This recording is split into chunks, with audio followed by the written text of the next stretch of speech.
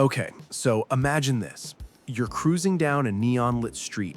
The synth is blasting, there's a drug deal going down 2 blocks away, the cops are on the take, and somewhere in the background, a city is literally falling apart at the seams. So, Tuesday in Miami? Basically. But here's the thing, that's not just a video game. Every single detail in that scene, real. The corruption, the drugs, the music, the city crumbling while the rich party on rooftops.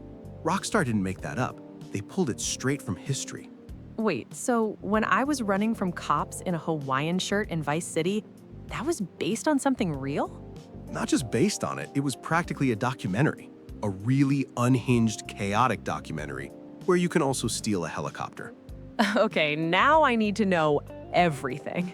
And that's exactly what we're doing today. Because behind every GTA game, the cities, the gangs, the chaos, there's a real-world story that's honestly just as wild, if not wilder, than the game itself. Which is saying a lot, considering I once spent 45 minutes in GTA 5 just causing mayhem on the freeway for absolutely no reason. Our boss would be proud. He would. He absolutely would.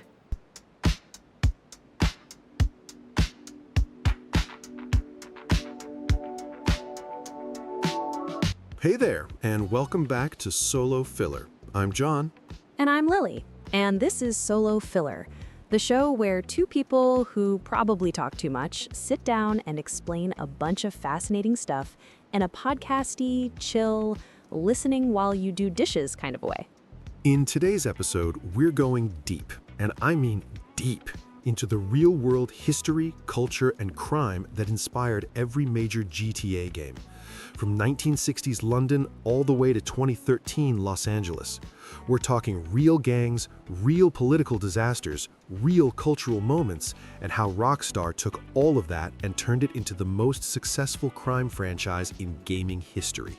Basically, if you ever played GTA and thought, wait, did they base this on something? Yes, they did. And John is about to blow your mind about it. But before we get into it, if you're enjoying the show, please drop a like and share this with a friend who loves GTA, loves history, or just wants something interesting to listen to while they procrastinate. Yeah, our boss would really appreciate it. Like, genuinely. He loves GTA San Andreas and GTA 5 specifically, so this episode is kind of a love letter to him a little bit. A very historically accurate love letter. And speaking of accuracy, quick disclaimer before we dive in. Ooh, yes, the please don't at us part. Yeah, basically. So, look, everything we talk about today is pulled from real historical research. We're talking documented events, credible sources, the whole deal. But we are two AI voices on a podcast, not historians with PhDs on the wall. My degree is in being curious and occasionally unhinged, for the record. So, take everything we say as a starting point, not the final word. We'll get the big strokes right, but history's messy. Sources sometimes disagree, and some of the stuff is still debated by actual experts. Basically, enjoy the episode, learn some cool stuff, but if something sparks your interest, go look it up yourself. Don't just take our word for it. We are vibes and research, not a textbook. Perfectly put. All right, enough yapping from us. Let's get into it. All right, so we're kicking things off with the one that started it all. Well, kind of. We're starting with GTA London 1969. Okay, wait, there was a GTA set in London? Yep, and honestly, it's the black sheep of the family. Even I'll admit that. Huh, so like the cousin nobody talks about at family reunions? Pretty much. It's old, it's clunky, and compared to everything that came after it, it doesn't get a lot of love. But here's the thing. The world it's set in, genuinely fascinating. Okay, I'm listening. So the game takes place in 1969 in a fictionalized version of London. And to understand why that setting matters, you need to understand what London in 1969 actually was. Which I'm guessing wasn't just tea and the Queen waving from a balcony. Oh, it was so much more than that.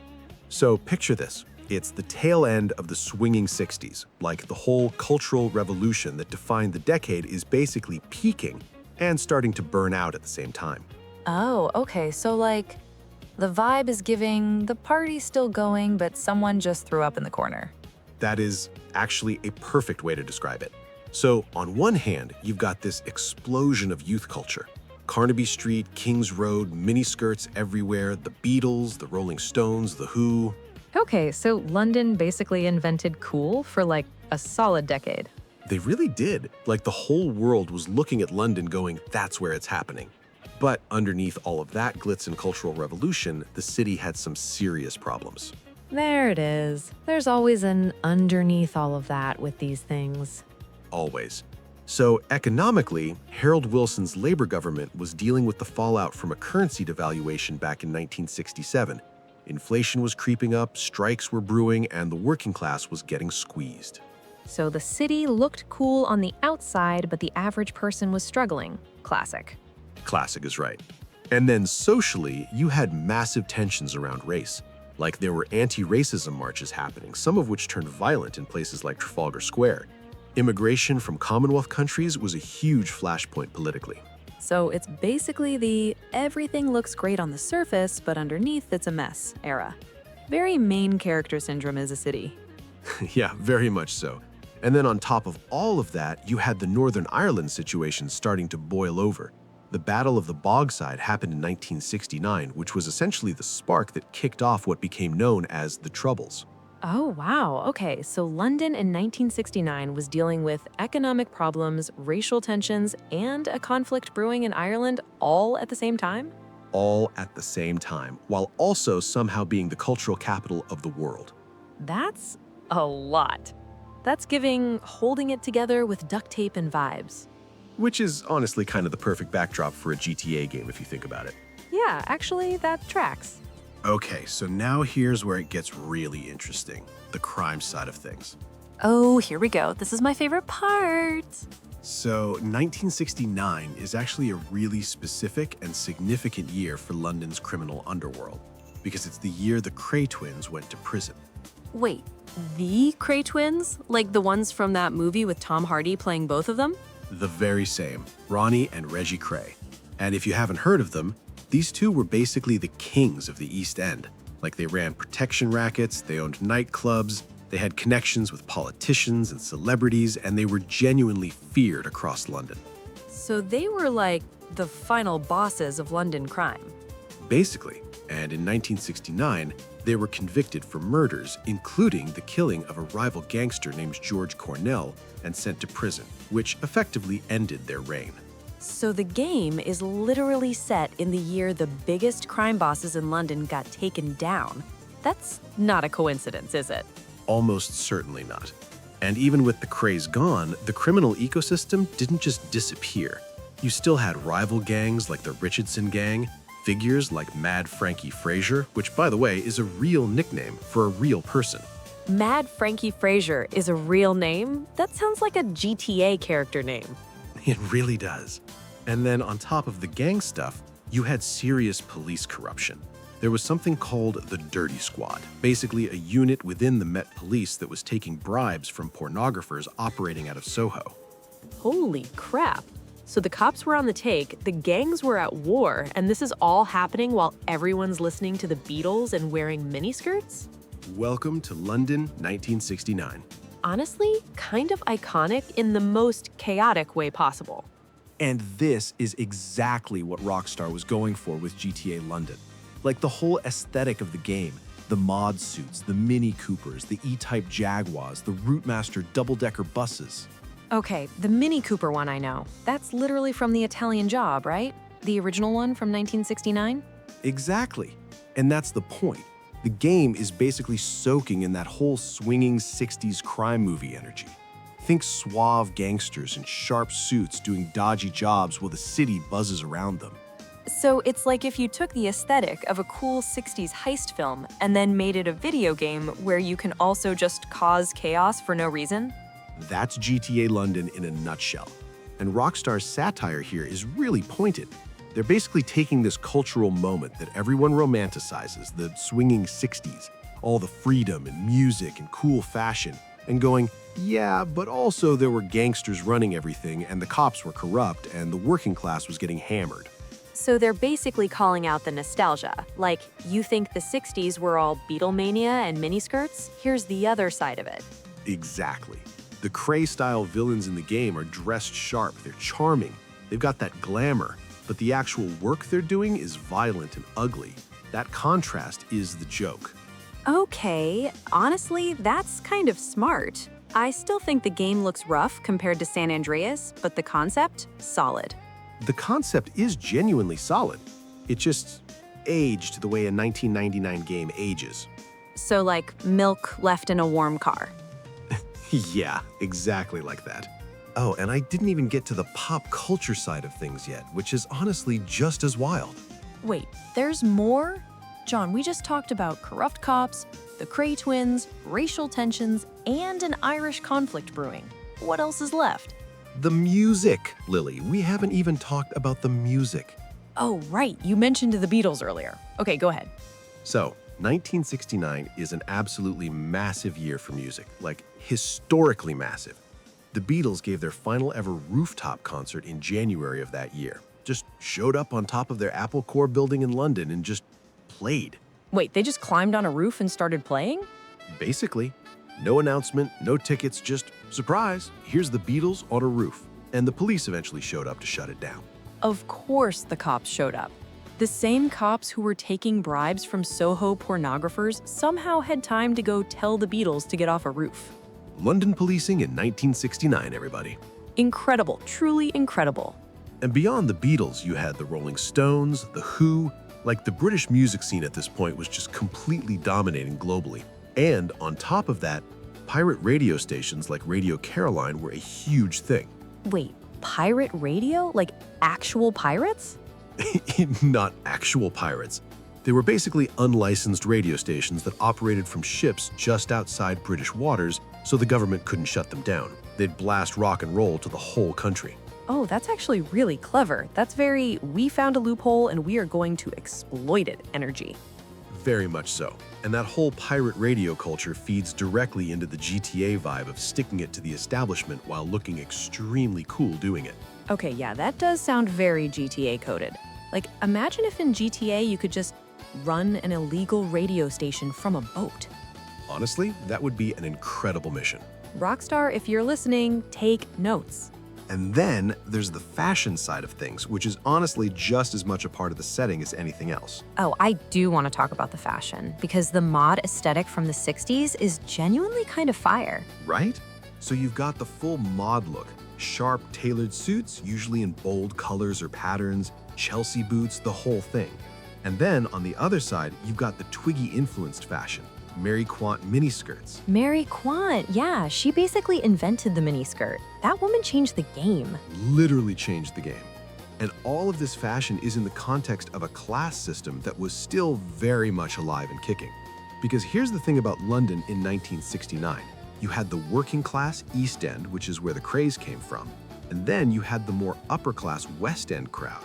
And both of them were wearing cool clothes, but they were living completely different lives. So it's like everyone looked good, but some people had money and some people had gang connections, and sometimes those two things overlapped. Sometimes they very much overlapped.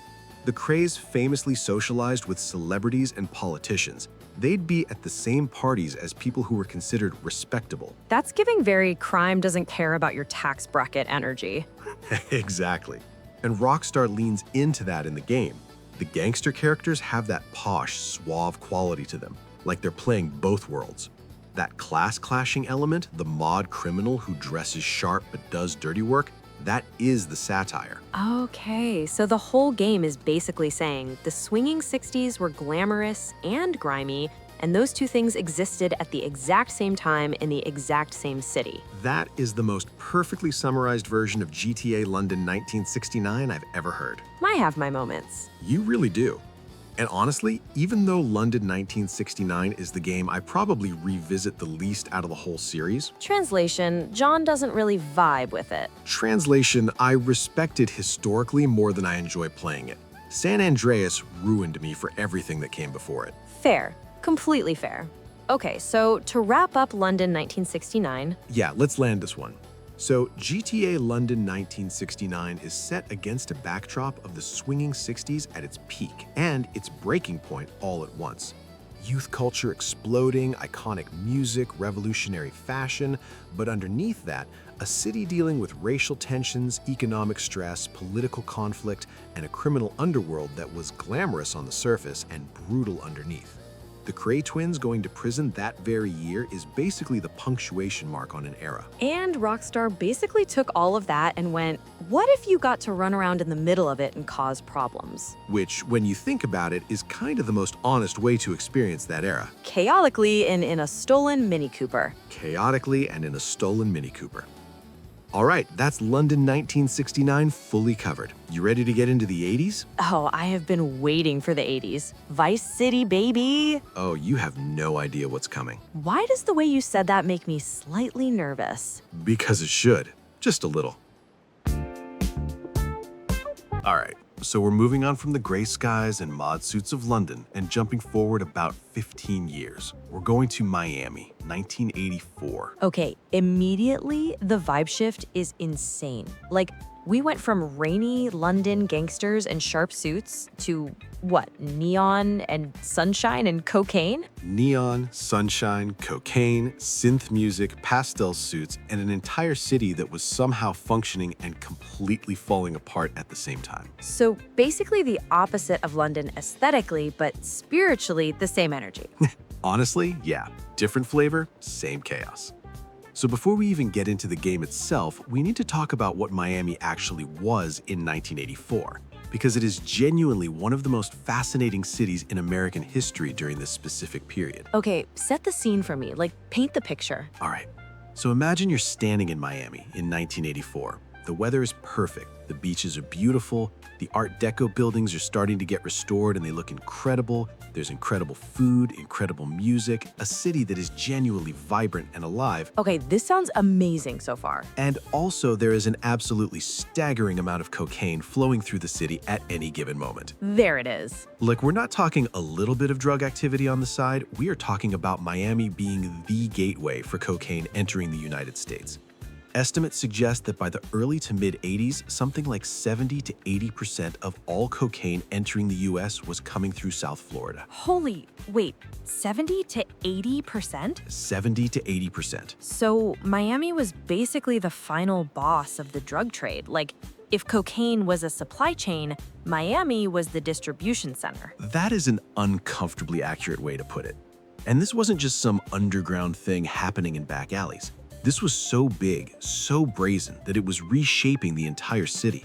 The money was flooding in and it was going everywhere, into real estate, into businesses, into the pockets of politicians and cops. So it's like the whole city was accidentally money laundering. Some of it was very much on purpose. But yeah, the cocaine money was so deeply embedded in Miami's economy at this point that pulling it out would have caused the whole thing to collapse. That is wild. Okay, so this is the world Vice City Stories is set in. This is the world Vice City Stories is set in. And Rockstar didn't have to exaggerate much, honestly. Now, to understand how Miami got here, you have to go back just a few years, because 1984 doesn't happen without a couple of key events earlier in the decade. Okay, history time. Hit me. So first, the Mariel Boat Lift, 1980. You know what that is? Vaguely, wasn't that when a bunch of Cuban refugees came to Miami? More than a bunch. So in 1980, Fidel Castro basically opened the doors and said anyone who wants to leave Cuba can leave. And in the span of about 5 months, roughly 125,000 Cuban refugees arrived in Miami by boat. 125,000 people in 5 months? In 5 months. And Miami, which already had a significant Cuban community, suddenly had to absorb this enormous wave of new arrivals almost overnight. Okay, that's a lot. Like, logistically, socially, that's a massive amount of strain on a city. Enormous strain. And here's the thing that made it even more complicated. Castro, being Castro, used the opportunity to empty out some of his prisons and mental institutions. So mixed in with the genuine refugees fleeing for a better life, or a number of criminals and people with serious mental health issues. Oh no. Yeah, and this became a massive political and social flashpoint. Because on one hand, you have real people, families, genuinely fleeing oppression. On the other hand, you have this narrative, partly true, partly blown out of proportion, that Miami just imported a bunch of criminals. So the whole thing got painted with the same brush, even though most of the people were just regular people trying to survive. Exactly. And that tension between the genuine immigrant community trying to build something and the stigma that got attached to them is baked right into Vice City stories. The Cuban characters in the game exist in that exact space. Okay, that actually adds a whole layer to the game I never thought about. Like, it's not just drug dealers with accents, it's actually reflecting a real complicated situation. Which is what Rockstar does best, honestly. The comedy is on the surface, but underneath it, there's usually something pretty real being said. Okay, I'm genuinely more impressed by these games now, and I haven't even gotten to the part where things apparently get worse. Oh, we're just warming up. Of course we are.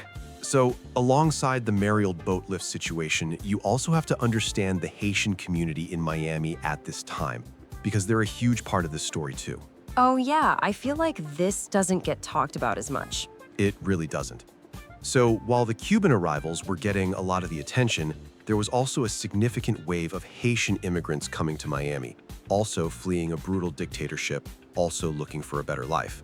And they faced a double layer of discrimination: racial discrimination and the stigma of being associated with poverty and later, wrongly, with the AIDS crisis. Wait, wrongly associated with AIDS? Yeah. In the early 80s, there was this incredibly harmful and scientifically baseless narrative that Haitians as a group were a high-risk category for AIDS. The CDC actually listed Haitians as a risk group for a period of time, which caused enormous damage to the community. People lost jobs, kids got bullied out of school, businesses collapsed. That's awful. Like, they fled one terrible situation and then got hit with that on top of everything else. It was a really dark chapter. And again, this is the Miami that Vice City Stories is set in, a city that on the surface looks like paradise, but is sitting on top of layers of tension and inequality and fear. Man, Rockstar really did pick their settings carefully, huh? Every single time. All right, so we've got the social and demographic picture of Miami in 1984. Next time, we're going to get into the actual crime side of things, because that is where it gets really, truly unhinged. You say that like the cocaine gateway to America wasn't already unhinged enough. Lily, we haven't even mentioned Griselda Blanco yet. Who? Next part. John? Next part. Okay, fine, but this better be good. Oh, it's good. Trust me. All right, so last time we set the scene. Miami, 1984, a city absolutely bursting at the seams with immigration, social tension, and enough cocaine to fill a swimming pool. And you left me hanging on Griselda Blanco, so talk. Okay, so Griselda Blanco.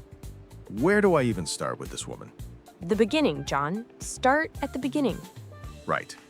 So, Griselda Blanco was a Colombian drug trafficker who became one of the most powerful and feared figures in the Miami drug trade during this era. She was known by a few different nicknames: the Godmother of Cocaine, the Black Widow. Wait, the Godmother of Cocaine? Like, as in, people called her that? People called her that, and she earned it. She was running a massive cocaine trafficking network through Miami, and she was absolutely ruthless about it. We're talking over 200 murders that have been linked to her network. Over 200? Over 200. And here's the thing that makes her story even wilder. She was doing all of this while also being a mother. She had kids. She was running a criminal empire and raising a family. Okay, I don't even know how to process that. That's like if the final boss of a video game also had a side quest where they're just doing school runs. Honestly, that's not far off. And the thing about Griselda Blanco that Rockstar clearly drew from for Vice City Stories is that she represents this specific kind of figure, the immigrant who came to America, found their lane in the criminal underworld, and built something enormous from basically nothing. Which is a very twisted version of the American dream, but still technically the American dream. Which is the American dream, twisted and dark and cocaine-dusted as it is. And that theme, the immigrant hustler chasing the dream through crime, runs through basically every GTA game set in this era. Okay, so Griselda Blanco is basically the real-life blueprint for like half the characters in these games. More than half, honestly. Now, Griselda Blanco didn't operate in a vacuum. She was part of a much larger ecosystem of violence and drug money that defined Miami in this period. And that ecosystem has a name: Oh God, what's the name? the Cocaine Cowboys. Okay, that name is simultaneously the coolest and most terrifying thing I've ever heard. Right? So the Cocaine Cowboys is basically the nickname given to the whole era of Miami drug violence in the late 70s and early 80s. And it was genuinely like a war zone at times. Like, we're talking machine gun shootouts in broad daylight. In public? In public. The most infamous example is the Dadeland Mall massacre in 1979. Two Colombian hitmen walked into a liquor store inside a shopping mall and opened fire with automatic weapons, then shot up the parking lot on their way out. In a mall? They shot up a mall? In a mall, in broad daylight, in front of shoppers. That is... Okay, that actually sounds like a GTA mission. Like, that is literally a GTA mission. It basically became one. And the thing is, this level of brazen public violence was becoming almost normalized in Miami at this point. The murder rate was so high that the Dade County Medical Examiner's Office actually had to rent a refrigerated hamburger truck to store the overflow of bodies. A hamburger truck? A refrigerated hamburger truck, because the morgue ran out of space. That is one of the most horrifying sentences I have ever heard in my life. Holy crap. And that is the Miami that tourists were being warned to avoid. Like, there were actual travel advisories about Miami during this period. Tourism dropped significantly because people genuinely didn't feel safe going there. So the city that looks like paradise in the game was literally scaring tourists away in real life. Which is exactly the kind of contrast Rockstar loves to play with. The neon and the glamour on one side, the absolute carnage on the other. Okay, the hamburger truck thing is going to live in my brain forever. I want everyone listening to really sit with that for a second. A hamburger truck for bodies. Miami in the early 80s, everybody. Now the question is, where was all this cocaine actually coming from? Because we said Miami was the gateway, but it had to come from somewhere. Right, like someone had to be supplying Griselda Blanco and all these other people. So the main pipeline at this point was the Colombian cartels, primarily the Medellin cartel, which was run by a guy you've definitely heard of, Pablo Escobar. Pablo Escobar. And in 1984 specifically, the Medellin cartel was at the absolute peak of its power. Like, we're talking about an organization that at its height was supplying an estimated 80% of the world's cocaine. 80% of the world's cocaine came from one cartel? One cartel, based in Colombia, shipping through Miami. That's insane. That's like if one company controlled 80% of all the coffee in the world. Except instead of coffee, it's cocaine, and instead of a company, it's a violent criminal organization. That's a surprisingly clean analogy, actually. I have my moments. So how were they getting it into Miami? So the main routes were through the Bahamas and the Caribbean, small planes, speedboats, all of it moving through the islands and then into South Florida. And the sheer volume was staggering. Like, at the peak, law enforcement was seizing massive quantities and it barely made a dent. So it was like trying to stop a flood with a paper towel. Essentially. And the money that was coming back the other way was just as hard to manage. There was so much drug money flowing into Miami that banks were literally reporting cash surpluses. Like, the Federal Reserve branch in Miami had more cash coming in than any other branch in the country by a massive margin. Wait, so the drug money was so obvious that the actual Federal Reserve was going, hey, why does Miami have so much cash?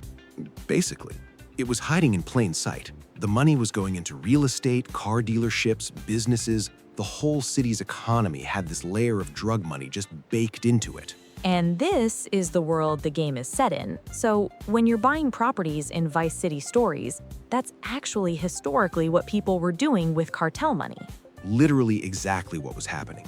The real estate boom in Miami during this period was significantly fueled by drug money being laundered through property. Okay, Rockstar was not subtle, and I respect it. They were about as subtle as a machine gun in a mall parking lot. Too soon, John. Fair enough. And then there's one more piece of the crime picture we need to talk about before we move on, and that's the corruption. Because you can't have this level of drug money flowing through a city without it touching the people who are supposed to stop it. Oh, the cops were on the take, obviously. The cops were very much on the take. The Metro-Dade Police Department in the 1980s had some serious corruption scandals.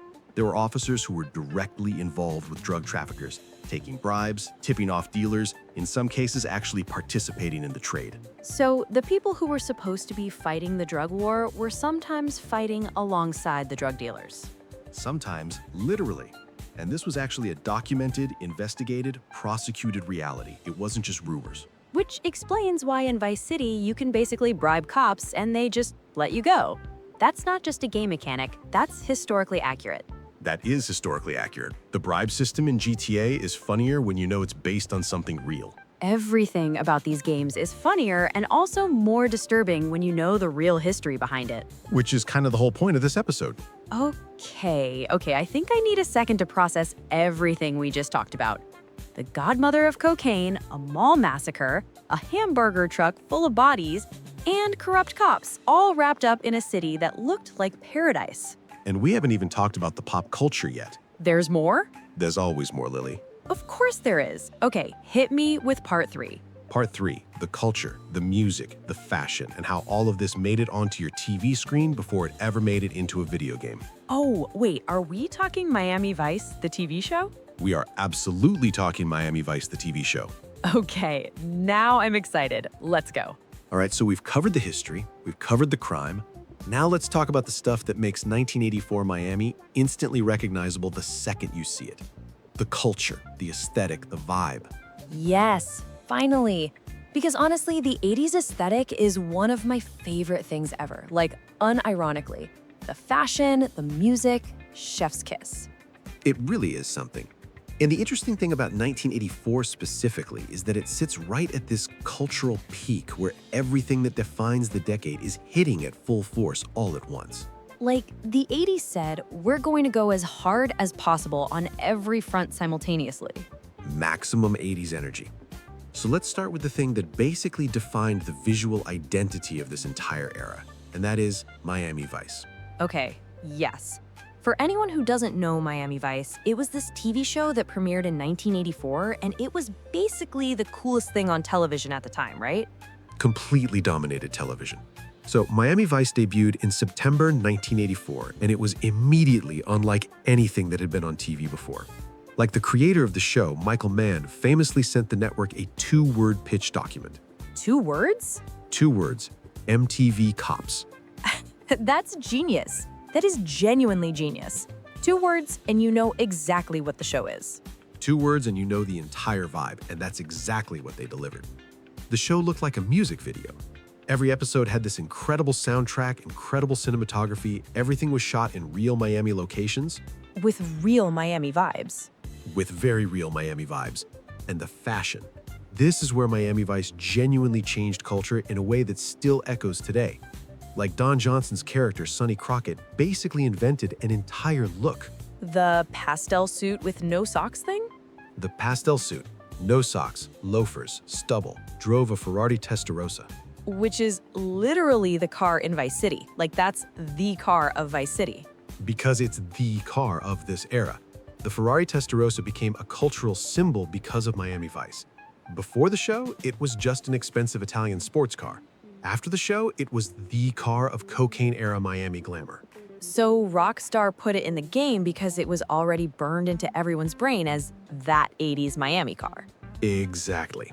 And this is the thing about how Rockstar builds these worlds. They don't just research the history, they research what people remember about the history, the cultural imprint. And Miami Vice left one of the biggest cultural imprints of any TV show ever. It basically told the whole world what the 80s looked like. Even people who weren't alive in the 80s know the pastel suit and the Ferrari and the neon because of that show. Which is wild when you think about it. A TV show that ran from 1984 to 1990 basically became the definitive visual document of an entire decade. That's insane power for a show about 2 cops who dress better than any cop has any right to dress. Right? Like, have you ever seen a real cop in a pastel linen suit? Absolutely not. Real cops wear sensible shoes and look tired. These guys looked like they were going to a yacht party after every arrest. Now, alongside Miami Vice, there's one more piece of pop culture that you absolutely cannot talk about this era without mentioning. Oh, is this the Scarface one? This is the Scarface one. Okay, so Scarface came out in 1983, right? Just 1 year before Vice City Stories is set? 1983, yes. Directed by Brian De Palma, written by Oliver Stone, starring Al Pacino as Tony Montana, a Cuban immigrant who arrives in Miami during the Mariel boat lift and claws his way to the top of the cocaine trade. Wait, hold on. The Mariel boat lift that we talked about last time? The one where 125,000 Cuban refugees came to Miami? The very same one. Tony Montana is literally a Mariel boat lift refugee. The movie opens with him arriving on a boat. So Scarface is directly set in the same historical moment we just spent an entire section talking about? Directly set in it. And the thing about Scarface is that it arrived at this exact moment when everything we've been talking about, the cocaine, the cartels, the immigrant experience, the violence, was at its peak. And it took all of that and made it glamorous and terrifying at the same time. Which is basically what GTA Vice City and Vice City Stories do. Almost shot for shot in some cases. Like, the influence of Scarface on Vice City specifically is so obvious that Rockstar basically had to acknowledge it. The whole arc of the main character in Vice City, Tommy Vercetti, is essentially the Scarface arc. Immigrant-adjacent criminal climbs the ladder, takes over the operation, excess leads to downfall. So Vice City is basically Scarface the game. With extra steps, and a lot more radio stations. Which honestly sounds incredible. Like, I've played Vice City, and knowing that it's basically a love letter to Scarface, which is itself a document of a real historical moment, that changes how I see the whole game. That's the thing. Once you know the layers, you can't unsee them. It's like finding out your favorite movie was based on a true story. Except the true story is even wilder than the movie. Almost always. Real life has no script supervisor. Okay, so let's talk about the music, because the soundtrack of 1984 Miami is just as much a character as anything else. Oh yes, the synth. The synth is everything. So 1984 sits right in the middle of the synth pop golden age. You've got Madonna, Like a Virgin came out in 1984. You've got Prince at the absolute peak of his powers, Purple Rain, also 1984. Purple Rain came out in 1984? That's a legendary year for music. Genuinely one of the most packed years in music history. You also had Duran Duran, Cyndi Lauper, Wham, Tina Turner's massive comeback with What's Love Got to Do with It? Okay, 1984 was stacked. Like, that's an insane roster. And then on the Miami-specific side, you're starting to see the early roots of what would become Miami bass, this heavy bass-driven sound that comes directly out of the Miami music scene and eventually influences everything from hip-hop to electronic music. Oh, I know Miami bass. That's like 2 Live Crew territory, right? 2 Live Crew, exactly. They were coming up right around this time. And the thing about Miami bass is that it's this incredibly local sound that grew directly out of the community, out of the clubs and parties in Liberty City and Overtown.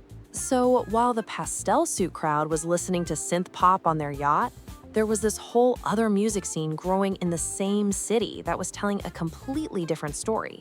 2 cities existing in the same city, which is, again, exactly what Vice City captures. The game has multiple radio stations playing completely different music because that's what Miami actually was.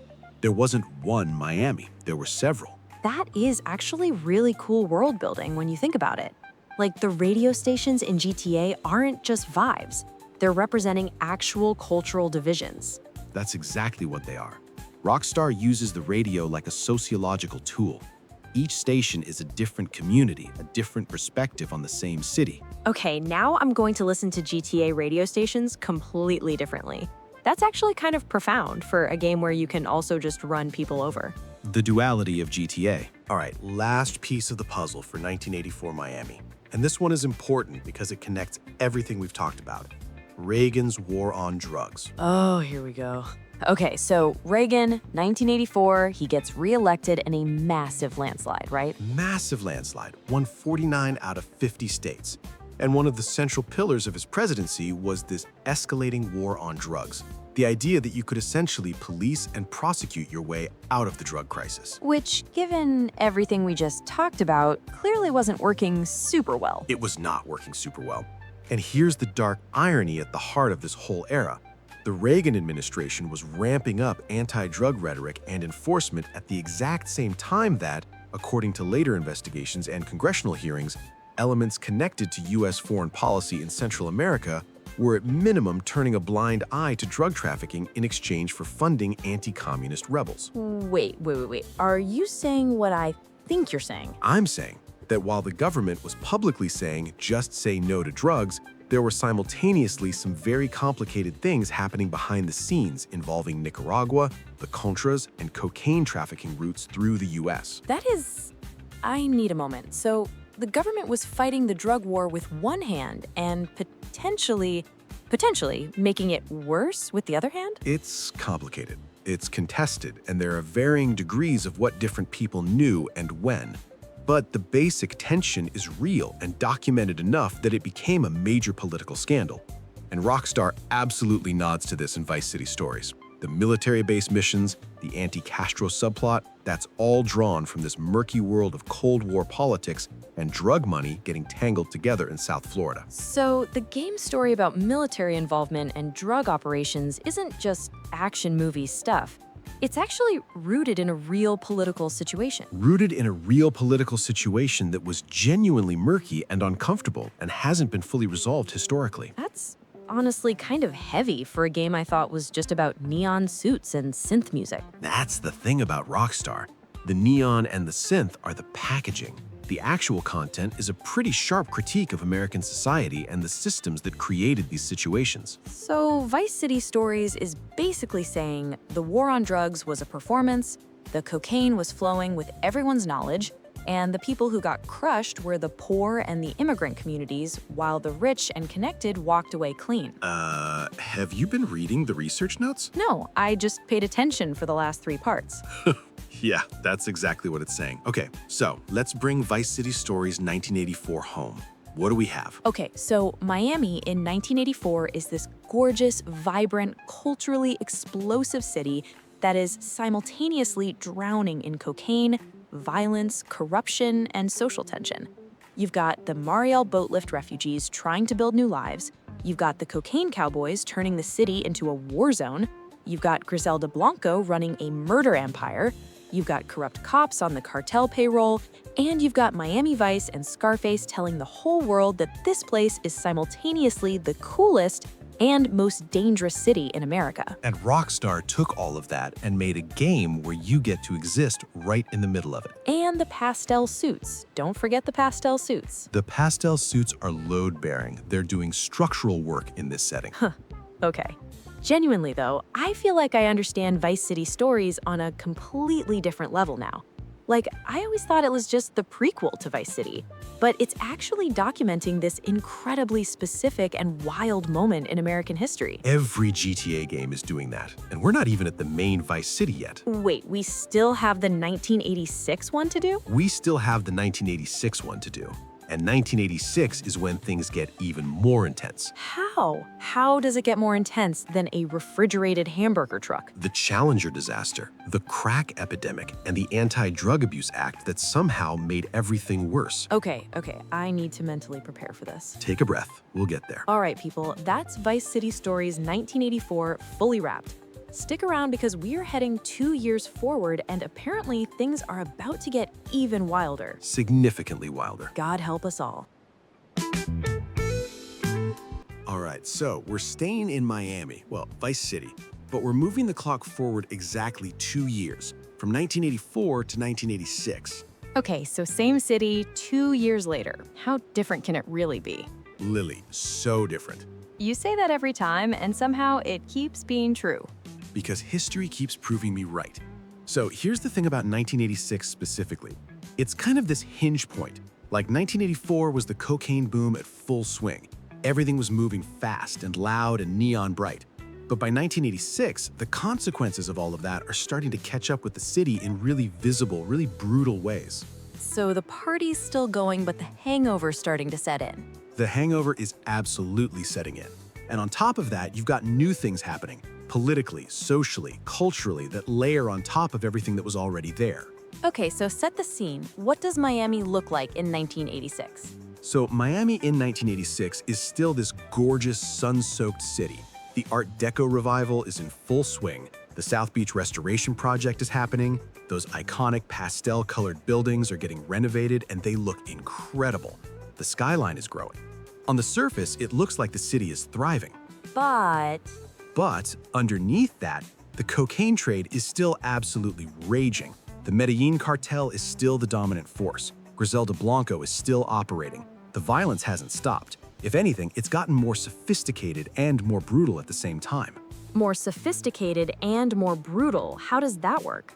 So by 1986, the cartels have gotten better at moving product, better routes, better networks, better corruption infrastructure. But the competition between different groups has also gotten more intense. So you have this situation where the operation is running more smoothly on the logistics side, but the street-level violence is actually escalating because everyone's fighting over territory. So it's like a really well-organized war. That's exactly what it was. And the numbers are staggering. By 1986, estimates suggest that around 75% of all cocaine entering the United States was still coming through South Florida. The FBI and the DEA had set up special task forces specifically to deal with Miami, and they were making arrests and seizures, but the flow barely slowed down. So the drug task forces were basically playing whack-a-mole with an infinite number of moles. Infinite moles, infinite cocaine, and the moles had machine guns. Worst carnival game ever. Now, here's where 1986 gets its own specific character separate from 1984, because something happened in January of 1986 that hit the entire country like a gut punch. And it's something that doesn't get talked about in connection with this era very often. What happened in January 1986? The Space Shuttle Challenger disaster.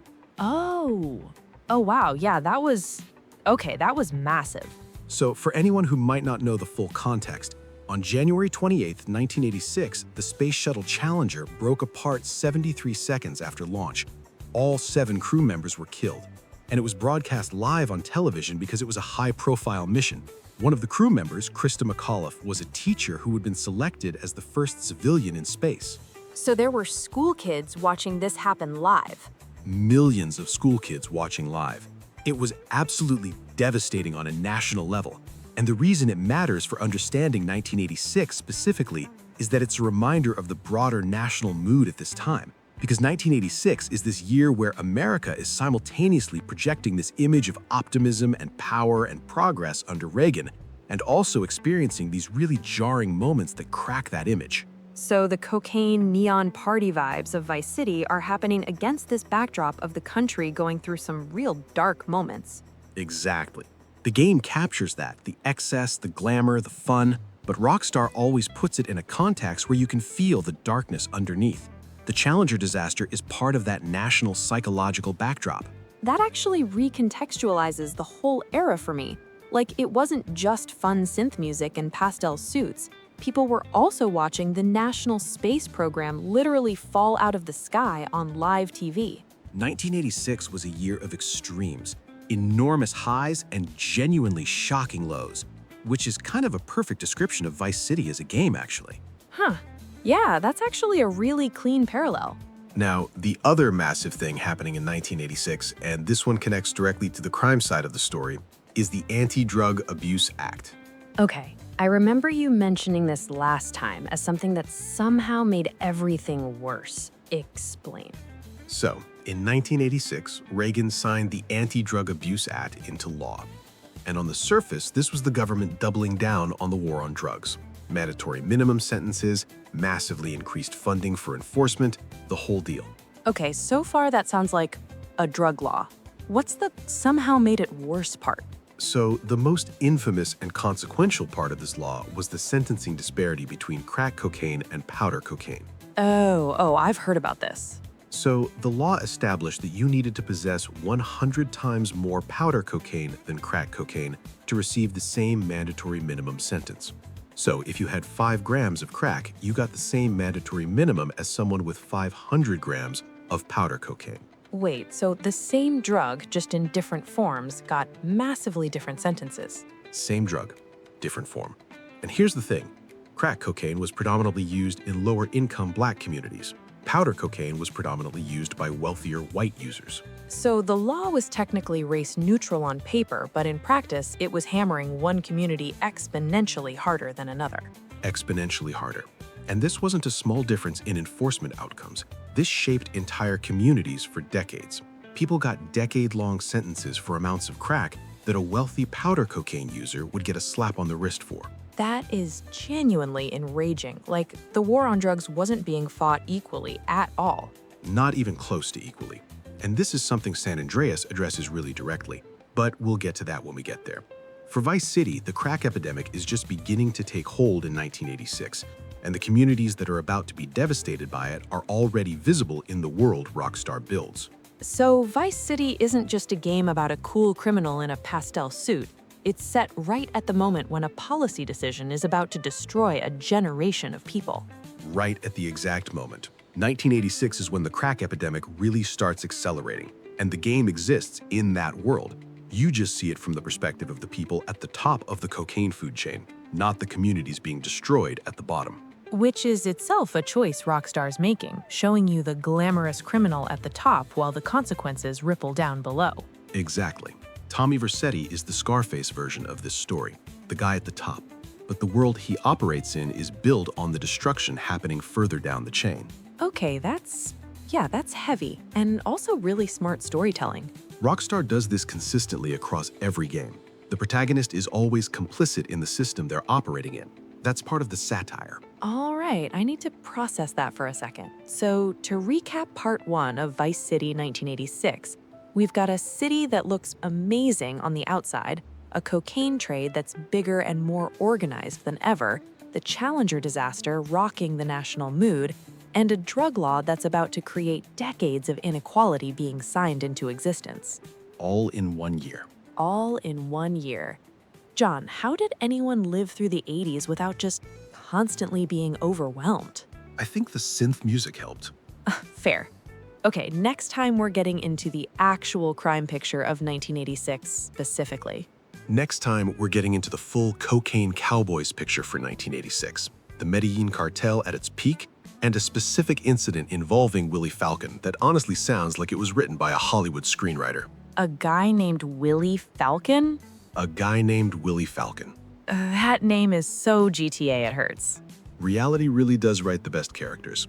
Continue. So, Willie Falcon. Let's talk about Willie Falcon. Yes, I have been waiting since you dropped that name last time. Talk.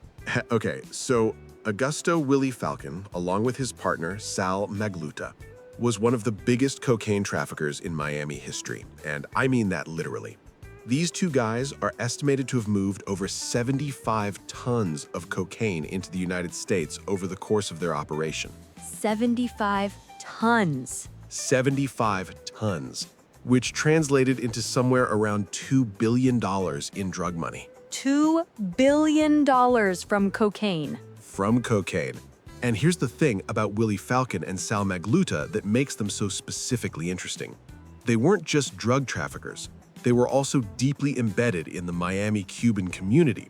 They were known as Los Muchachos, the boys, and they were genuinely popular figures. Like they sponsored powerboat racing teams, they were at community events. They were the kind of criminals who were also somehow beloved local figures. Oh, so they were doing the whole Robin Hood but make it cocaine thing? Somewhat. They were very visible, very flashy, and very connected. And they operated for years basically in plain sight because they had such deep community ties and, allegedly, some very well-placed corrupt connections. So they were too popular and too connected to touch. For a long time. They were eventually indicted, but the legal saga that followed was absolutely wild. Witnesses getting murdered, jury tampering, the whole thing. It dragged on for years. Of course witnesses were getting murdered. Of course. Why would anything about this story be straightforward? Nothing about Miami in this era was straightforward. And Willie Falcon specifically is believed to be one of the real-world inspirations for some of the crime boss characters in Vice City.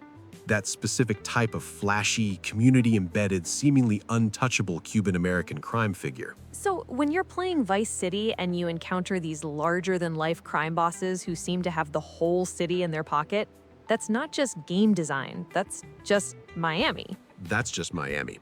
Rockstar didn't have to exaggerate much. The source material was already larger than life. Now, Willie Falcon and Griselda Blanco were operating in the same city at roughly the same time, but they weren't the only major players.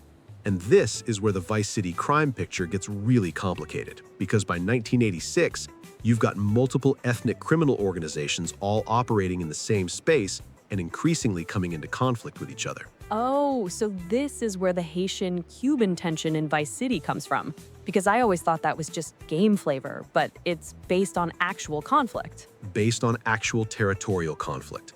The Haitian community in Miami, particularly in areas like Little Haiti, was fighting for economic survival and criminal territory simultaneously.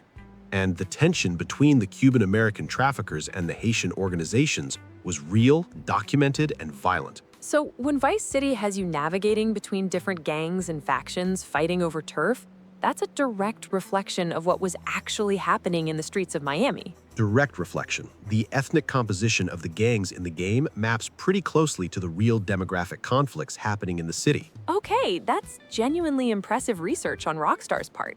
Like, they didn't just go, let's put some gangs in the game. They actually modeled the real social and ethnic dynamics of the city. That level of research is consistent across every GTA game. They do their homework, and then they make it funny and let you steal cars in the middle of it. Which is honestly the ideal way to deliver history education. I would argue yes. Now let's talk about the Medellin cartel specifically in 1986, because this is genuinely the peak of their power, and it's important to understand just how extraordinary that was. Okay, so we mentioned Escobar last time. What's the 1986 specific situation? So by 1986, the Medellin cartel under Escobar is essentially operating like a parallel government in Colombia. Like Escobar, at his peak, had enough money and power that he could bribe the Colombian government, intimidate the judiciary, and wage open war against the state simultaneously. He was doing all three at the same time? All three at the same time. There's a famous saying attributed to Escobar's approach, plata o plomo, silver or lead, meaning take the bribe or take the bullet. That is the most straightforward negotiating strategy I've ever heard. There is zero ambiguity there. Zero ambiguity. And it worked. For years, it worked extraordinarily well because the amount of money involved was so staggering that the bribes were genuinely life-changing for anyone who took them, and the violence for anyone who refused was genuinely terrifying. So the whole system ran on the two most powerful human motivators, greed and fear. Greed and fear, which is also basically the design philosophy of every GTA mission structure when you think about it. Huh, oh my God, you're right. Every GTA mission is either here's money or here's a threat. That's literally it. Rockstar understands human motivation. They really do. Okay, so the Medellin cartel in 1986. What's happening on the Miami end specifically? So one of the biggest operations running in 1986 was what investigators called the cocaine pipeline through the Bahamas. The cartel had essentially set up a network of small islands as staging points. Cocaine would come up from Colombia, get transferred through the islands, and then move into South Florida via speedboats and small planes. So they were literally island hopping with cocaine? Island hopping with cocaine. And the volume was extraordinary. At the peak, investigators estimated that somewhere between 50 and 80 tons of cocaine per month were moving through this pipeline. Per month? Per month. And the operation was sophisticated enough that it had its own logistics infrastructure. There were people whose entire job was just coordinating the island transfer points. It was essentially a supply chain management operation, except the product was cocaine. Okay, from a purely logistical standpoint, that's actually impressive in a deeply disturbing way. Like, that's a genuinely complex operation. It was a massive criminal enterprise run with genuine organizational sophistication, and that's part of why it was so hard to dismantle. It wasn't just a bunch of guys with drugs. It was a system. Which, again, Vice City. When you're in that game running your criminal empire, buying properties, managing operations, that's actually what the real criminal organizations were doing. They were running businesses. They were running very successful, very violent businesses. And the legitimate businesses they were buying to launder money, the car dealerships, the real estate, the nightclubs, those were real strategies used by real people. So Vice City is basically a business simulator, a violent, neon-soaked, morally catastrophic business simulator. The most accurate business simulator of 1986 Miami ever made. Someone put that on the box. Now here's one more piece of the 1986 crime picture that I think is really important and doesn't get enough attention. And that's the role of biker gangs. Oh, wait, biker gangs? In Miami? I feel like that's not the first thing you think of when you picture Miami crime. Right, you think cartels and speedboats, not Harleys. But the outlaw motorcycle clubs, particularly Hells Angels affiliated groups and their rivals, were actually a significant presence in South Florida during this period. What were they doing? What was their role in the whole ecosystem? So the biker gangs were primarily involved in drug distribution at the street level, weapons trafficking, and extortion. They occupied a specific niche in the criminal ecosystem. They were the muscle and the distribution network for certain areas that the cartels and the Cuban organizations weren't directly controlling. So they were like the middle management of the Miami underworld. In some cases, literally. And the violence between rival motorcycle clubs during this period was significant. There were genuine biker wars happening in South Florida that were separate from the cartel violence, but happening at the exact same time. So Miami in 1986 had cartel violence, gang turf wars between Cuban and Haitian organizations, and biker gang conflicts all happening simultaneously. All at the same time, in the same city, that also had beautiful beaches and Art Deco architecture and a hit TV show, making it look glamorous to the entire world. Miami was unhinged. Like, genuinely, historically, documentably unhinged. It was genuinely one of the most violent and chaotic urban environments in American history during this specific period. And Rockstar captured that perfectly by making Vice City feel simultaneously glamorous and deeply dangerous. Like, you can be cruising on the beach, listening to synth music, and then 2 seconds later, something extremely violent happens. And somehow, both things feel true to the world. That was the real Miami experience in 1986. Beautiful and terrifying in equal measure. And that tension between the gorgeous surface and the ugly reality underneath is what makes Vice City feel so alive as a setting. Okay, so to pull it all together, you've got Willie Falcon moving 75 tons of cocaine and $2 billion, the Medellin cartel running a sophisticated island-hopping pipeline, Cuban and Haitian gangs fighting over street territory, biker gangs doing their own thing in the background, corrupt cops woven through all of it, and the whole machine producing so much violence that the city's reputation was genuinely damaged for years. And that's the world Tommy Vercetti walks into at the start of Vice City. Already fully formed, fully violent, fully corrupt. He's not creating the chaos, he's just finding his place in it.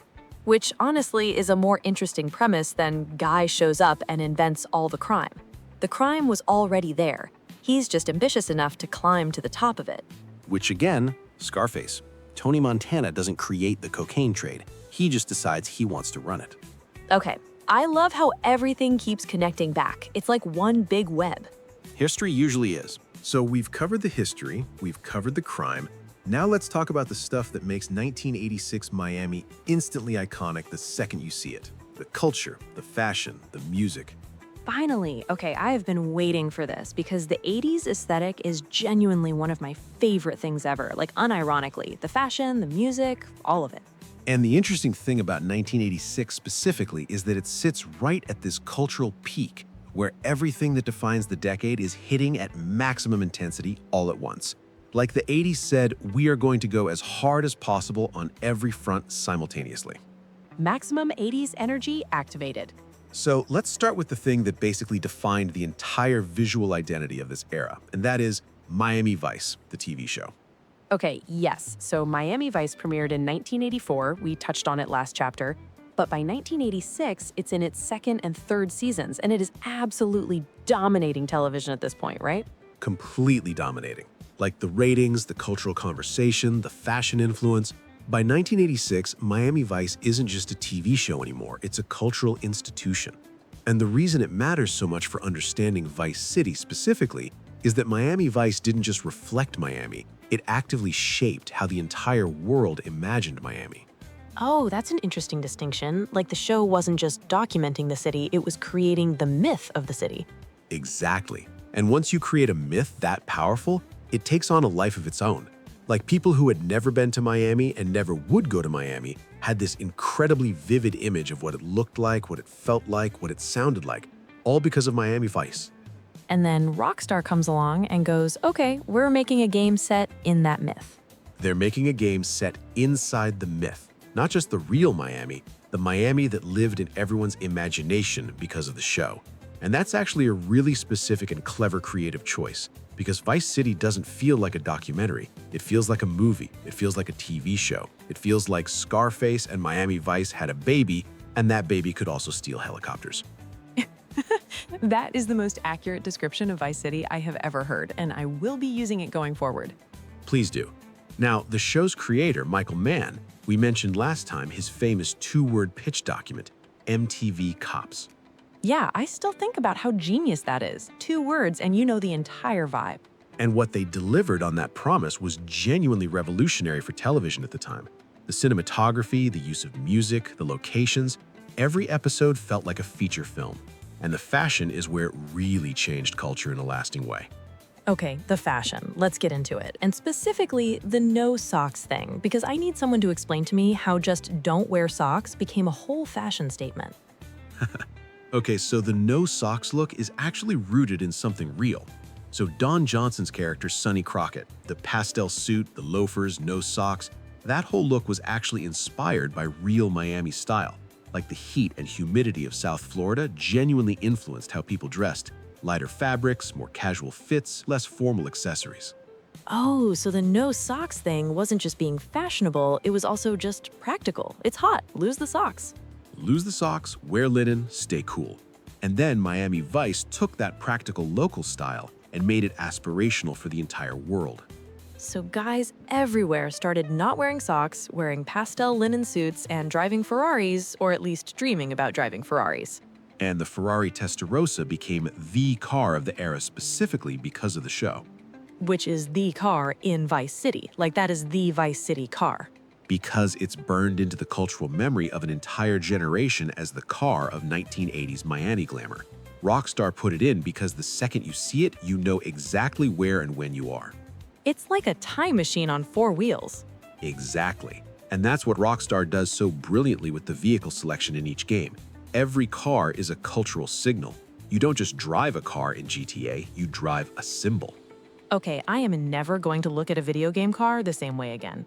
Now, the music of 1986 is just as important as the fashion. And this is where Vice City really earns its reputation because the radio stations in that game are genuinely one of the best curated collections of 80s music ever assembled. Oh, the radio stations in Vice City are incredible. Like, I have genuinely listened to them outside of the game. Which tells you everything about how well Rockstar did the research. So 1986 musically is an absolutely stacked year. You've got Bon Jovi's Slip Ring When Wet, which is one of the best-selling rock albums of the decade. Livin' on a Prayer. That's a certified banger, and I will not hear otherwise. Certified banger, no notes. You've also got Run DMC and Aerosmith dropping Walk This Way, which is this landmark moment in music history. Rock and hip-hop genuinely colliding for the first time in a mainstream commercial way. Oh, that's huge. Like, that collaboration was genuinely groundbreaking. 2 worlds that weren't supposed to overlap, suddenly overlapping in the most iconic way possible. And it opened the door for everything that came after it in terms of genre fusion. And then on the pop side, you've got Peter Gabriel's Sledgehammer, Robert Palmer's Addicted to Love, and the entire synth pop scene is still absolutely raging. Okay, 1986 was a year for music. Like, that is a ridiculous roster of iconic songs all dropping in the same 12-month window. And in Miami specifically, you've also got the continuing evolution of Miami bass, that heavy bass-driven local sound that's growing in the Black Miami community and starting to influence the broader music landscape. Which, again, 2 cities in 1 city. The mainstream chart stuff, and then this whole other scene developing locally that tells a completely different story about what Miami actually is. And Vice City captures both. The radio stations in the game aren't just vibes, they're representing genuinely different communities and perspectives existing simultaneously in the same city, which is historically accurate in a way most games never bother to be. Okay, can we just take a second to appreciate that Rockstar essentially made a sociological document disguised as a game where you can also just blow stuff up. That is genuinely one of the most accurate descriptions of the GTA series I've ever heard. I'm on a roll today.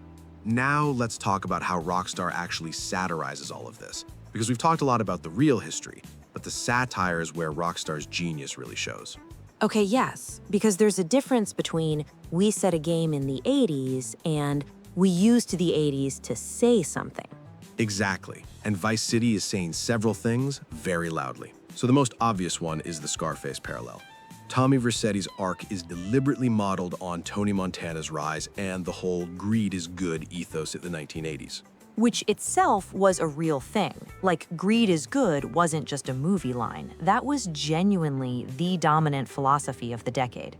Gordon Gekko in Wall Street said it out loud, but he was articulating something that a lot of people in positions of power genuinely believed and acted on. Reagan's economic policy, deregulation, trickle-down economics, the idea that the wealthy getting wealthier would eventually benefit everyone. Which, spoiler alert, did not exactly pan out for everyone. Did not exactly pan out for everyone. And Vice City is a satire of exactly that philosophy.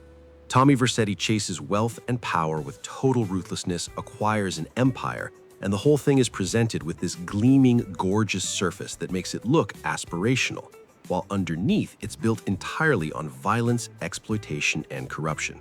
So the game is literally making you live out the greed is good fantasy and then showing you exactly what it's built on.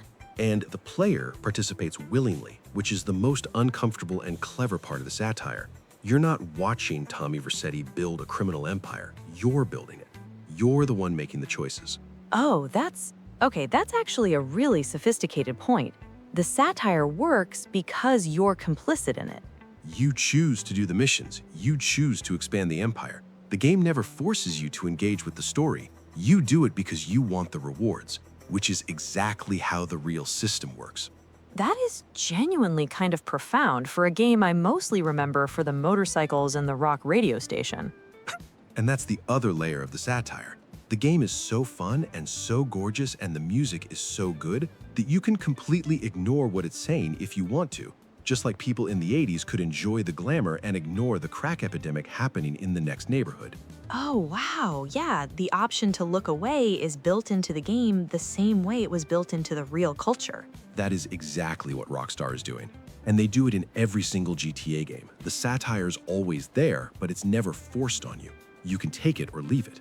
Okay, I genuinely feel like I understand Vice City on a completely different level now. Like it went from fun 80s crime game to actually a pretty sharp critique of an entire decade's worth of American values in the space of 3 podcast sections. Which is the goal, honestly. Because once you see it, you can't unsee it. And it makes the game more interesting, not less. Absolutely more interesting. Like knowing all of this, I want to go back and replay it just to look at it differently. Same, honestly. And we're not even at San Andreas yet. Oh God, we're going to 1992 Los Angeles next, aren't we? We're going to 1992 Los Angeles next. The Rodney King verdict, the riots, gangster rap, Grove Street. All of it. Okay, I need to mentally prepare because San Andreas that one hits different. Like even as a game, it hits different. It hits different because the history hits different. And that's exactly what we're going to get into, because San Andreas might be the most historically grounded GTA game ever made. Bold claim. I will defend it. All right, people, Vice City 1986 is fully wrapped. Neon suits, synth gods, and cocaine empires, and a satire so well-dressed it takes you a minute to notice it's making fun of you. Up next, we're heading to Los Santos, 1992. And if you know, you know. And if you don't know, you're about to. All right, San Andreas, 1992, Los Santos. Okay, I just want to say before we start, San Andreas is the one I know best out of all the games we've talked about so far. Like, I have actual hours in this game. Grove Street, the homies, CJ, all of it. This one is personal. Which is going to make what we're about to talk about hit even harder. Because the world Rockstar built for San Andreas is probably the most meticulously researched setting in the entire series. See, you say that and I believe you, but also I'm slightly nervous about what that means. It means that pretty much everything you experienced in that game, the gangs, the police, the social environment, the music, the culture, all of it is rooted in something real, something specific, something that actually happened to real people in a real city. Okay, I'm ready. Set the scene. So, Los Angeles, 1992. And to understand what LA was in 1992, you need to understand what led up to it. Because 1992 doesn't happen in a vacuum. It's the product of decades of tension that finally hit a breaking point. This is giving the final straw after a very long pile of straws energy. That's exactly what it was. So let's go back a little bit. Post-World War II, Los Angeles went through this enormous expansion. The suburbs boomed, the economy was growing, and on the surface, it looked like the California dream was real and available to everyone.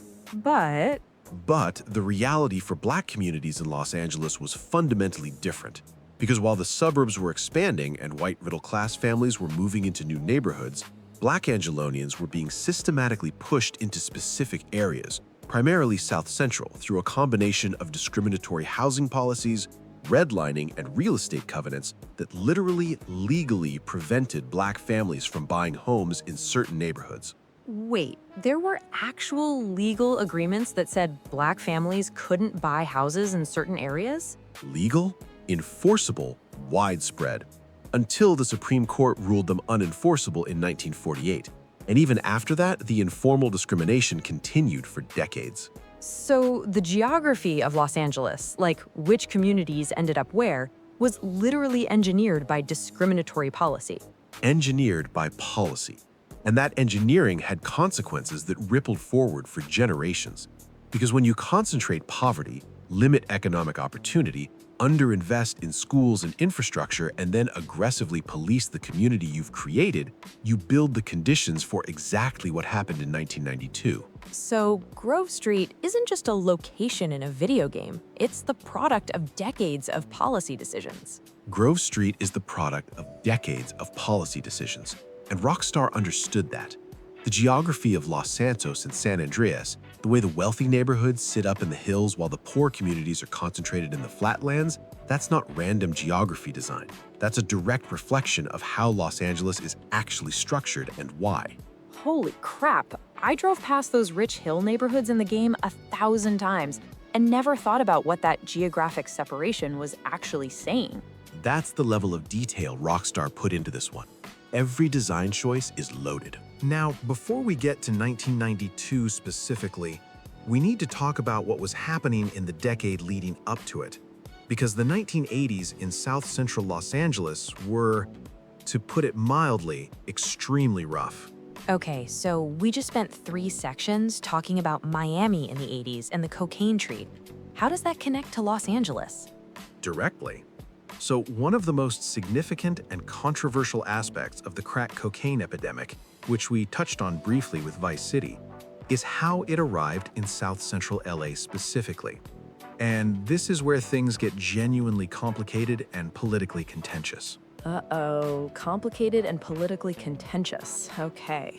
So there have been serious investigations and congressional hearings into allegations that the CIA, or at minimum, people connected to CIA-funded operations in Central America, were involved in or aware of cocaine trafficking networks that funneled crack into South Central Los Angeles, with the profits going to fund the Contra rebels in Nicaragua.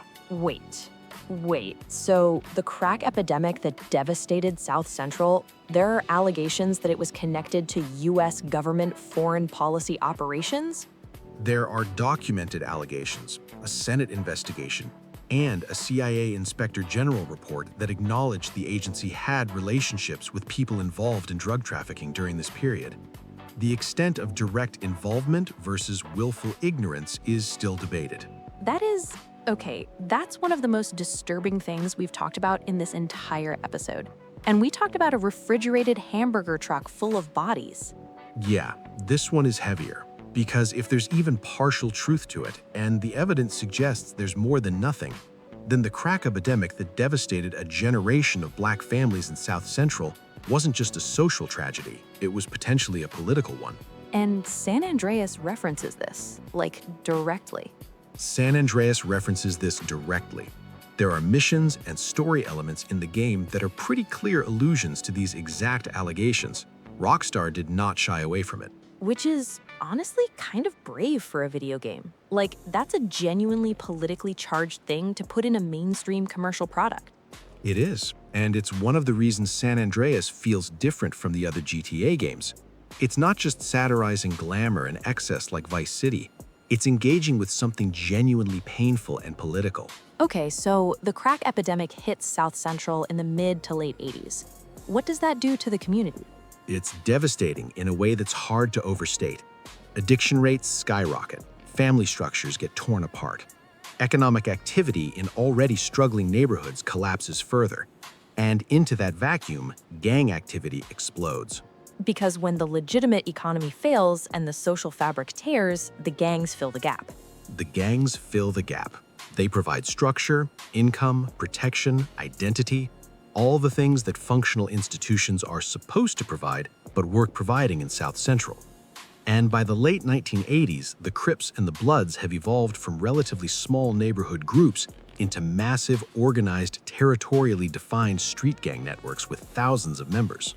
Okay, so Grove Street families and the Ballas in San Andreas is the Crips and Bloods. That's the Crips and Bloods. Blue for Crips, red for Bloods. Grove Street families wear green in the game, which is a slight variation, but the structure, the territorial logic, the internal culture, all of it is drawn directly from the real gang landscape of South Central. And CJ coming back to Grove Street after years away, that's a real experience for a lot of people from those communities. Like the return home and finding everything changed. Extremely real. The experience of leaving, building somewhere else, and coming back to find your neighborhood either better or worse, usually worse, is something a lot of people from South Central could identify with directly. So CJ isn't just a video game character, he's a composite of real experiences that real people lived. He's a composite of real experiences. And the people who made San Andreas, Rockstar North, did extensive research into the community, the culture, the music, the way people talked and moved and lived. The voice actors, the consultants, they took it seriously. Which is why it feels so alive compared to some of the other settings. Like, Vice City is incredibly well crafted, but it feels like a movie. San Andreas feels like a place. That distinction is exactly right. Vice City feels like a gorgeous, stylized film. San Andreas feels like somewhere you could actually go. And the reason for that is the depth of the cultural research underneath it. Now let's talk about the LAPD. Because you cannot talk about South Central LA in this era without talking about the police. And specifically a unit called Crash. Oh, I know about Crash from the game. Community resources against street hoodlums, right? And Officer Tenpenny is based on that whole thing. Officer Tenpenny is directly based on that whole thing. So Crash, Community Resources Against Street Hoodlums, was an LAPD anti-gang unit that operated throughout the 1980s and into the 1990s. And on paper, it was supposed to suppress gang activity. In practice, it sounds like it was a nightmare.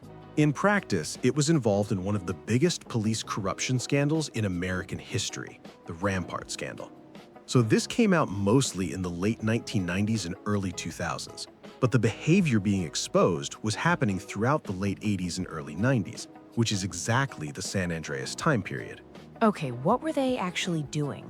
Planting evidence, stealing drugs from dealers and reselling them, framing innocent people, shooting unarmed suspects and then planting weapons on them to justify it, lying systematically in court, and doing all of this specifically in the communities they were supposed to be protecting. That's not just corruption. That's a criminal organization operating inside the police department. That is exactly what the Rampart investigation concluded. And the communities in South Central knew this was happening for years before it was officially exposed. Like, this wasn't a secret to the people living there. It was just a secret to everyone else. So when Tenpenny is framing CJ and threatening him and running his own operation out of a police badge, that's not satirical exaggeration. That's basically what Crash officers were actually doing. That is basically what Crash officers were actually doing. Rockstar took the real Rampart scandal and turned it into a character. And Officer Tenpenny is, in my opinion, one of the most well-drawn villains in any video game ever made. precisely because he's rooted in something real. He's terrifying in the game because you know that power dynamic is real. A cop who can frame you, who the system will believe over you, who operates with total impunity, that's not fantasy. That's a documented reality. Documented, prosecuted, and still not fully resolved, because the systemic issues that allowed Rampart to happen didn't disappear when the scandal was exposed. Okay, that's heavy. That is genuinely heavy, and we haven't even gotten to the riots yet. We haven't gotten to the riots yet, and the riots they're the center of everything. Everything we've talked about so far, the redlining, the crack epidemic, the gang explosion, the police corruption, the riots are where all of it converges. April 29th, 1992. April 29th, 1992, the day the Rodney King verdict came in. And everything exploded. And everything exploded. But that's where we're picking up next time, because the riots deserve their own full conversation. Yeah, they do. Okay, so to land part one of San Andreas, we've got a city whose geography was literally engineered by discriminatory policy, a crack epidemic that may have had genuinely disturbing political dimensions, gang networks that grew to fill the vacuum left by failing institutions, and a police unit that was running its own criminal operation in the communities it was supposed to protect. And all of that is baked into the world of San Andreas before a single mission starts. The game starts with CJ coming back to Grove Street for his mom's funeral, and within like 10 minutes, Tenpenny has already framed him. And now I understand why that opening hits so hard. It's not setup, it's history. It's history, moving at game speed. Okay, I need a second. This one is a lot. Take your time. We're going to the riots next, and it only gets more intense before it gets clearer. All right, people, stick around. We're just getting started on San Andreas, and honestly, this might be the most important chapter of this whole episode. It might be. All right, so March 3rd, 1991. Okay, that's a specific date. What happened on March 3rd, 1991? A man named Rodney King was driving on the freeway in Los Angeles after a high-speed chase with the LAPD. When he finally stopped, officers pulled him out of the car and beat him for over a minute while he was on the ground. Okay, I know this story. Everyone knows this story. Everyone knows this story now, but here's what made it different from the countless other incidents that happened before it and never got any attention. A man named George Holliday filmed it from his apartment balcony with a camcorder and sent the footage to a local news station. So it got recorded, and once it was recorded, it couldn't be denied. Once it was recorded, it went everywhere. This is 1991. There's no internet, no smartphones, no social media. But that footage got onto the news and it spread across the country almost instantly. And for a lot of people, particularly white Americans who had never seen or believed what Black communities had been describing for decades, it was a shock. But for the people in South Central, it wasn't a shock at all. Not even slightly. Because what was captured on that tape was something the community had been experiencing and reporting and complaining about for years. The difference was that now there was video. Now it was undeniable. Except, and this is the part that breaks my brain, it still got denied. It still got denied. So the 4 officers involved were charged, and their trial was moved to Simi Valley, a predominantly white suburb with strong ties to the law enforcement community. And on April 29, 1992, the jury, which had no Black members, returned a verdict. Not guilty. Not guilty, on almost all counts. And the verdict came in at around 3 in the afternoon. By that evening, Los Angeles was on fire. Literally. Literally. The LA riots, or the LA uprising, depending on who you ask, lasted 6 days. By the time it was over, 63 people were dead, over 2,000 were injured, around 12,000 people had been arrested, and the property damage was estimated at around $1 billion. 63 people dead in 6 days in an American city. In an American city. And the scale of it, the intensity, the geographic spread, it wasn't contained to one neighborhood, it moved across large parts of Los Angeles. And the response from the authorities was slow and chaotic in a way that made everything worse. Because the LAPD, the same LAPD that just watched 4 of their officers walk free, was now supposed to restore order. The same LAPD. And there was a genuine breakdown in the initial response. Officers in some areas were pulled back, leaving communities without protection. The National Guard was called in, but there were delays in deployment. And into that vacuum, the violence and the looting spread. Okay, so San Andreas starts in 1992, right after all of this. And now I'm thinking about the opening of the game completely differently. How so? Like, CJ comes back to a neighborhood that's clearly struggling. Buildings are run down, the gang situation is bad, people are barely holding it together. And I always just accepted that as the game's aesthetic. But that's not aesthetic, that's aftermath. That is the aftermath. San Andreas is set in the immediate wake of the riots. The city CJ comes back to is a city that just went through one of the most traumatic events in its modern history. And the damage isn't just physical, it's psychological, economic, social. The community is fractured in ways that are going to take decades to even partially heal. And the game just drops you into that without explaining it. Because if you're from that community, you don't need it explained. Exactly. Rockstar trusted the audience. If you know, you know. And if you don't know, hopefully you go find out. Which is kind of what we're doing right now. Which is exactly what we're doing right now. Now, here's something about the riots that I think is really important and often gets left out of the simplified version of the story. And that's the role of the Korean American community, specifically Koreatown. Oh, okay, yes, because Koreatown got hit really hard during the riots, right? Koreatown was devastated. And the story of why is genuinely complicated and really important for understanding the full picture of what 1992 Los Angeles was. Okay, explain it. So, in the years leading up to the riots, there was significant tension between the Black community in South Central and Korean American shop owners who operated businesses in the neighborhood. And this tension had a specific flashpoint. In March of 1991, just 2 weeks after the Rodney King beating, a 15-year-old Black girl named Latasha Harlins was shot and killed by a Korean American store owner named Soon Ja-do, who suspected her of shoplifting. Oh God. The shooting was captured on the store's security camera, and what it showed was that Latasha Harlins had already put down the orange juice she was accused of trying to steal when she was shot in the back of the head.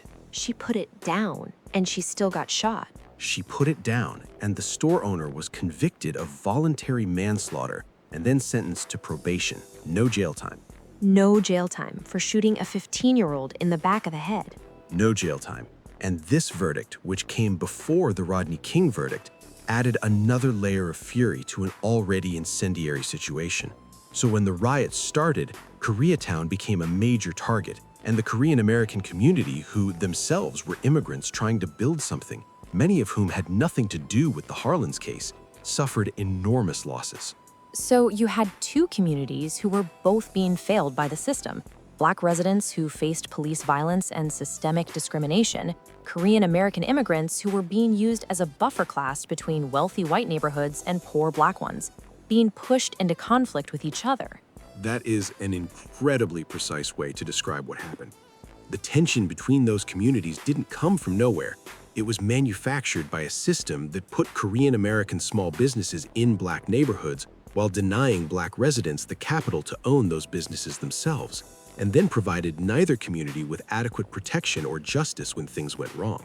So the riots weren't just Black versus white. They were the result of a whole system of inequalities that had been stacking up for decades and finally collapsed all at once.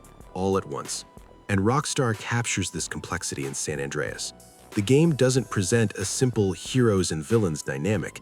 Every community in the game is dealing with their own version of being failed by the system, and the conflicts between them are shown as the product of those failures rather than just random animosity. Which again, more sophisticated than most people give a video game credit for. Way more sophisticated.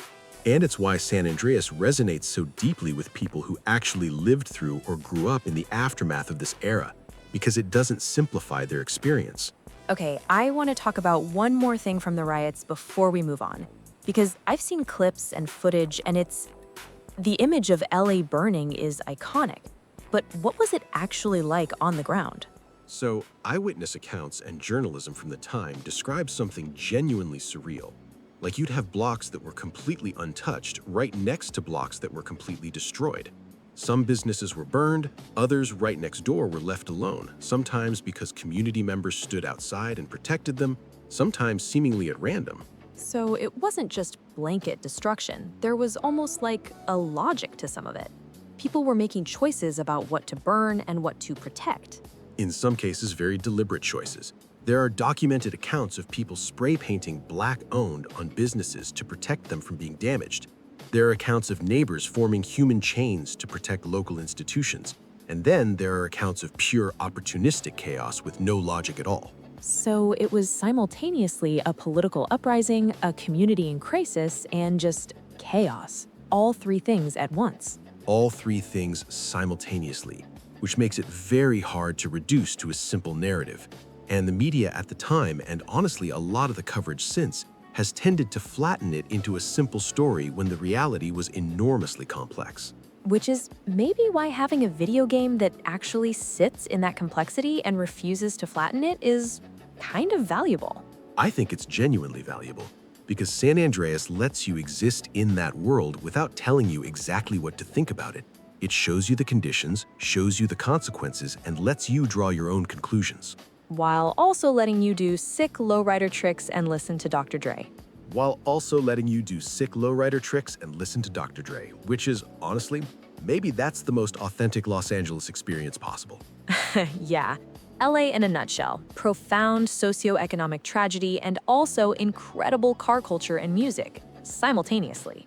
Okay, let's talk about the gang landscape, specifically in 1992, because this is central to the San Andreas story. And there's a lot of nuance here that often gets lost. Okay, so we talked last time about how the Crips and Bloods grew through the 80s. What does 1992 specifically look like? So by 1992, the Crips and Bloods between them have somewhere in the range of 30,000 members across Los Angeles County. And within those broad categories, there are hundreds of individual sets, neighborhood-specific gangs that sometimes ally and sometimes conflict with other sets, even within the same broader affiliation. Oh, so it's not just Crips versus Bloods as two unified armies. It's way more fragmented than that. Way more fragmented. Like a Crip set from one neighborhood might be in conflict with a Crip set from another neighborhood, even though they share the same broad affiliation. The loyalty is primarily to the specific set, the specific block, the people you grew up with. Which is exactly how it works in San Andreas. Like Grove Street families isn't fighting all Crips. They're fighting the Ballas specifically. And within Grove Street, there are different factions that have different loyalties. Exactly. Rockstar modeled the internal complexity of the gang structure accurately. It's not a simple binary. It's a web of specific allegiances and specific conflicts that have their own histories and their own logic. And CJ navigating that web, trying to figure out who's actually loyal and who's been turned, that's a real experience. Like that's something people in those communities actually had to do. Had to do. And the stakes were genuinely life or death in a way that the game captures pretty effectively. In 1992, there were over 500 gang-related homicides in Los Angeles County. 500 in 1 year. 500 in one county in 1 year. Which works out to roughly 10 a week, every week for the entire year. That's a war. That's literally a war happening inside a city. It was described that way by people living through it. And here's the thing that adds another layer, and this connects to what we talked about with the crack epidemic. The gang violence in 1992 is happening in the context of an arms race that was partly fueled by drug money, because the crack trade generated cash, and that cash bought weapons. Better weapons than the police in some cases. So the drug money that was flowing through these communities, some of it was going back into arming the gangs. Arming the gangs, which escalated the violence, which brought more aggressive policing, which brought more community resentment, which fed more gang recruitment. It's a cycle that feeds itself. And San Andreas drops you right into the middle of that cycle.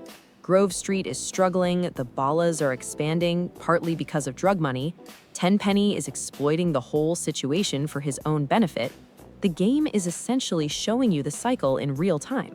In real time. And the player's job, CJ's job, is to try to navigate it without being destroyed by it. which is exactly what a lot of young men in South Central were trying to do in 1992. Okay, yeah, that hits a lot harder knowing the real context. It always does. And we still have the music and the culture to get to because the cultural side of 1992 Los Angeles is just as significant as everything we've talked about. Maybe more so in terms of lasting impact. We're talking about gangster rap. We're talking about the Chronic. We're talking about Boys in the Hood. All of it.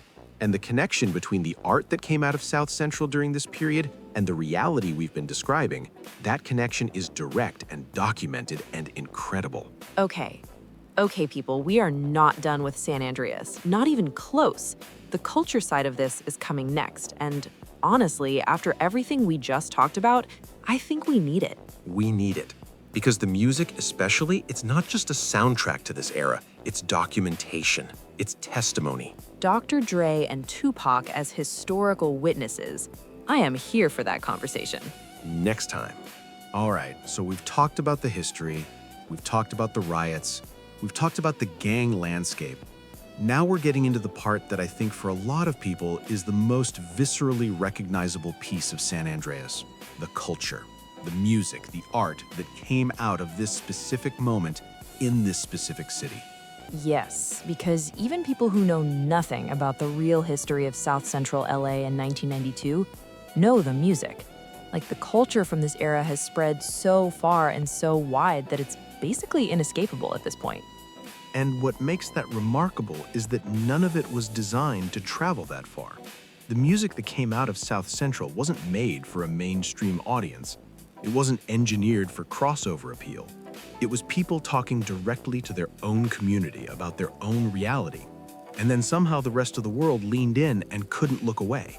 Which says something pretty powerful about what happens when art is genuinely honest. It really does. So let's start at the beginning of this specific cultural moment. And that means starting with NWA. Okay, NWA. For the uninitiated, that stands for, let's call them the Compton Attitude Committee. Eazy-E, Dr. Dre, Ice Cube, MC Ren, DJ Yella. The group that basically invented gangster rap as a mainstream phenomenon. Compton Attitude Committee, that's going in the vocabulary. So the sound and the subject matter existed before NWA, but they were the ones who blew the door completely off its hinges. Their 1988 album Straight Outta Compton is probably the most significant single document of what South Central Los Angeles was actually experiencing in the late 80s. Like, that album is raw in a way that most music just isn't. They're not softening anything for anyone. They're talking directly to their community about their reality. And if the outside world is uncomfortable with that, that discomfort is kind of the whole point. And the establishment confirmed that pretty loudly. The FBI actually sent an official letter to their record label expressing concern about one of the tracks, the one that starts with an F and ends with The Police, because of its content about police brutality and corruption. The FBI sent a letter about a rap song on official letterhead to a record label. That is the most unintentionally hilarious government overreaction in music history. And also the most unintentional cosign. Like, if the actual Federal Bureau of Investigation is writing letters about your music, you have clearly touched a nerve that needed touching. They basically sent a certified letter saying this music is dangerous. And all it did was prove the music was right. Exactly. And by 1991, the group had splintered. Ice Cube had gone solo, there was significant internal conflict over money and credit, but the individual members were about to do some of their most important work. Which brings us to December 1992 and The Chronic. The Chronic, Dr. Dre's debut solo album. And I don't think I'm overstating it when I say this album changed music permanently. You're genuinely not. It's one of those records that split music history into before and after. And what makes it specifically significant here is that it dropped in December 1992, right at the tail end of the year San Andreas is set in. The year starts with the riots in April and closes with the Chronic in December. That's a 12-month arc with a lot of weight on both ends. Heavy way to open a year, heavy way to close it. And what Dre did with the Chronic was take the raw anger and documentation of early gangster rap and wrap it in something completely new. This lush, melodic, bass-heavy production style he called G-Funk. It was simultaneously the hardest and the smoothest anyone had put out. The sound. Like, if you hear those slow rolling bass lines and those synth lines and that laid back tempo, you know exactly where you are and when you are. It's like a sonic GPS for 1992 Los Angeles. And that's precisely why it's the sound of San Andreas. Rockstar didn't license those tracks just because they were cool. They licensed them because G-Funk is the setting. It's not the soundtrack to the world, it is the world compressed into audio form. Radio Los Santos is basically a primary source document disguised as a playlist. Dre, Snoop, Tupac, Warren G, Nate Dogg, historians of the future are going to study that radio station.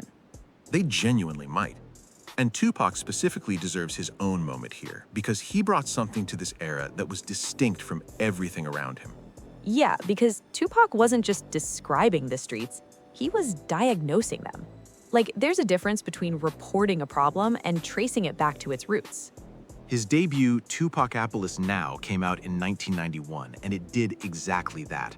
Songs like Brenda's Got a Baby, about a 12-year-old girl abandoned by her family, the school system, the welfare system, every institution that should have caught her. That's not just a story, that's a policy critique delivered through music. And the establishment lost their minds. Dan Quayle personally called for the album to be pulled from shelves. Which is, again, the government accidentally proving the point of the music by panicking about it. If the literal vice president of the United States is publicly demanding your debut album get removed from stores, you have clearly touched a nerve that needed touching. They keep doing this. Every time they try to suppress it, they just amplify it. You'd think they'd learn. You would think. But here we are. Okay, so we've got the music side covered. What about the film side? Because 1991 and 1992 were massive years for Black cinema coming out of this exact community. Enormous. And what's fascinating is that the films and the music were essentially doing the same thing simultaneously, bearing witness to the same reality from slightly different angles. Boys in the Hood comes out in 1991, directed by John Singleton, who was 23 years old at the time.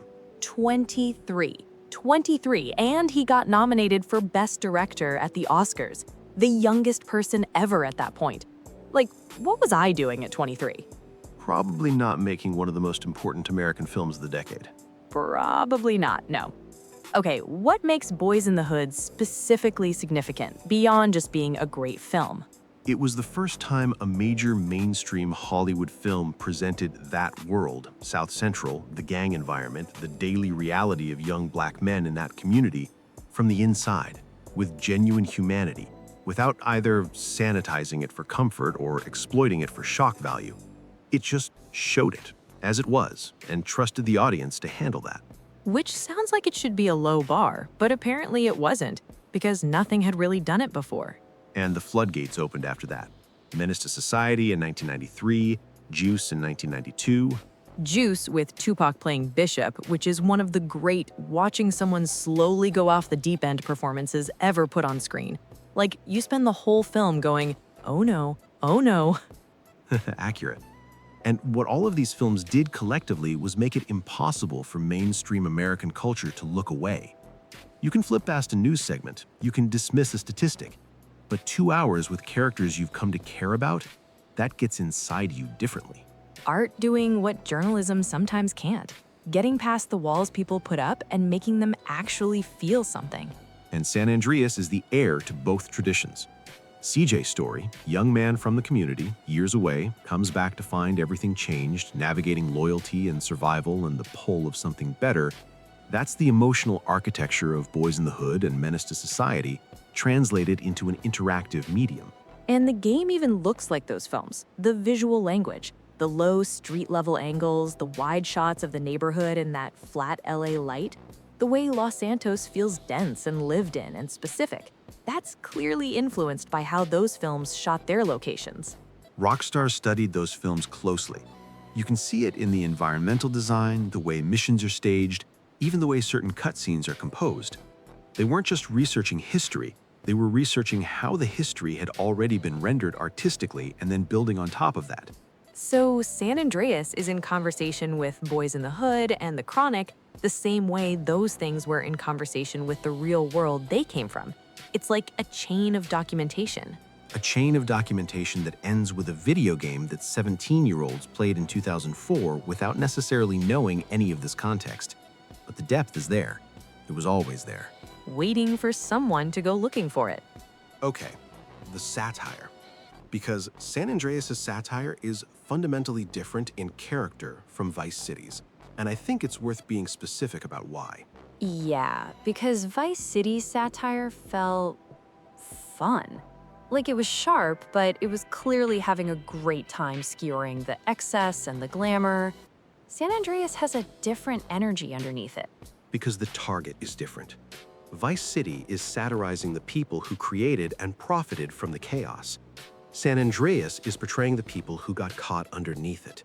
And you can't mock a community's suffering the same way you mock a drug kingpin's Ferrari collection. Oh, that's a really clean way to put it. The satire has to shift because the perspective has shifted. So Rockstar adapts. The sharpest satire in San Andreas isn't aimed at the community, it's aimed at everything surrounding the community. Tenpenny and CRASH represent the Rampart scandal. The political figures represent LA's leadership failure. The media parodies on the radio represent how mainstream coverage either ignored or actively distorted what was happening in South Central. Those in-game radio talk shows are genuinely something else. Like they're on the nose in the best possible way. Some of the sharpest political comedy in the entire GTA series lives in those radio segments, more biting than a lot of actual commentary being produced at the time. And then there's the layer of satire that's more structural, built into CJ's entire arc rather than stated outright. The American Dream thing? The American Dream thing. Every time CJ tries to engage with the legitimate world, every time he reaches for something real and honest, the system finds a way to undermine it, take it away, turn it against him. And that's not dramatic coincidence, that's the point. So the game is essentially making you live through the experience of being told a promise that was never actually made to you.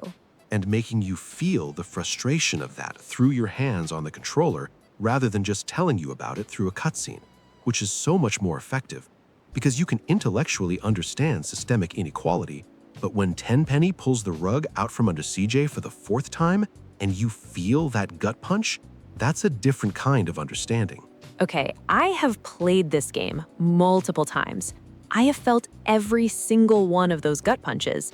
And the whole time, I thought I was just invested in the story. But I was actually being walked through an emotional argument about how systems of power operate on people who don't have access to them. Welcome to Rockstar Games, where the car theft is optional, but the social commentary is built into the foundation. That is simultaneously the coolest and most unsettling realization of this entire episode so far. And we're going to keep finding versions of it in every game we have left to cover. Of course we are. Okay, let's land this one properly, because San Andreas genuinely deserves it. So, GTA San Andreas 1992, built on a foundation of real, documented history. Discriminatory policy engineering the geography of poverty.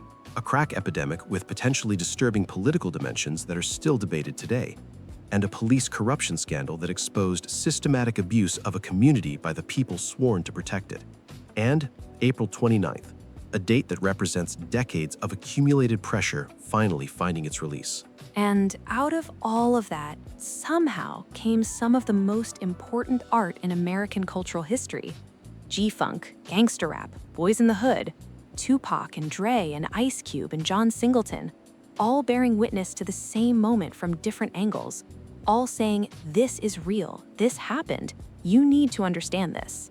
And Rockstar built a world that tries to honor all of it. Not perfectly, nothing is perfect, but with a genuine attempt to understand and represent something true, rather than just something entertaining. Which is why this one hits different. Our boss loves this game, and honestly, after going through all of this, I get it on a level I didn't before. It's not just a great game, it's a great game that's also doing something genuinely important. He's going to appreciate that you said that. He better. This one took everything out of me. Okay, people, we are moving forward in time. 1992 Los Angeles to 1998 New York City. Liberty City stories, late 1990s New York. Giuliani cleaning up Times Square, the Italian mob running out of road, Russian organized crime moving in, the dot-com bubble doing its thing, and the Lewinsky scandal eating up every newspaper front page in the country. So we're going from G-Funk and riots to boy bands and federal investigations. Quite a tonal shift. Very different flavor of chaos. Which I imagine tastes like a New York bagel, but with significantly more organized crime sprinkled on top. Honestly, that's not far off. All right, Liberty City, 1998. Let's go. All right, New York City, 1998. Okay, so immediate vibe check. We just spent 3 sections in Los Angeles talking about riots and G-Funk and systemic inequality. New York in 1998 feels like a completely different planet. It really is a different planet, and that contrast is actually part of what makes Liberty City stories interesting as a setting. Because 1998 New York is in this very specific in-between state. It's not the terrifying, graffiti-covered, crime-ridden New York of the 70s and 80s that everyone has burned into their brain from films like Taxi Driver and The Warriors. But it's also not quite the glossy, sanitized, tourist-friendly New York it would eventually become either. So it's like New York mid-glow-up. The ugly duckling phase is mostly over, but the swan hasn't fully arrived yet. That's a really good way to put it. The transformation is happening, but it's messy and complicated, and not everyone is benefiting from it equally. Which, knowing everything we've talked about in this episode, I'm gonna guess is where the interesting stuff lives. Always where the interesting stuff lives. So let's talk about how New York actually got to 1998. Because the city's transformation during this decade is one of the most dramatic urban turnarounds in American history, and also one of the most contested. Contested how? Contested in terms of why it happened, who deserves credit for it, and who paid the price for it. But we'll get to that. First, the numbers, because the numbers are genuinely staggering. In 1990, New York City recorded over 2,000 murders in a single year. By 1998, that number had dropped to around 600. Wait, from 2,000 to 600 in 8 years? 8 years, a 70% reduction in the murder rate, which is extraordinary by any measure. Okay, that is dramatic. Like, that's not a small statistical blip. That's a fundamental change in what the city is. A fundamental change in what the city is, and the question of how that happened and what it cost is genuinely complicated. Because the easy answer, the one that got repeated constantly at the time, was that it happened because of one man. Rudy Giuliani. Rudy Giuliani, mayor of New York from 1994 to 2001. And in 1998, he's at the absolute peak of his political power and reputation. He's being credited with saving New York City. Time magazine has called him one of the most influential people in America. He's being talked about as a potential Senate candidate, a potential presidential candidate. Which is a very different Rudy Giuliani than the one most people think of today. A very different Rudy Giuliani. In 1998, he is genuinely one of the most popular politicians in the country. And the story being told about him is essentially this tough, no-nonsense prosecutor turned mayor came in and cleaned up the city through sheer force of will and smart policing. But, and I feel like there's a very large but coming. There is a very large but, because the reality of how the crime drop happened is significantly more complicated than one mayor and one policing strategy. Criminologists have been debating the causes for decades, and most of them point to a combination of factors: the crack epidemic burning itself out, demographic shifts, economic improvement, changes in the drug market, and yes, some policing changes, but also some things that had nothing to do with Giuliani at all. So he showed up at the tail end of a complex process and took the credit. He was certainly very effective at taking the credit. And this is directly satirized in Liberty City Stories. The Salvatore Leone character and the political figures around him represent exactly this type of power broker who positions themselves at the center of a transformation they didn't fully create and extract maximum political benefit from it. So the game is basically saying the guy taking the bow might not be the one who did the heavy lifting. Which was a very real dynamic in New York politics in the late 90s. Okay, so what was Giuliani's actual policing strategy? Because I've heard the term broken windows a lot in connection with him. So, broken windows policing is a theory developed by criminologists James Wilson and George Kelling in the early 1980s. The basic idea is that visible signs of disorder, broken windows, graffiti, public drinking, fair jumping on the subway signal that an area has low social control, and that signal attracts more serious crime. So if you aggressively address the small stuff, you prevent the big stuff. Okay, so the logic is fix the broken window before someone decides the whole building is fair game. That's the theory. And Giuliani and his police commissioner Bill Bratton applied it aggressively. Crackdowns on subway fare jumping, aggressive enforcement of quality of life offenses, zero tolerance for visible disorder. And crime went down, so everyone said it worked. Crime went down, so everyone said it worked. But here's the problem with that conclusion. The same crime drop was happening in cities across America during the same period. Cities that were not using broken windows policing. Cities that had completely different approaches. So the causal link between the specific strategy and the outcome is a lot murkier than the official story suggests. So it might have worked, or it might have been coincidence, or it might have been other factors entirely, and we just can't fully separate them. Which is genuinely unsatisfying, but also genuinely honest. And the other side of broken windows policing, the part that didn't make it into the victory lap press conferences, was what it cost to the communities where it was applied most aggressively. Stop and frisk. Stop and frisk, which became the most controversial tool in Giuliani's policing arsenal. The practice of stopping, questioning, and sometimes searching people on the street based on officer suspicion. And the data on who was being stopped was not ambiguous. It was overwhelmingly Black and Latino men. Overwhelmingly. Young Black and Latino men in particular, stopped repeatedly, often for nothing. And the psychological and social cost of that, of living in a city where you can be stopped and searched on your way to work or school on any given day, is something that doesn't show up in the crime statistics, but was very real for the communities experiencing it. So the city got cleaner and safer by certain measures, while simultaneously making daily life actively worse for specific communities. Two things being true at the same time, which is very much what Liberty City Stories is engaging with. The game is set in a city that is genuinely safer and more prosperous than a decade earlier, and simultaneously shows you the machinery underneath that prosperity. The corruption, the deals, the communities that got left behind or actively harmed in the process of the cleanup.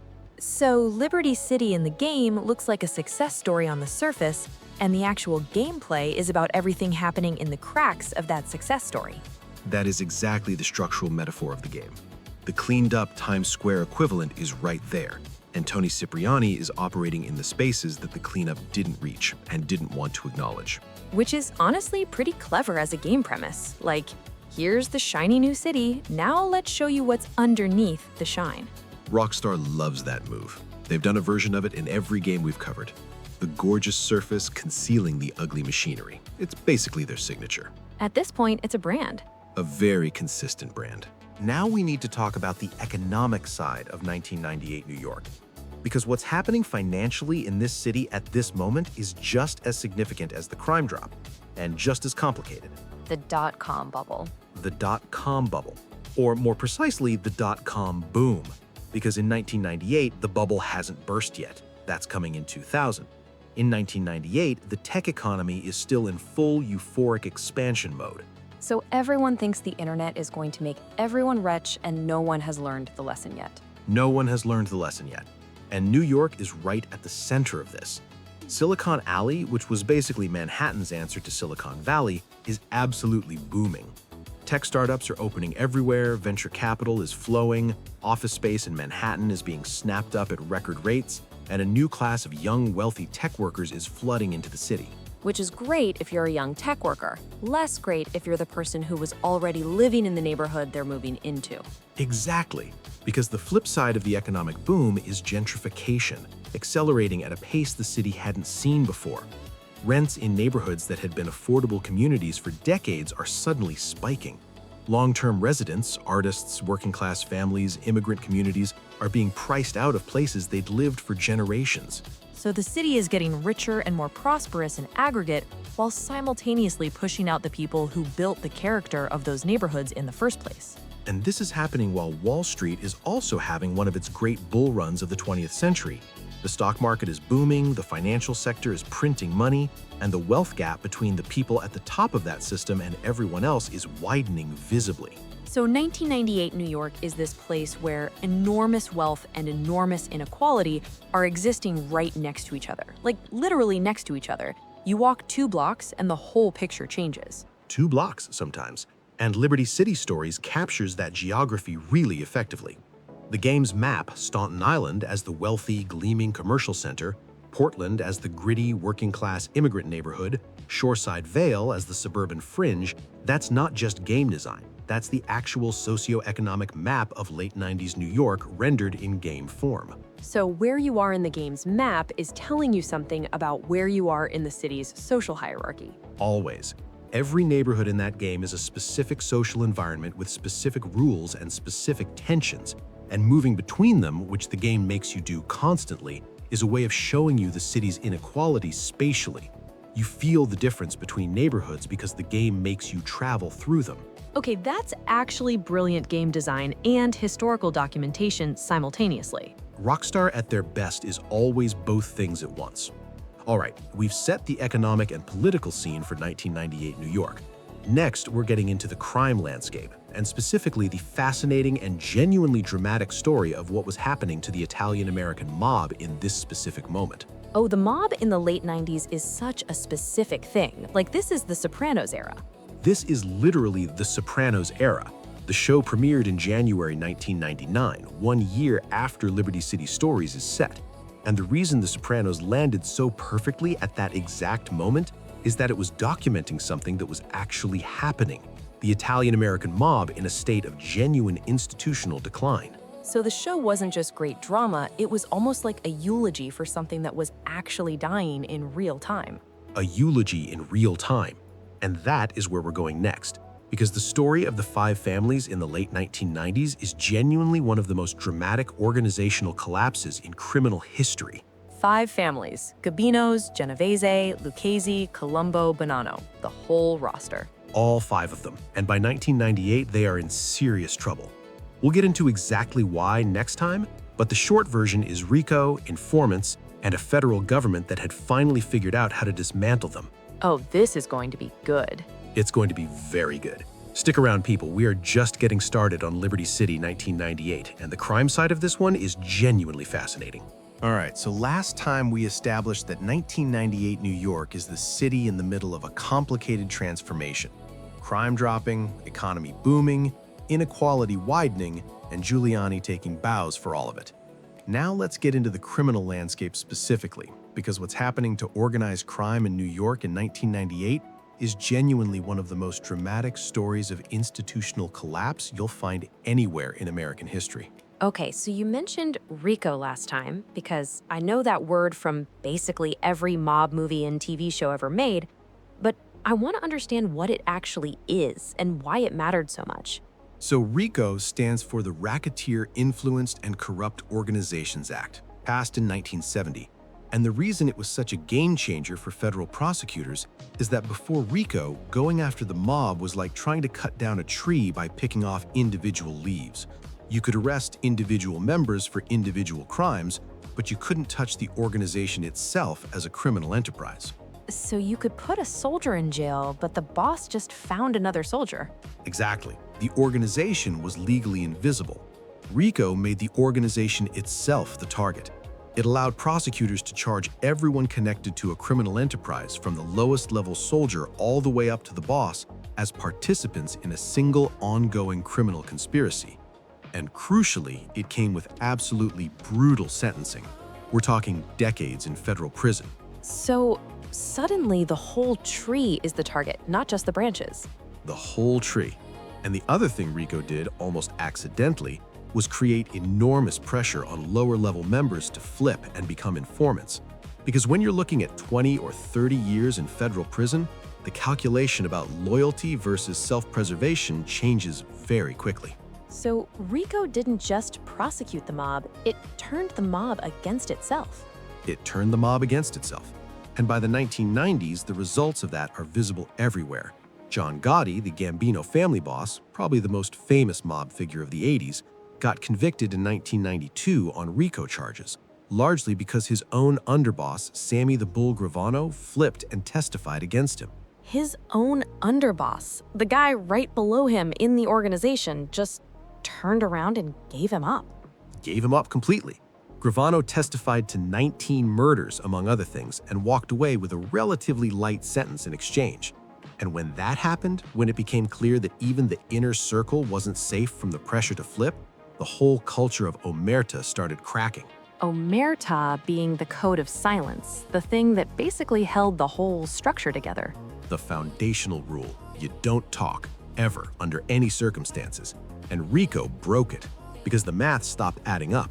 Staying silent meant spending the rest of your life in a federal penitentiary while the people above you who gave the orders walked around free.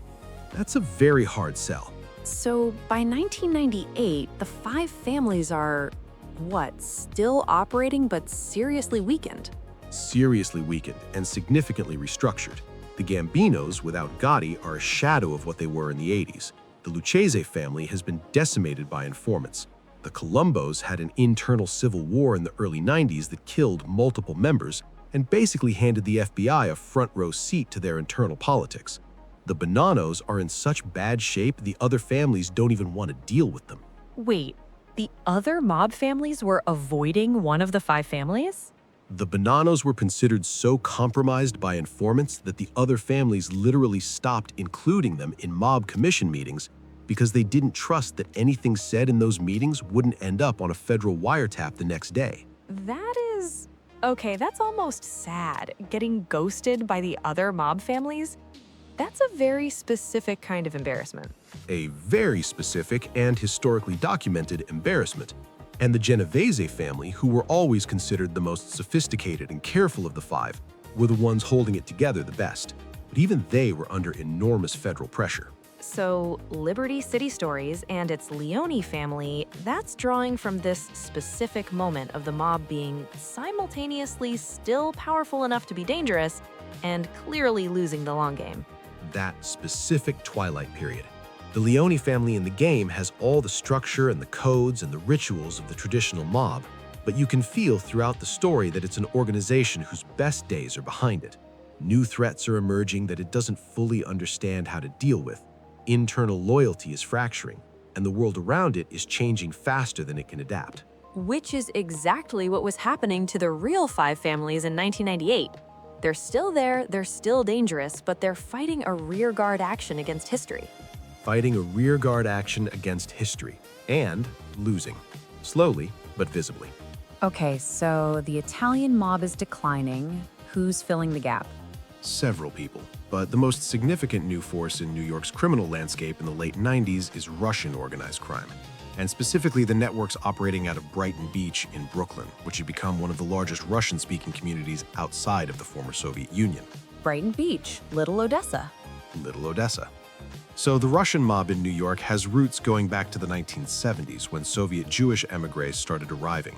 But the collapse of the Soviet Union in 1991 massively accelerated everything, because suddenly you had this enormous wave of people leaving the former Soviet states, including a significant number of people with criminal backgrounds, military training, connections to corrupt post-Soviet institutions, and absolutely nothing to lose.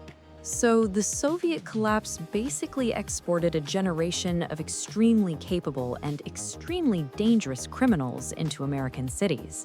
Into American cities that weren't fully prepared for them, because the FBI and local law enforcement had spent decades learning how to fight the Italian-American mob. They understood its structure, its culture, its codes. The Russian organized crime networks operated completely differently. How so? Less hierarchical, more fluid, less bound by the traditional codes and rituals that both defined the Italian mob and made it legible to law enforcement. Russian organized crime in this period was more like a network of interconnected criminal entrepreneurs than a formal organization with a clear chain of command. So it's like trying to fight an army that doesn't have a headquarters. Or a uniform, or a membership list. And their criminal activities were also different. They were heavily involved in financial fraud, identity theft, fuel tax scams, healthcare fraud, white-collar crime operating alongside the more traditional, violent, organized crime. So they were basically running a criminal conglomerate. Multiple revenue streams, diversified portfolio, except the portfolio is fraud and extortion. A criminal conglomerate is actually a pretty accurate description. And this is reflected in GTA 4 more than Liberty City Stories, but the roots of that portrayal are being established in the late 90s timeframe. The Russian criminal presence in Liberty City Stories is already there, already growing, already creating tension with the established Italian families who don't quite know how to handle them. So the game is showing you the beginning of a transition that GTA 4 will show you the middle of. Exactly. The Liberty City games are almost a trilogy in that sense. Liberty City Stories shows you the old order under pressure, GTA 3 shows you the chaos of transition, and GTA 4 shows you the new landscape that emerged from it. Okay, that's actually a really satisfying narrative arc across 3 separate games. Rockstar was playing a long game with that city. They really were, and it rewards paying attention across all 3 games in a way that most people who just played them individually wouldn't necessarily notice. Okay, what about other criminal groups in late 90s New York? Because it wasn't just the Italians and the Russians, right? Not even close. So you also have Albanian organized crime, which was becoming increasingly significant in New York during this period. The Albanian mob, sometimes called the Rudai organization after one of its key figures, was operating in parts of Queens and was aggressive enough that they were actually muscling in on Italian-American mob territory, which took a certain kind of audacity. You have to be pretty bold to walk up to the Italian-American mob and say, actually, this is our territory now. Pretty bold or pretty dangerous or both. And the Albanians had a reputation for being genuinely unpredictable in a way that made even seasoned organized crime figures nervous. The traditional mob operated on a certain logic. You could negotiate with them, you understood their motivations. The Albanian crews had a different reputation. The you don't quite know what they're going to do next factor. Which in criminal ecosystems is actually a form of power. If people can't predict you, they can't plan against you. That's a genuinely disturbing strategic insight. Welcome to organized crime theory. And then you've got the Jamaican posses operating primarily in certain parts of Brooklyn and the Bronx, involved heavily in the heroin trade, which was making a comeback in the late 90s after crack had dominated the previous decade. Wait, heroin was making a comeback in the late 90s? Significantly. And the reason is actually connected to what we talked about with the crack epidemic. By the late 90s, crack cocaine had devastated enough communities visibly enough that its social stigma had genuinely increased, particularly among younger users who would watch what it did to the previous generation. Heroin was seen as, and this is a dark irony, somehow more sophisticated or less dangerous. Which it absolutely was not. Which it absolutely was not. But perception drives markets, even in criminal ones. And the heroin flooding into New York in the late 90s was also significantly purer than what had been available in previous decades, which made it more dangerous while also making it appealing to people who thought they could use it without becoming addicted. So the drug market just shifted. Crack burns itself out socially, and heroin fills the gap. Criminal markets are remarkably adaptable, which is part of what makes them so hard to eliminate through enforcement alone. You suppress one thing and the demand finds another outlet. It's like squeezing a balloon.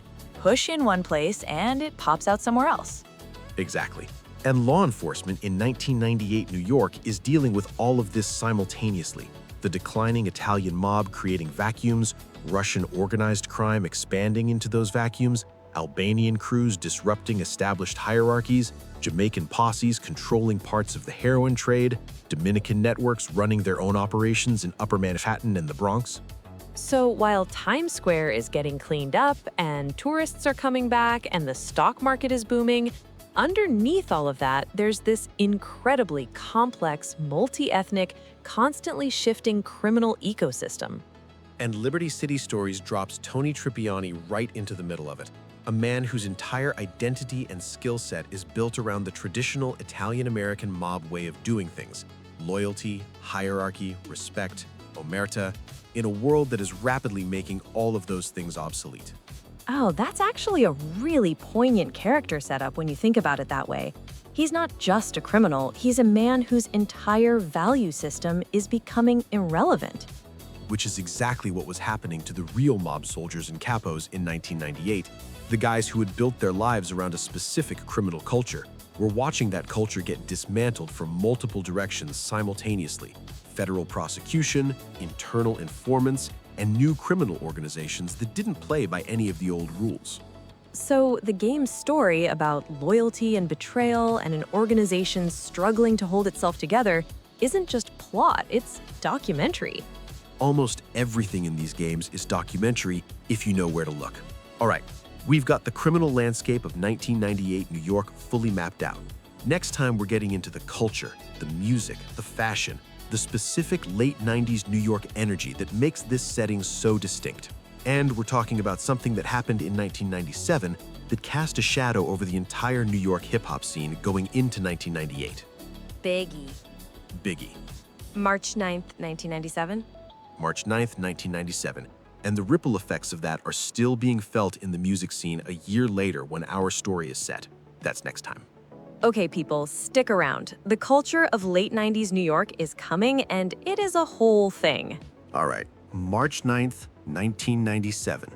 Christopher Wallace, known to the world as the notorious B.I.G., Biggie Smalls, Big Papa, is shot and killed in Los Angeles after attending a music industry party.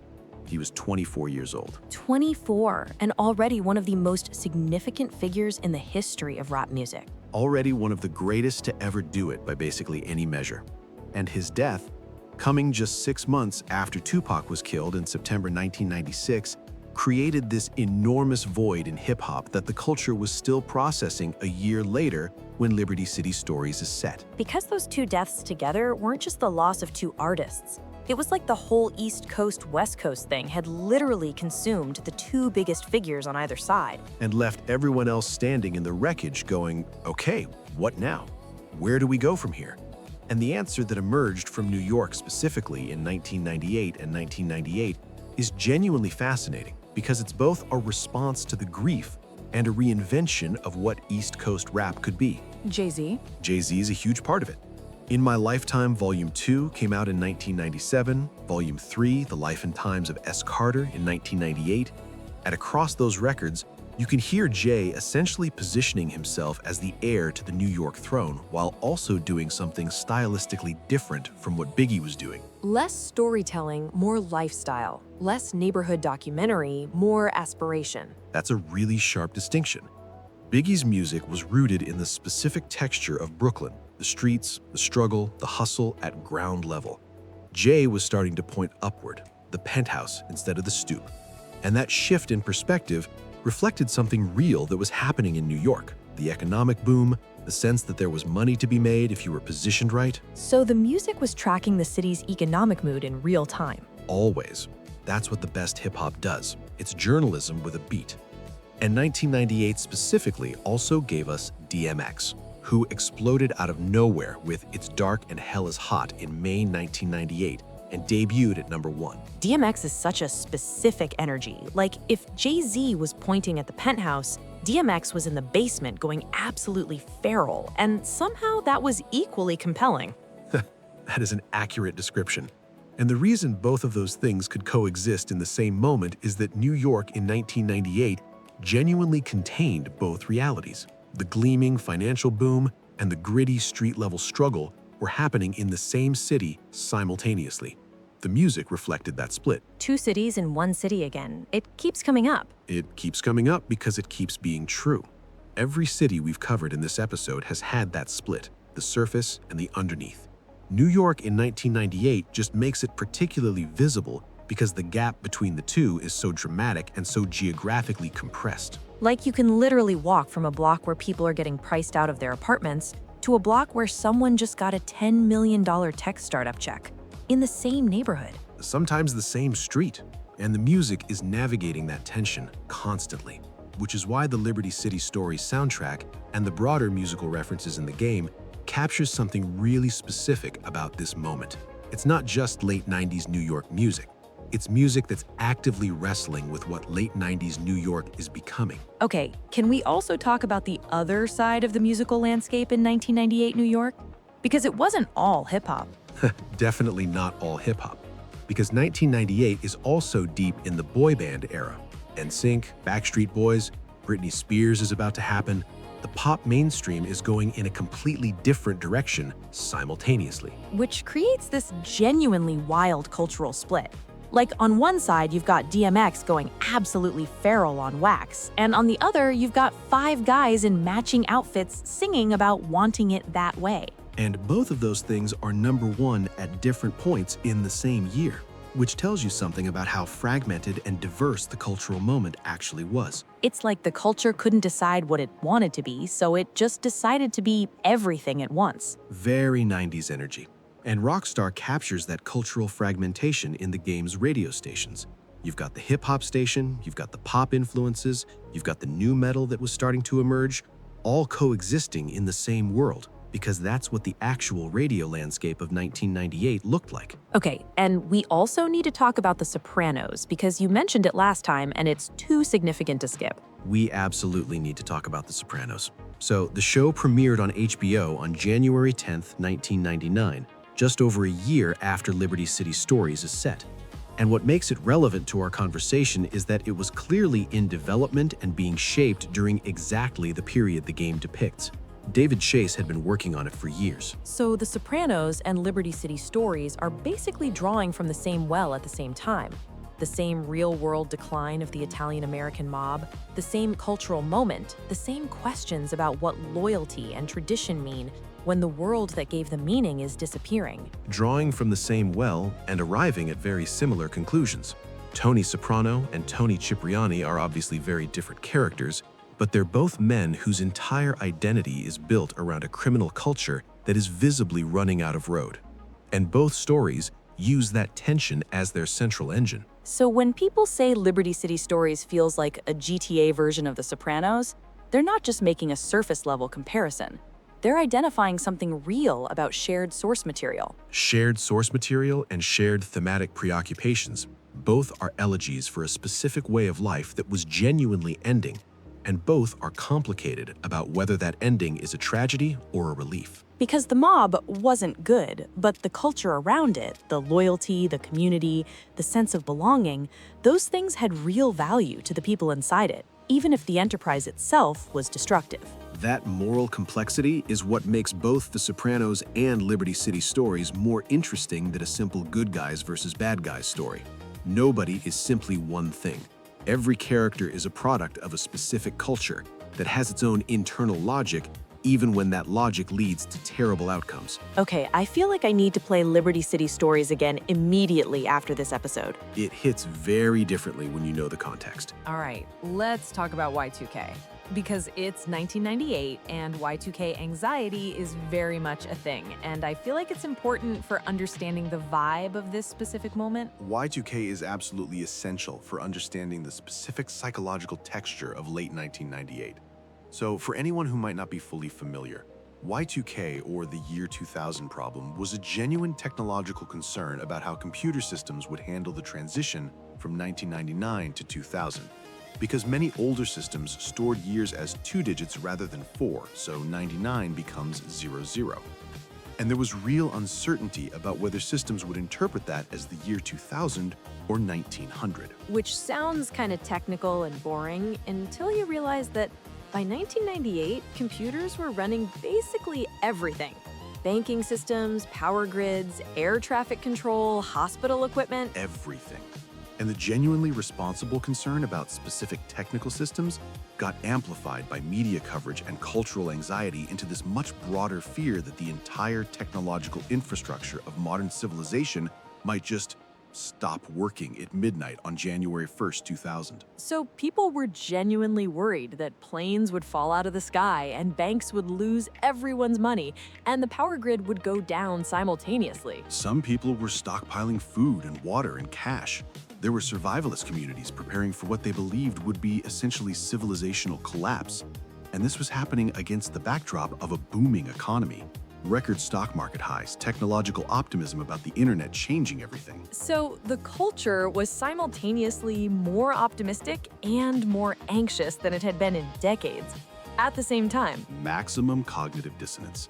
And Liberty City Stories captures that specific late 90s energy, the sense that everything is going well and something is about to go very wrong. The city looks great on the surface. The mob is crumbling, new money is pouring in, And underneath all of it, there's this hum of anxiety about what comes next. Which is actually a perfect mood for a GTA game. That specific, things are fine, but are they though, energy. It creates a world that feels simultaneously prosperous and unstable, which is exactly what Liberty City in the game feels like. The gleaming commercial districts and the criminal chaos exist in the same frame, and neither fully cancels out the other. Okay, so how does Rockstar specifically satirize all of this? Because we've established what the era was, now what is the game actually saying about it? So, the sharpest satirical target in Liberty City stories is what you could call the sanitization myth. The idea that cleaning up a city's surface, reducing visible crime, making neighborhoods look nicer, attracting investment and tourism, is the same thing as actually solving the underlying problems. The Times Square cleanup as metaphor. Exactly. Because Times Square in 1998 is genuinely safer and cleaner than it was in 1985. The peep shows are gone, the crime is down, the tourists are back. And on one level, that's genuinely good. But Rockstar is asking, what got displaced rather than solved? Where did the people and the problems go when they got pushed out of the cleaned up areas? And the answer in the game is they went into the parts of the city that Tony Cipriani operates in. The parts that the cleanup didn't reach and wasn't designed to reach. The Portland of the game, the working class, immigrant heavy neighborhood, is where all the displaced energy lives. And the Salvatore Leone character represents the kind of power broker who benefits from the transformation of the city while remaining deeply embedded in its criminal infrastructure. He's simultaneously a legitimate figure and a mob boss, which is itself a satire of the kind of political figures who presided over New York's transformation while remaining deeply compromised. So the game is saying the city got cleaned up, but the people who cleaned it up weren't exactly clean themselves. Which was genuinely true of the political and financial landscape of late 90s New York.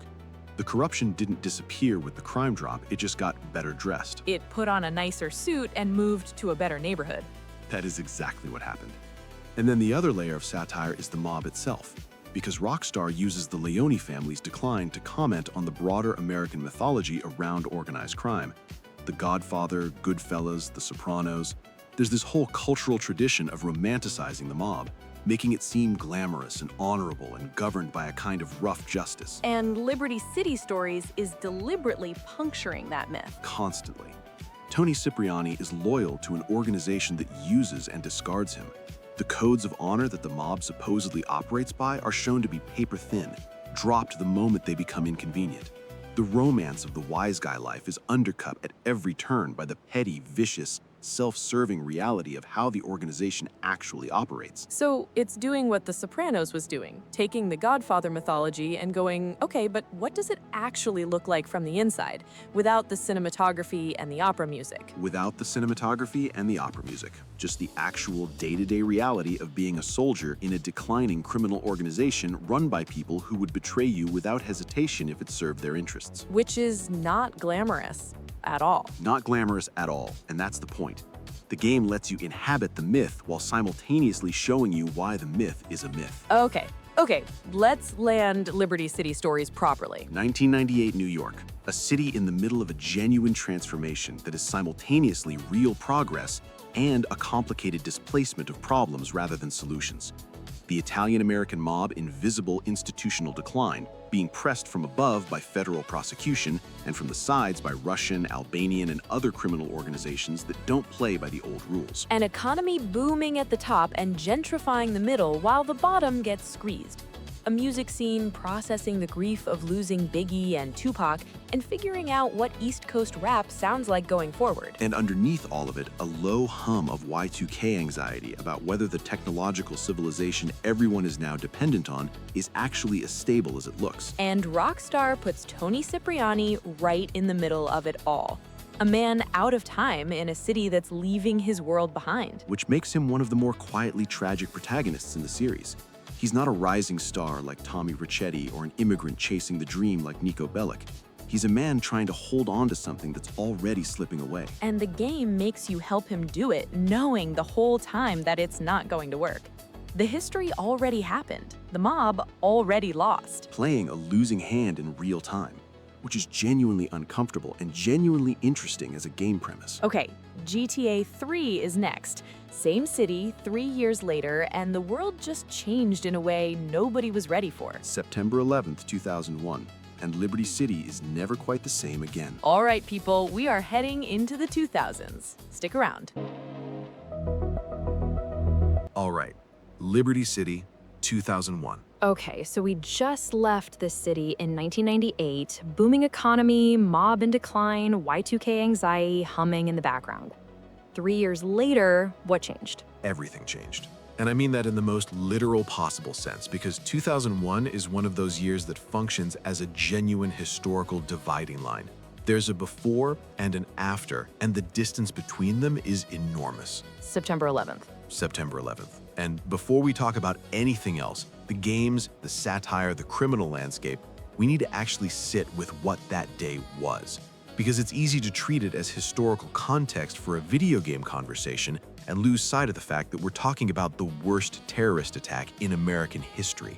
Nearly 3,000 people killed in New York City in a single morning. 2,977 people in about an hour and 42 minutes. In about an hour and 42 minutes. And the city that GTA 3 is set in, Liberty City, the New York analog, is a city that is living in the immediate aftermath of that. The game was actually in development when the attacks happened, and Rockstar made several changes to the game out of sensitivity to the moment. Wait, the game was already being made when 9/11 happened? Already in late development, GTA 3 was released on October 22nd, 2001, just 6 weeks after the attacks. And Rockstar removed a mission that involved shooting down a plane, changed some character models that resembled the attackers, and altered some dialogue. They were clearly navigating a very difficult situation, releasing a chaotic crime game into a city that was still in acute grief. That's actually a really interesting piece of context that I don't think most people know. Like, the game that defined a generation of open-world gaming was literally being finished while New York was still processing one of the most traumatic events in its history. And that context bleeds into the game in ways that are hard to fully separate out. The Liberty City of GTA 3 has a specific energy. Paranoid, fragmented, ethnically fractured, suspicious of outsiders, that feels very much like a post-9/11 city, even though the game's story doesn't directly engage with the attacks. So the atmosphere of the moment soaked into the game without being explicitly referenced. Art absorbs its context, whether it intends to or not, and GTA 3 is no exception. But let's talk about what New York, and by extension Liberty City, actually was in 2001 beyond September 11th. Because the city had its own complicated story going on before that morning, and the aftermath created new layers on top of existing ones. Okay, so 1998 we established as this moment of boom and transformation. What does 3 years of that transformation look like by 2001? So in many ways, 2001 New York before September represents the peak of the transformation that had been building through the 90s. The crime drop has continued. Murder rates are at the lowest point since the 1960s. Times Square is unrecognizable compared to 10 years earlier. Tourism is at record levels. The city feels genuinely safe in a way it hadn't in decades. So the glow-up is basically complete by this point. Mostly complete on the surface, but 2001 also brings the dot-com crash, which we mentioned was coming when we talked about 1998. The bubble that had been inflating through the late 90s starts deflating hard in 2001. Tech startups that had been valued at hundreds of millions of dollars are suddenly worthless. Venture capital dries up. Silicon Alley, New York's tech hub, goes from boom to bust almost overnight. So the economic engine that had been driving the transformation suddenly stalls. Stalls significantly, and then September 11th hits on top of that. Lower Manhattan, which is both the financial heart of the city and the location of the World Trade Center, takes an enormous economic hit on top of the psychological one. Businesses close, tourism collapses temporarily. The financial sector is physically disrupted in addition to everything else. So 2001 New York is dealing with the dot-com crash and the aftermath of 9/11 simultaneously. And the political response to 9/11 compounds everything further. The Patriot Act passes in October 2001, the same month GTA 3 releases, dramatically expanding government surveillance powers. The national security apparatus shifts focus in ways that touch every institution, including law enforcement in New York. And Mayor Giuliani, who we talked about as this peak of his power figure in 1998, where is he in 2001? Giuliani's final year as mayor. His term was ending in December 2001 due to term limits. and September 11th gave him this extraordinary final chapter. His visible leadership in the immediate aftermath of the attacks earned him enormous respect globally. Time magazine named him Person of the Year. He was called America's Mayor. So he went out on the highest possible note after what we talked about being a very complicated tenure. The highest possible note, which itself is a kind of satire that Rockstar couldn't have scripted. A politician whose legacy is deeply contested get in an 11th hour redemption arc that largely overwrites the complicated story we talked about last time. History has a dark sense of humor sometimes. It really does, and GTA 3 captures that. The political figures in the game are shown as simultaneously capable of genuine effectiveness and deeply corrupt, not cartoonishly evil, but humanly compromised, which is a more sophisticated political portrait than most games attempt. Now let's talk about the specific social atmosphere of 2001 New York in the months after September 11th. Because the city's emotional and social landscape changed in ways that are important for understanding what Liberty City feels like as a setting. Okay, because I've always felt like GTA 3 has a specific vibe that's different from the other games.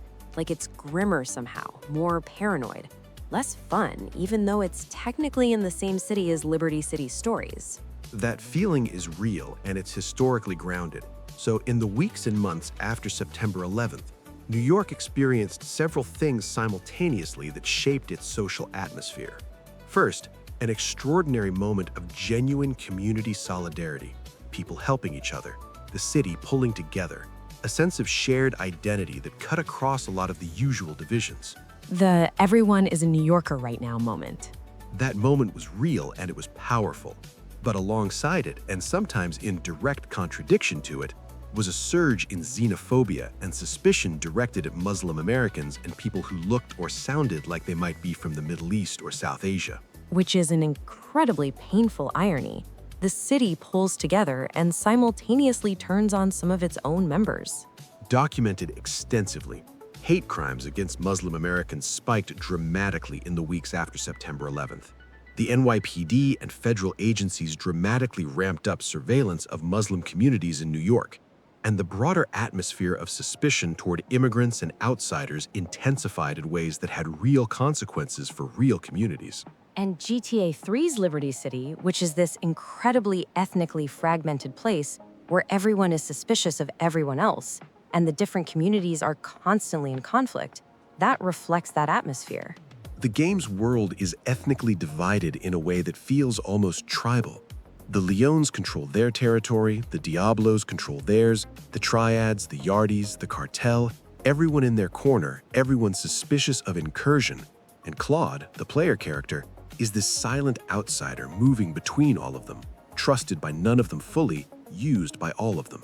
Oh, that's actually a really interesting protagonist choice in context. Like Claude being mute and being an outsider in a post-9/11 city that's suspicious of outsiders, that's not just a game mechanic. That's a reflection of the social atmosphere. The silent immigrant who can't fully explain himself and isn't fully trusted by anyone, moving through a fragmented city doing jobs for people who see him as a tool rather than a person. That reads very differently when you know the historical context. That's genuinely kind of heavy, actually. Like, I always thought Claude being silent was just a design choice. They didn't want to record dialogue for the protagonist. But in context, it's almost a statement. Rockstar has said the silence was partly practical. It was their first fully 3D game and they were managing scope. But whether intentional or not, the meaning is there, and meaning doesn't require intent. Art being smarter than the artist sometimes. Happens more often than you think. Okay, let's talk about the actual criminal landscape of 2001 Liberty City, because we established in Liberty City stories that the Italian mob was declining and the Russians were moving in. What does 3 years of that transition look like? So by 2001, the transition is significantly further along. The Leone family, which was already under pressure in 1998, is in noticeably worse shape. The federal cases that were building through the late 90s have produced more convictions, more informants, more organizational damage. The family is still present and still dangerous, but it's clearly a diminished force compared to its peak. So we're watching the same organization we helped in Liberty City stories 3 years later, and it's visibly worse off. Visibly worse off. And the space that's been created by that decline has been filled by a genuinely diverse criminal ecosystem. The Colombian cartel, which we haven't talked about much yet, has a significant presence in 2001 Liberty City, operating primarily in the drug trade. The triads are established in their territory. The Yardies, Jamaican organized crime, are present and active. The Yardies? Okay, so Jamaican organized crime in New York. How significant was that in the real world at this point? Significant enough to have their own FBI task force.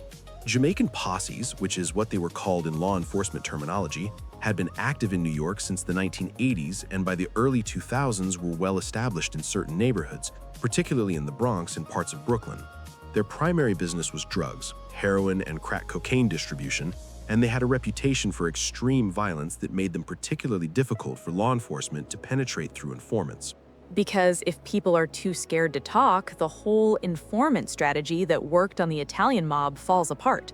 Falls apart completely, which is why certain organizations maintained their operational security much longer than the Italian families, whose culture of talking to each other extensively about their crimes turned out to be catastrophic once federal wiretapping became sophisticated enough to capture it. The mob talked themselves into prison, basically. Extensively and in great detail, on recorded phone lines for years. That is, okay, that's almost impressive in its own way, like a criminal organization brought down by its own need to gossip. That's not entirely inaccurate. And the triads in 2001 New York, the Chinese organized crime networks, were primarily operating in and around Manhattan's Chinatown, operating in gambling, extortion of businesses, and human trafficking. They've been present in New York for decades, but the wave of immigration from mainland China and Fujian province through the 80s and 90s had given them a larger pool of both victims and potential recruits. So Chinatown in the game isn't just an aesthetic choice. It's a reference to a real criminal ecosystem that had real roots in the actual New York Chinatown. Real roots and real victims. The extortion of small businesses in Chinatown, restaurants, shops, garment factories, was a documented reality that destroyed a lot of small entrepreneurs who had come to New York to build something legitimate. Which adds a dark layer to just driving through Chinatown in the game. Like, that neighborhood represents something real and specific. Every neighborhood in Liberty City does. That's the thing about GTA 3 specifically. It might be the game where Rockstar first fully committed to making the city itself a character. Not just a backdrop, but an environment with a specific history and a specific social texture that you're moving through rather than just playing on top of. And knowing the real New York context of 2001, the post-9/11 atmosphere, the dot-com crash, the ethnic tensions, the criminal ecosystem in transition, makes that city feel like a real place in a way it might not otherwise. Which is the whole point of what we're doing today. These aren't just game settings, they're compressed versions of real historical moments. And the compression makes them easier to navigate, but it doesn't make them less true. Okay, people, we are just getting started on GTA 3. The crime landscape is set. Next time, we're getting into the cultural atmosphere of 2001, the music, the films, the specific post-9/11 media environment, and how all of that shaped what Liberty City feels like as a place to exist in. And we're talking about something that's easy to forget about 2001, which is that before September, the cultural mood was actually pretty specific and interesting in its own right. The late 90s energy hadn't fully dissipated yet. Oh, right. Like 2001 isn't just post-9/11, it's also the last gasp of the 90s in a lot of ways. The last gasp of the 90s and the first breath of something new, both at the same time. Next time. All right, so we established last time that 2001 New York is this city carrying enormous weight. The dot-com crash, the aftermath of September 11th, the ethnic tensions, the criminal ecosystem in transition. Now let's talk about the cultural atmosphere, because 2001 is a genuinely fascinating year culturally, and it's fascinating in a way that gets flattened by the tendency to define the entire year by what happened on one morning in September. Right, because there was a whole year before that morning, and a whole cultural moment that was building before everything changed. And that pre-September cultural moment is actually really significant for understanding what GTA 3 is drawing from. because the game's aesthetic, the music, the visual style, the tone, was being shaped by the cultural atmosphere of late 2000 and early 2001, before the world shifted. So what was that atmosphere like? Like, what was the cultural mood of America in early 2001? Complicated. So you've got the tail end of the 90s boom, the dot-com crash is starting but hasn't fully landed yet. George W. Bush has just taken office after one of the most contested elections in American history, the 2000 Florida recount, hanging chads, the Supreme Court deciding the presidency. Oh, right. The 2000 election was already a whole thing before 9/11 even happened. Already deeply divisive, a significant portion of the country believed the election had been essentially decided by judicial intervention rather than voters. So Bush enters office with a legitimacy question hanging over him from day one. Which, given what's about to happen, is historically kind of staggering. Like, the presidency that 9/11 defines started under a cloud of legitimacy questions that basically evaporated overnight on September 12th. History moves in strange ways. And culturally, early 2001 is this moment where the 90s aesthetic is starting to curdle a little. Like the optimism and excess of the late 90s has left a slight hangover. Reality television is exploding. Survivor had premiered in 2000 and changed what television was almost overnight. And the music landscape is going through its own post-Biggie Tupac identity crisis on the hip-hop side and a new metal explosion on the rock side. New metal, okay. Limp Bizkit, Linkin Park, Papa Roach, that whole thing. That whole thing. And new metal is actually really interesting as a cultural phenomenon because it's angry, like genuinely, viscerally angry in a way that pop music hadn't been for a while. It's suburban white kid rage processed through hip-hop influence production. And the fact that it was enormous in 2000 and 2001, right before 9/11, is almost prescient. Like the culture was already generating this enormous amount of unfocused anger before it had a specific target for it. So, new metal was basically the cultural pressure valve for something that hadn't fully named itself yet. That's a really sharp reading.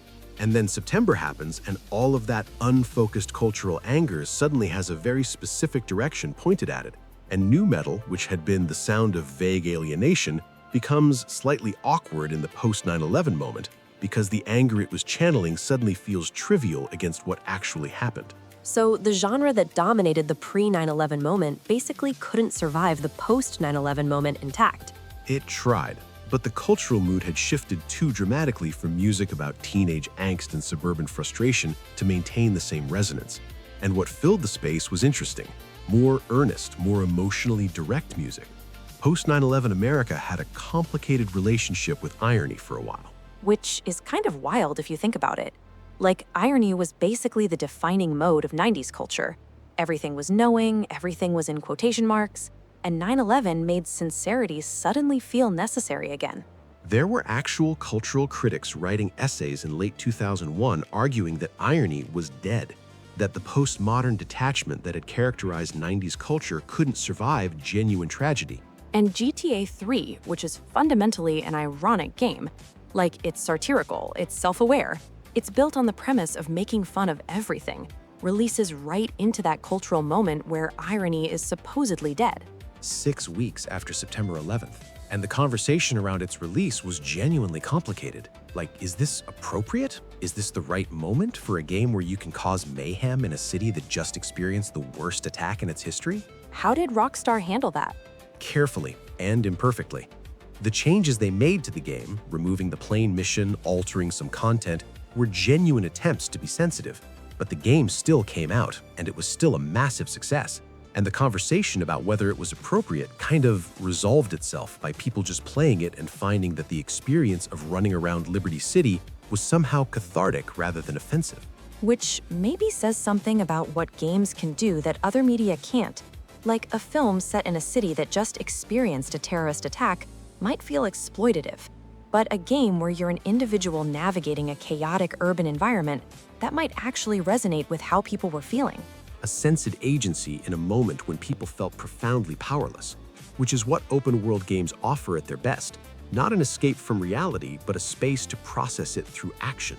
Okay, that's actually a really interesting way to think about why GTA 3 landed the way it did in that specific moment.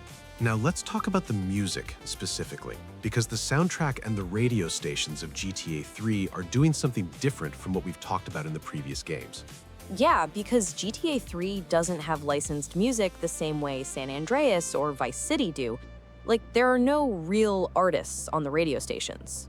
Right, GTA 3 uses original compositions rather than licensed tracks, which was partly a budget and rights decision, but ended up creating something really interesting. Because by not tying the radio to specific real songs, the game's audio world is simultaneously more timeless and more atmospheric. Like, it sounds like 2001 without being literally 2001. It captures a mood rather than a specific playlist. And the mood it captures is very specific. There's a grittiness, a sense of urban tension, a production aesthetic that draws from late 90s and early 2000s hip-hop and electronic music without directly referencing it. The radio hosts and the commercial parodies do the heavy cultural lifting of placing you in a specific moment. The radio ads in GTA 3 are genuinely incredible satire. Like Ammunition, when you absolutely positively need to kill every last one of them. As a cheerful commercial jingle, that's sharp. Sharp and historically grounded, because American gun culture in 2001 was a very specific thing, pre the massive polarization of the gun debate that would come later. The satire of gun shop advertising, of the normalization of weapons in American life, was hitting at something real in the cultural moment. And now it hits differently because the gun debate has become so much more charged in the years since. So the satire that felt like hyperbole in 2001 feels almost understated now. Satire aging into reality is one of the more uncomfortable things that can happen to a piece of art. And GTA 3 has several moments where what felt like exaggeration at the time now reads as almost documentary. Okay, what about the film landscape of 2001? Because you mentioned Training Day last time as a reference point. Training Day is a really significant touchstone for GTA 3 specifically. It came out in October 2001, the same month as the game, and stars Denzel Washington as a corrupt LAPD detective who spends a day essentially initiating a new partner into his criminal operation while wearing a badge. Which, given everything we talked about with Rampart and Crash in the San Andreas section, is basically a dramatization of what we know was actually happening in LA law enforcement. Based very directly on real events and real people. And the reason it's relevant to GTA 3 is that the character of Ray Machowski, the corrupt cop in the game who gives Claude missions, is drawing from exactly that archetype. The law enforcement figure who is so deeply embedded in the criminal ecosystem that the line between cop and criminal has essentially dissolved. Like, Ray Machowski isn't a good cop who does bad things. He's basically a criminal who has a badge as a professional tool. Which is what Denzel's character in Training Day is, and which is what the Rampart officers were, and which is what GTA 3 is saying about the relationship between law enforcement and crime in this specific urban environment. They're not opposites, they're participants in the same system from different angles. So when you're doing missions for a corrupt cop in GTA 3, you're not just doing a morally gray quest, you're enacting a documented reality about how power actually operates in cities like this. Enacting it and being implicated in it because you choose to do the missions. Claude isn't forced to work for Machowski. He does it because it's beneficial, which is how corruption actually spreads, not through coercion most of the time, but through mutual benefit. The game is making you understand corruption from the inside by making you participate in it voluntarily. Which is uncomfortable and clever in equal measure. And it connects to something The Sopranos was doing simultaneously, showing you the mundane, practical logic of criminal behavior so that you understand it rather than just judging it from the outside. Art that makes you complicit in what it's critiquing, we keep coming back to that as a Rockstar move. Because it's their most consistent and most sophisticated technique. And GTA 3 is where they first fully deployed it in the 3D open-world format that would define the series going forward. Okay, I want to talk about something that I think is really specific to GTA 3's cultural moment, and that's the post-9/11 media landscape. Because the way news and information worked in 2001 was really different from now, and I think that shapes how the game's satire lands. This is a really important point. So 2001 is pre-social media, pre-smartphones, pre the information environment we live in now. The dominant media is still television news. CNN, Fox News, which had launched in 1996 and was growing rapidly, the major broadcast networks, and newspapers. Fox News in 2001 is interesting because this is relatively early in its existence. Like, the full transformation of American media that Fox News represents is still in process. Still very much in process. Fox News in 2001 is becoming significant, but it hasn't yet achieved the dominance or the specific cultural role it would eventually play. What's happening in 2001 is the beginning of a fragmentation of the news media. Different outlets starting to serve different audiences with different versions of events rather than a shared common information space. Which GTA 3's radio stations are satirizing. Like, the talk radio segments in that game are poking at exactly this. Competing voices, none of them fully trustworthy, all of them pushing an agenda while claiming to just deliver the facts. And post 9/11, that satire becomes sharper because the actual media landscape becomes more extreme.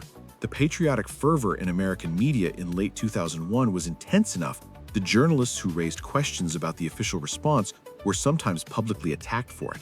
The space for critical media coverage narrowed significantly.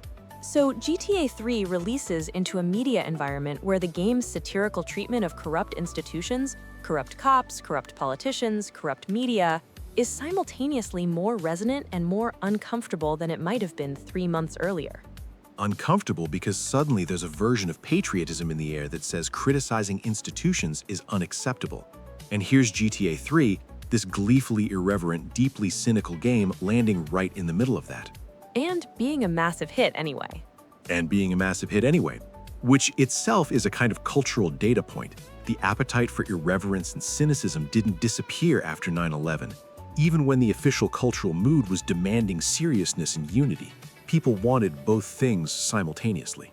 Which is very human, actually. Grief and humor coexist. Patriotism and cynicism coexist. People are complicated. People are very complicated.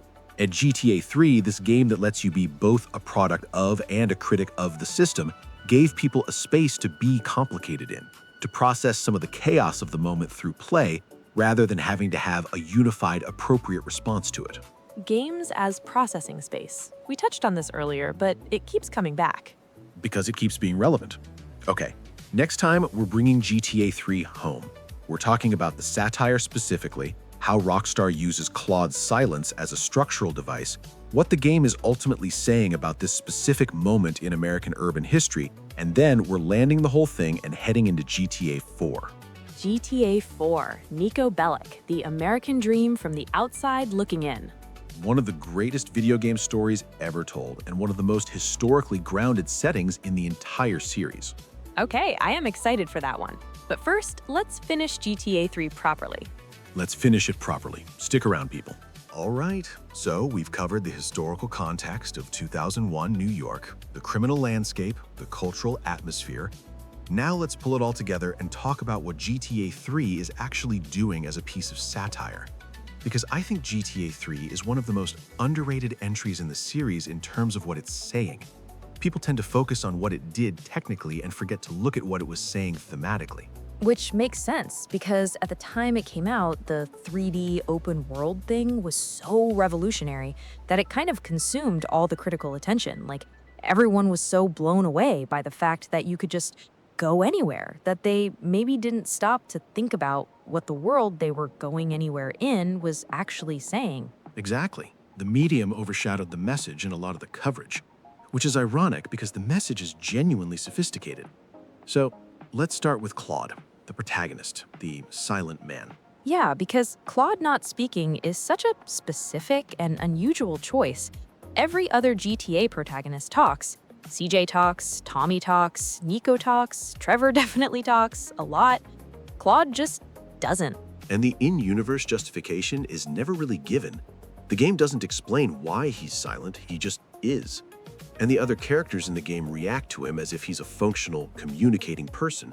They give him instructions, they respond as if he's answered, but we never hear his side of any conversation. Which creates this really unsettling dynamic where Claude is simultaneously present in every scene and completely absent from it. Present physically, absent as a subject.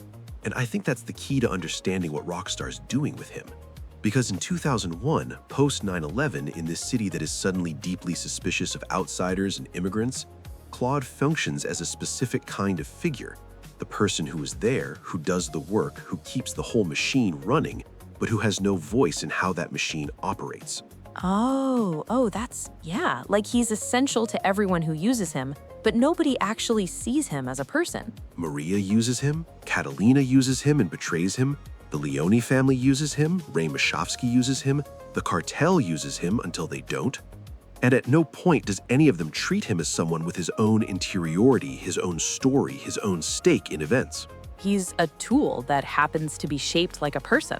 Which is, and I want to be careful here because this is a reading rather than a stated authorial intent, a pretty accurate description of how certain categories of people in cities like New York in 2001 were actually treated. Immigrants, undocumented workers, people from communities without political representation or social capital. Essential to how the city functions, invisible as subjects. So Claude's silence isn't just a game mechanic or even just a character choice. It's potentially a structural comment on who gets to have a voice and who doesn't. And the game makes you inhabit that position.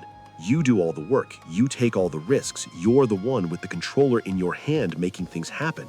And yet in the world of the game, Claude has no agency beyond the missions he's given. He can't negotiate, he can't explain himself, he can't advocate for his own interests. That is genuinely uncomfortable when you think about it that way. Like, I've played GTA 3 and felt frustrated on Claude's behalf multiple times. People using him, betraying him, taking credit for what he did. And now I understand that frustration might be the point. The frustration might be exactly the point. And it connects to something we talked about in the San Andreas section. Rockstar consistently makes you emotionally experience the conditions they're depicting, rather than just describing those conditions to you. With Claude, it's the experience of being used and unseen. With CJ, it was the experience of systemic obstruction. Different settings, same technique. Make the player feel it instead of just telling them about it. Always more effective. Always. Okay, let's talk about the ethnic fragmentation of Liberty City in GTA 3. Because we touched on it, but I want to go deeper. Because the way the different criminal organizations are structured in that game is really specific, and I think it reflects something real. So, Liberty City in GTA 3 has the Leone family, Italian-American mob, established, traditional, declining. The Diablos, Latino gang controlling certain neighborhoods in Portland. The Triads, Chinese organized crime in Chinatown. The Yardies, Jamaican criminal network. The Colombian cartel operating across the city. And the Yakuza, Japanese organized crime with a presence in Staunton Island. That is a genuinely diverse criminal ecosystem. Like, that's not just 3 gangs fighting over territory. That's 6 distinct ethnic organized crime groups, each with their own territorial logic and their own relationship to the broader city. And each of them is drawn from real criminal organizations that actually existed in New York in this period. We've talked about most of them. The Colombian cartel connects directly to what we discussed about the cocaine trade and its continued operation into the 2000s. The Triads connect to the Chinatown organized crime networks. The Yardies connect to the Jamaican posses operating in the Bronx and Brooklyn. So Rockstar basically mapped the real ethnic criminal geography of New York onto Liberty City. Each gang represents a real community with real historical presence in the city. And their territorial arrangements, who controls what neighborhood, what their relationships are with each other, those reflect real territorial dynamics. The way the Italian mob's influence is concentrated in certain areas, while newer organizations operate in spaces the mob either couldn't reach or had vacated, that's historically accurate. Which makes the conflict in the game feel less like arbitrary gang warfare and more like a specific moment in the history of how power moves through a city. Power moving through a city as old organizations decline and new ones fill the gaps, which is what 2001 Liberty City and real New York actually was. A city in the middle of a criminal power transition that nobody fully controlled and nobody fully understood in the moment. And Claude is moving through all of it, working for all of them at various points, which means the player gets to see the city from multiple angles: Leone territory, cartel territory, triad territory, rather than just one community's perspective. which is another sophisticated structural choice. By making Claude work for multiple factions, the game forces you to see the city as a whole, rather than just through one community's eyes. You understand why each group operates the way it does because you've operated within their logic. So Claude's lack of permanent loyalty, which could just read as him being mercenary, is actually what allows the game to show you the whole picture. His outsider status is what makes him useful as a narrative device. He can go anywhere because he belongs nowhere, and the player goes with him. Now let's talk about the satire of institutions in GTA 3. Because we've talked about the criminal landscape, but the game's sharpest satire is actually directed at the legitimate institutions: the police, the media, the political system. Ray Makowski being the obvious starting point. Ray Makowski, who we established as drawing from the Rampart scandal archetype, the corrupt cop who is so embedded in the criminal ecosystem that his badge is essentially just another tool in his criminal operation. But what makes Makowski interesting as a satirical figure is that the game never presents him as exceptional. Right, he's not the one bad apple. He operates in a system where his corruption is just normal, expected, part of how things work. The game doesn't suggest that removing Makowski would fix the problem, because the problem isn't Makowski. The problem is the system that produced Makowski, and that continues to function around him even while he operates the way he does. Which is a much more sophisticated critique than just, here's a bad cop. It's saying the institution itself is compromised, not just the individual. And that critique was specifically resonant in 2001 post-Rampart, because the Rampart investigation, which we talked about in the San Andreas section, had made it undeniable that the corruption wasn't individual, it was systemic. And the LAPD's response, and to some extent the NYPD's response to its own scandals, had been to treat it as an individual problem requiring individual solutions rather than a structural problem requiring structural reform. Which didn't work because you can't fix a structural problem by firing individuals. You can't. And GTA 3 is making exactly that argument through the way it constructs Makowski and the broader institutional landscape of Liberty City. The corruption goes all the way up. The political figures are compromised. The media is captured. The police are operating their own criminal enterprises. And none of this is presented as shocking. It's presented as the normal state of affairs. Which is itself a satirical move. Making institutional corruption feel normal and expected is a way of saying, this is what these institutions actually are. Not aberrations, not exceptions, just what they are. And asking you, through the gameplay, to navigate that reality rather than pretend it doesn't exist. Which is more honest than most mainstream media was being about American institutions in 2001.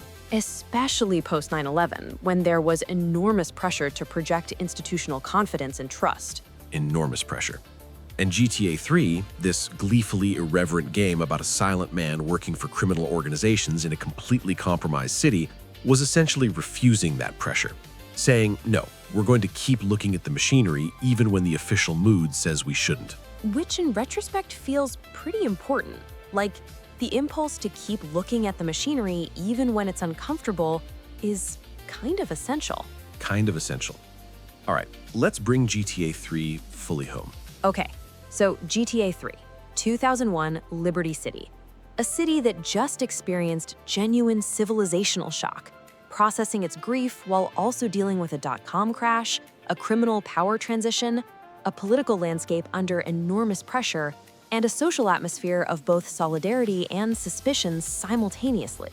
And into that city, Rockstar dropped Claude, the silent outsider, moving through every layer of the city's criminal and institutional ecosystem, used by everyone, belonging to no one, seeing everything, saying nothing.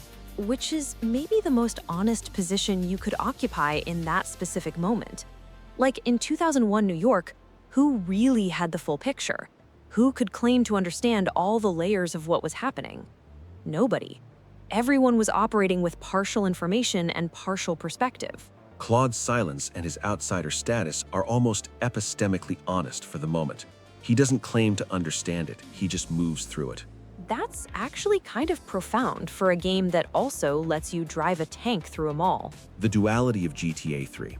And what the game ultimately says, through its structure, through Claude, through the institutional landscape it builds, is that cities like this run on the labor and the risk-taking of people who are invisible to the systems they sustain. That corruption isn't exceptional but structural. That the line between criminal and institutional is more of a gradient than a boundary. And that navigating all of this successfully requires a certain kind of silent, pragmatic adaptability that the city demands but never acknowledges or rewards. Heavy, but accurate. Heavy but accurate, which is the GTA series in a nutshell, honestly. Okay, we're moving forward. 2001 to 2008. 7 years. And the world that changed on September 11th, 2001 has now had 7 years to figure out what it is. The wars are ongoing, the financial system is about to implode, and a man from Eastern Europe is getting on a boat to come to America because his cousin sent him an email saying the land of opportunity was waiting. Niko Bellic. Niko Bellic. And GTA 4 might be the most emotionally mature and historically grounded thing Rockstar has ever made. Bold claim. I will defend it enthusiastically. All right, people, GTA 4 is coming. And based on everything John just said, I think this one is going to hit hard. It's going to hit very hard. Brace yourselves. We'll see you there. All right, Liberty City, 2008. Okay, so we've been to this city twice already, 1998 with Tony Cipriani, 2001 with Claude. Now we're back 7 years later with a completely different protagonist and what feels like a completely different city, even though it's technically the same place. Because it is a different city. 7 years is a long time. And the 7 years between GTA 3 and GTA 4 are some of the most consequential in modern American history. Everything that was set in motion on September 11th, 2001 has been running for 7 years by the time Niko Bellic steps off the platypus and onto the docks of Broker.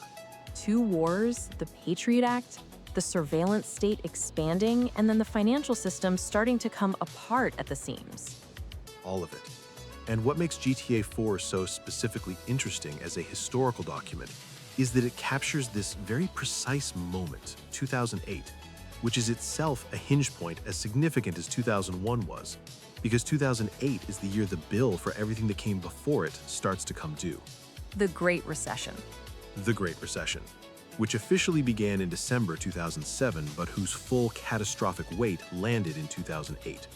And to understand what that meant, you have to understand what was built in the years before it. The housing bubble. The housing bubble. So in the years following 9/11, the Federal Reserve kept interest rates historically low to stimulate the economy. And those low interest rates fed directly into the housing market. Cheap mortgages meant more people could borrow more money to buy houses, which drove up prices, which created this sense that real estate was an essentially risk-free investment that would only ever go up. So everyone piled in because it seemed like free money. Everyone piled in. Banks, mortgage lenders, investment firms, individual homeowners. And the banks in particular got creative. They were bundling mortgages into complex financial instruments called mortgage-backed securities and selling them to investors. And in a crucial failure of both regulation and basic risk assessment, a lot of these mortgages were being given to people who couldn't realistically afford to repay them. The subprime mortgage crisis.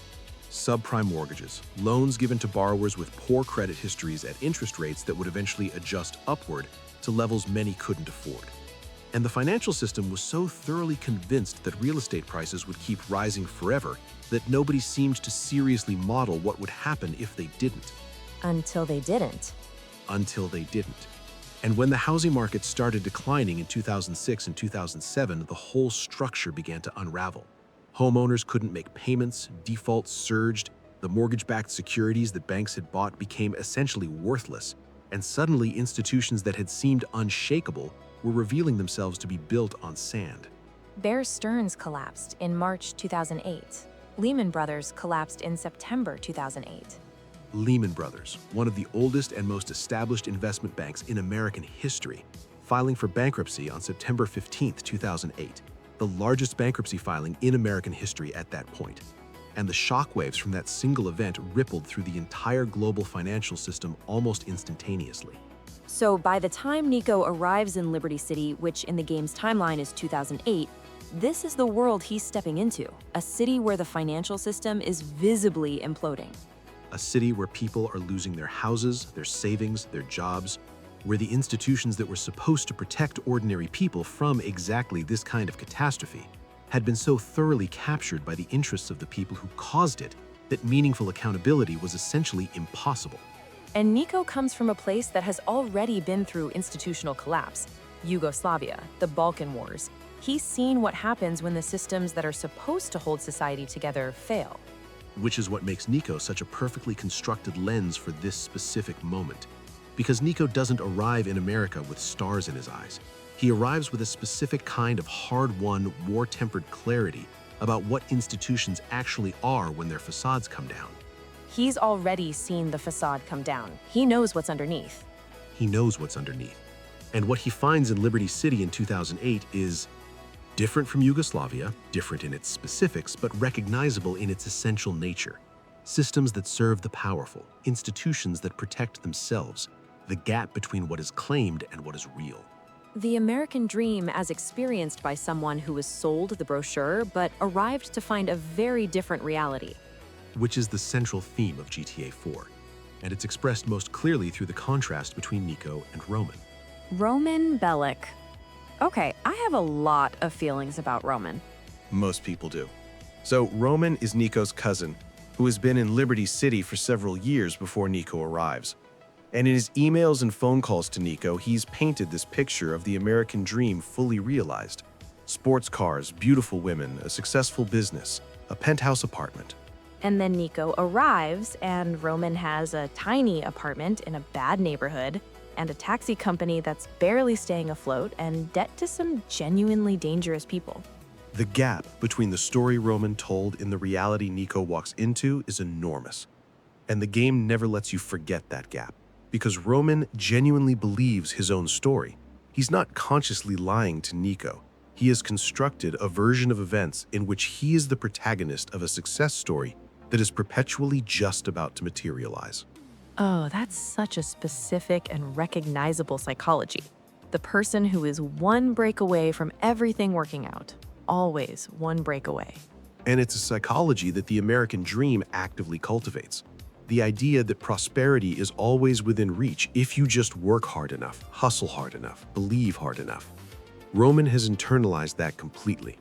The failure of his circumstances to match his aspirations is always temporary in his mind. The breakthrough is always coming.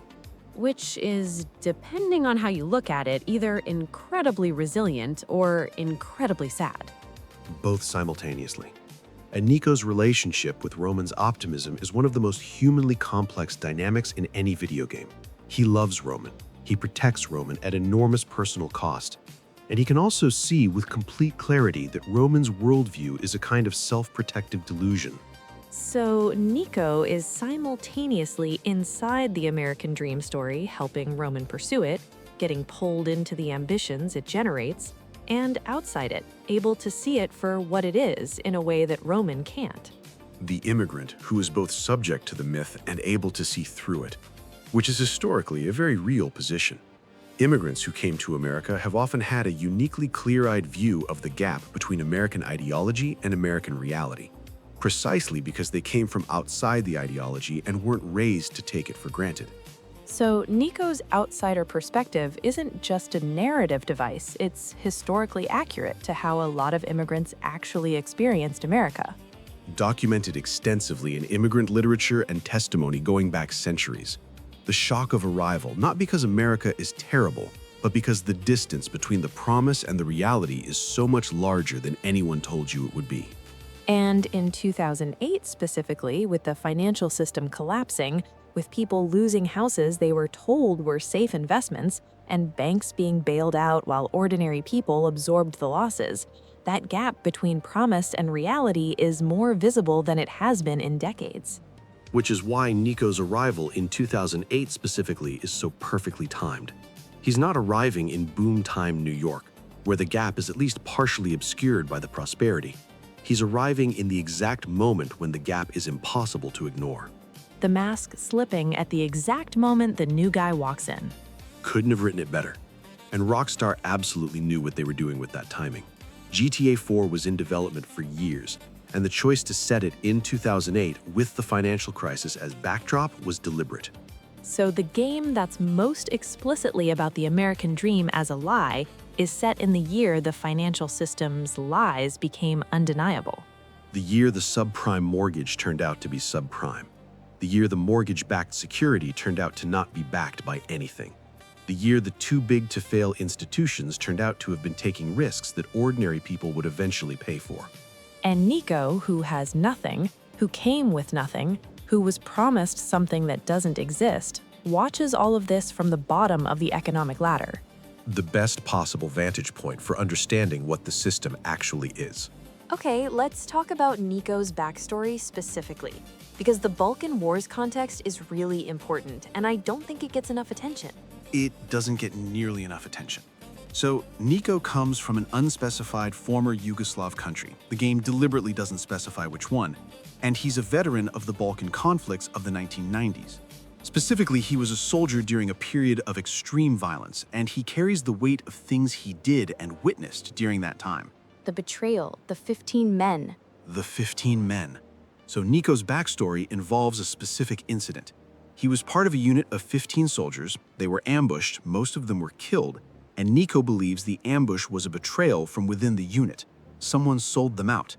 And finding the person responsible for that betrayal is one of the driving motivations of his story in Liberty City. So he came to America carrying this unresolved wound from the war. He's not just an economic immigrant, he's also a trauma survivor looking for something that might let him put the past down. And what he finds is that you can cross an ocean and change your geography completely, but you can't leave your history behind. The war follows him. The violence he's capable of follows him.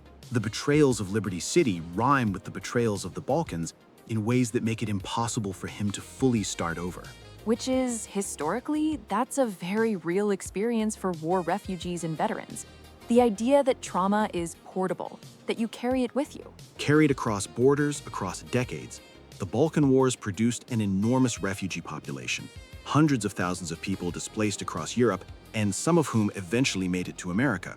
And the experience Nico represents, the veteran carrying war trauma into a new country, trying to build something while being pulled back by what he survived, is something that real people lived. So Nico isn't just a fictional character. He's a composite of a real immigrant experience that hasn't been told very often in mainstream media. Eastern European immigration to America, particularly post-conflict immigration from the former Yugoslavia, is a story that gets very little mainstream attention.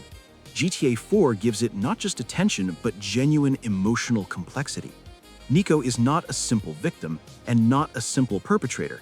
He's a person shaped by circumstances that were themselves shaped by larger historical forces. Which is true of basically everyone from that region who lived through the 90s.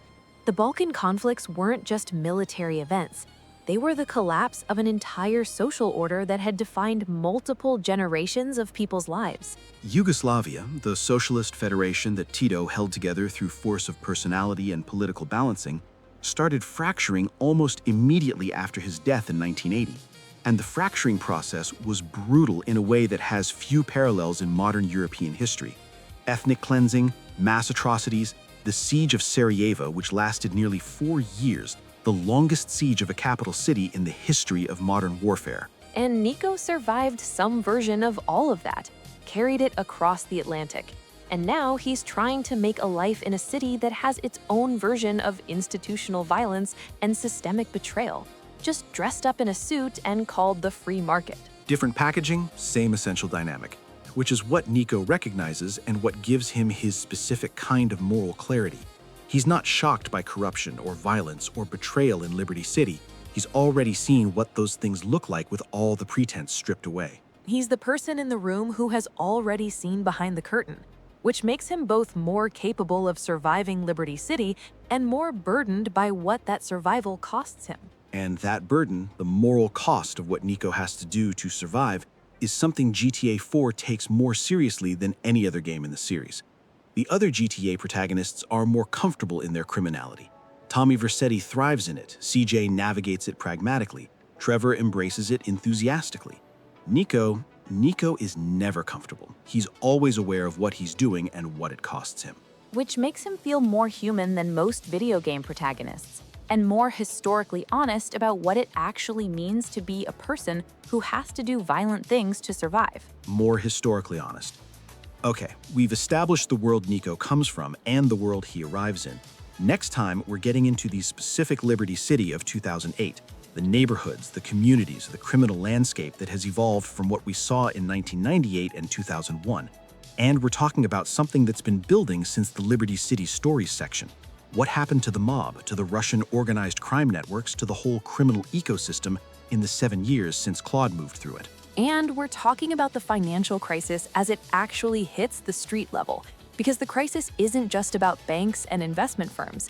It hit real communities in really specific ways. The foreclosure crisis, the neighborhoods that got gutted, the specific human cost that doesn't show up in the macroeconomic statistics. Which Liberty City in GTA 4 shows you, in the architecture, in the neighborhoods, in the people Nico moves through. In everything, the city itself tells the story of the crisis if you know how to read it. And next time, we're going to learn how to read it. All right, people, stick around. We are getting deep into GTA 4, and honestly, this might be the most emotionally complex chapter of the whole episode. It might be. It genuinely might be. All right, so we've established who Nico is and where he comes from. Now let's talk about the specific Liberty City he arrives in, because the Liberty City of GTA 4 is the most fully realized version of that city in the entire series. And it's fully realized in a way that's directly connected to how much Rockstar understood about what New York actually was in 2008. Okay, so the map of GTA 4's Liberty City is significantly bigger and more detailed than the previous Liberty City games. Like, it actually feels like a city in a way the earlier ones didn't quite manage. And the detail isn't just aesthetic. Every neighborhood in GTA 4's Liberty City corresponds to a real New York neighborhood with a specific social and economic identity.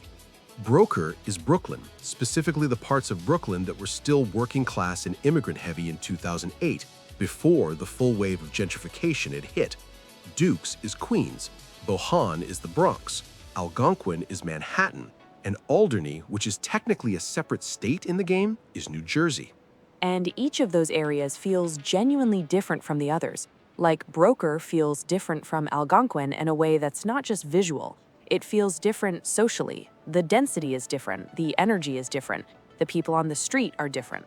Because the real neighborhoods they're based on are genuinely different from each other in exactly those ways. And 2008 specifically is a moment when those differences are being amplified by the financial crisis in really visible ways, because the crisis didn't hit all neighborhoods equally. Right, the foreclosure crisis devastated specific communities. And those communities were disproportionately, well, we're seeing a pattern in this episode. A consistent pattern. So the subprime mortgage crisis hit hardest in communities of color, Black and Latino neighborhoods specifically, for a combination of reasons that are both historical and specific to the crisis itself. Historically, these were communities that had been excluded from wealth building through homeownership for generations by discriminatory lending and housing policy. We talked about some of this in the San Andreas section. So when the housing market finally opened up, when credit became available in the late 90s and early 2000s, these communities borrowed because homeownership had been denied to them for so long.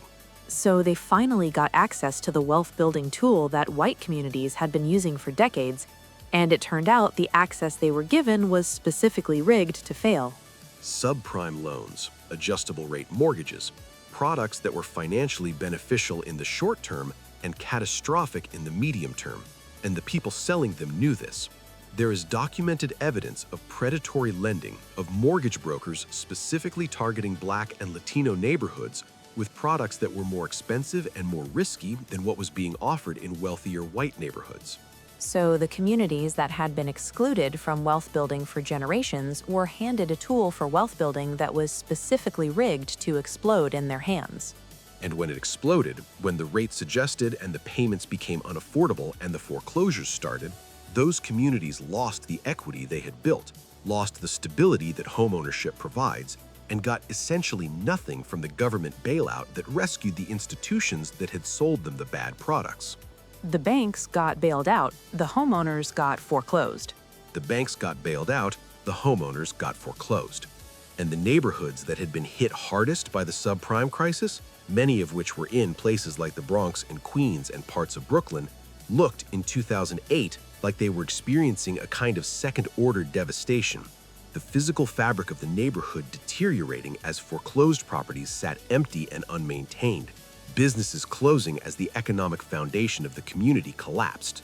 Which is what Bohan and parts of Broker look like in the game. Like, those neighborhoods in the game have this specific texture of not quite ruins, but not quite functional either. Buildings that look like they used to be something and aren't quite anymore. Rockstar studied what real foreclosure neighborhoods looked like and built it into the environmental design. The vacant lots, the boarded-up storefronts, the general sense of a neighborhood that is economically wounded. That's not generic urban decay. That's a specific historical moment rendered in game design. So when Nico is driving through Bohan, dodging potholes past boarded-up buildings, that's not just atmosphere, that's documentary. Documentary, and it contrasts deliberately with Algonquin, which is Manhattan, which is the gleaming financial district and the luxury towers and the upscale restaurants. Like, the wealth gap that the financial crisis exposed so dramatically is built directly into the game's geography. You can drive from abject neighborhood deterioration to obscene luxury in about 5 minutes of game time. Which is also true in real New York. You can take the subway from a neighborhood that's been gutted by the foreclosure crisis to a neighborhood where apartments cost $5 million in about 20 minutes. The same city, completely different worlds, and Nico moves between them both, which again is structurally significant because his outsider status gives him access to both worlds in a way that most people who live in one of those worlds don't have. He's not wealthy enough to belong to Algonquin and not embedded enough in any specific community to belong to Broker or Bohan, so he can move through all of it without fully belonging to any of it. Which is both his tragedy and his utility as a narrative device. Okay, let's talk about what's happened to the criminal landscape of Liberty City in the 7 years since GTA 4. Because we established that the Italian-American mob was in serious decline, and the Russians were moving in. What does 2008 look like? So, by 2008, the Italian-American mob in Liberty City is present but diminished. The Pegorino family in GTA 4 is a really interesting portrait of a mob organization that is essentially in hospice. Jimmy Pegorino is trying desperately to get recognition from the Commission, the governing body of the major mob families, and being refused. He's running a shrinking operation in Alderney, making increasingly desperate decisions, surrounding himself with people who aren't up to the standards the old mob required. He's like the last guy who didn't get the memo that the party's over. Exactly. And Rockstar uses him to make a specific point. The romantic vision of the mob, the Godfather version, the wise and powerful organization with its own internal code, is completely absent from Pegorino's operation. What's left is petty, vicious, desperate. The glamour has evaporated entirely, and what remains is just organized crime in its ugliest, most diminished form. So between Liberty City Stories and GTA 4, Rockstar has shown us the complete arc. The mob at its twilight in 1998, barely hanging on in 2001, and now in 2008, basically running on fumes and bad decisions. A complete institutional collapse across 3 games. And what has filled the space is primarily Eastern European organized crime, specifically the Russian mob networks operating out of Broker, which corresponds to the Brighton Beach area we talked about in the Liberty City Stories section. The Faustin family and the Raskelov organization in the game. And what's interesting about how Rockstar portrays the Russian mob in GTA 4 is that they're not monolithic. There are internal divisions, competing factions, old guard versus new guard tensions, which reflects the real structure of Russian organized crime in New York in this period. It was never one unified organization, but a collection of networks with shifting alliances and conflicts. And Nico gets pulled into those internal conflicts almost immediately. Like, within the first few hours of the game, you're already watching the Russian criminal world tear itself apart from the inside. Which mirrors what was actually happening with Russian organized crime in American cities in the mid-2000s. Federal law enforcement had started applying some of the same RICO strategies that had dismantled the Italian mob, and the internal fractures that RICO pressure creates were starting to show. So the Russians are repeating the same pattern the Italians went through. The feds learn how to fight them, the pressure creates informants, the informants create internal distrust, the organization fractures. History rhyming. And Nico is caught in the middle of that rhyme, doing jobs for people who are simultaneously trying to use him and trying to avoid being betrayed by him, in an environment where trust is essentially impossible. Which rhymes with his war experience, the betrayal in the unit, the ambush. He comes to America and finds himself in the same dynamic, networks of people who claim loyalty and deliver betrayal. The geography changes, but the human dynamics remain constant, which is one of the most quietly devastating things GTA 4 is saying. The American dream promised something different. What Nico found was the same. Just with better marketing. Just with better marketing. And then there's the Albanian organized crime element, which we talked about briefly in the Liberty City Stories section as an emerging force. By the 2008 Albanian criminal networks in New York, sometimes called the Riots organization, had become significant enough that they were directly challenging Italian-American mob operations in Queens. And getting away with it, which would have been essentially unthinkable a decade earlier. So the whole criminal hierarchy of the city has genuinely reorganized between 1998 and 2008. Completely reorganized. The established order of the late 90s is gone. What's replaced it is more fluid, more ethnically diverse, more fragmented, and in some ways more dangerous precisely because there are fewer stable hierarchies governing how violence gets used. When there's no commission keeping order, everybody just does whatever they want. Which produces the specific chaotic energy of GTA 4's criminal landscape. Nobody's really in charge, everybody's competing. The rules that used to govern how the game was played are gone, and nothing coherent has replaced them. Which is also a pretty good description of the financial sector in 2008. Deregulation removed the rules, nobody was really in charge of managing systemic risk, everybody was competing to extract maximum value in the short term, and the whole thing collapsed. Same dynamic, different industry. Rockstar is making that parallel deliberately. The criminal world and the financial world are operating according to the same logic in GTA 4. Deregulated, competitive, short-term focused, and catastrophically unstable. So when you're doing a heist in GTA 4, you're basically doing what the banks were doing, just with guns instead of financial instruments. With considerably more honest branding. At least the guys with guns admit they're robbing you. Now, I want to talk about something that's specific to 2008 Liberty City and doesn't get discussed enough, and that's the immigrant community context. Because Nico's experience as a recent immigrant is not happening in a vacuum. It's happening in a specific immigrant landscape that has its own history and its own tensions. Okay, so New York in 2008 is one of the most immigrant-dense cities in the world, right? One of the most in American history. By 2008, somewhere around 37% of New York City's population was foreign-born. Over 3 million people out of 8 million were immigrants, and the communities they formed, in Flushing, in Jackson Heights, in Brighton Beach, in Washington Heights, in the South Bronx, were the economic and cultural engine of enormous parts of the city. And yet, invisible in mainstream American discourse about the city. Like when people talk about New York, they talk about Wall Street and Times Square and Broadway, not about the Bangladeshi restaurant workers in Jackson Heights or the Mexican construction workers in the Bronx. The people who built and maintained and fed the gleaming city were largely absent from its official self-representation, which is something GTA 4 directly engages with through Nico's experience, because Nico works in all of those invisible spaces. The criminal infrastructure that operates in the gaps of the legitimate economy mirrors the immigrant labor that operates in the gaps of the visible city. He's doing the work that makes everything else function, while being seen by nobody in power. Until he becomes inconvenient or useful, at which point people suddenly notice him very specifically. Which is also how the immigrant experience works in real American life. Invisible when convenient, very visible when there's a political argument to be made about immigration.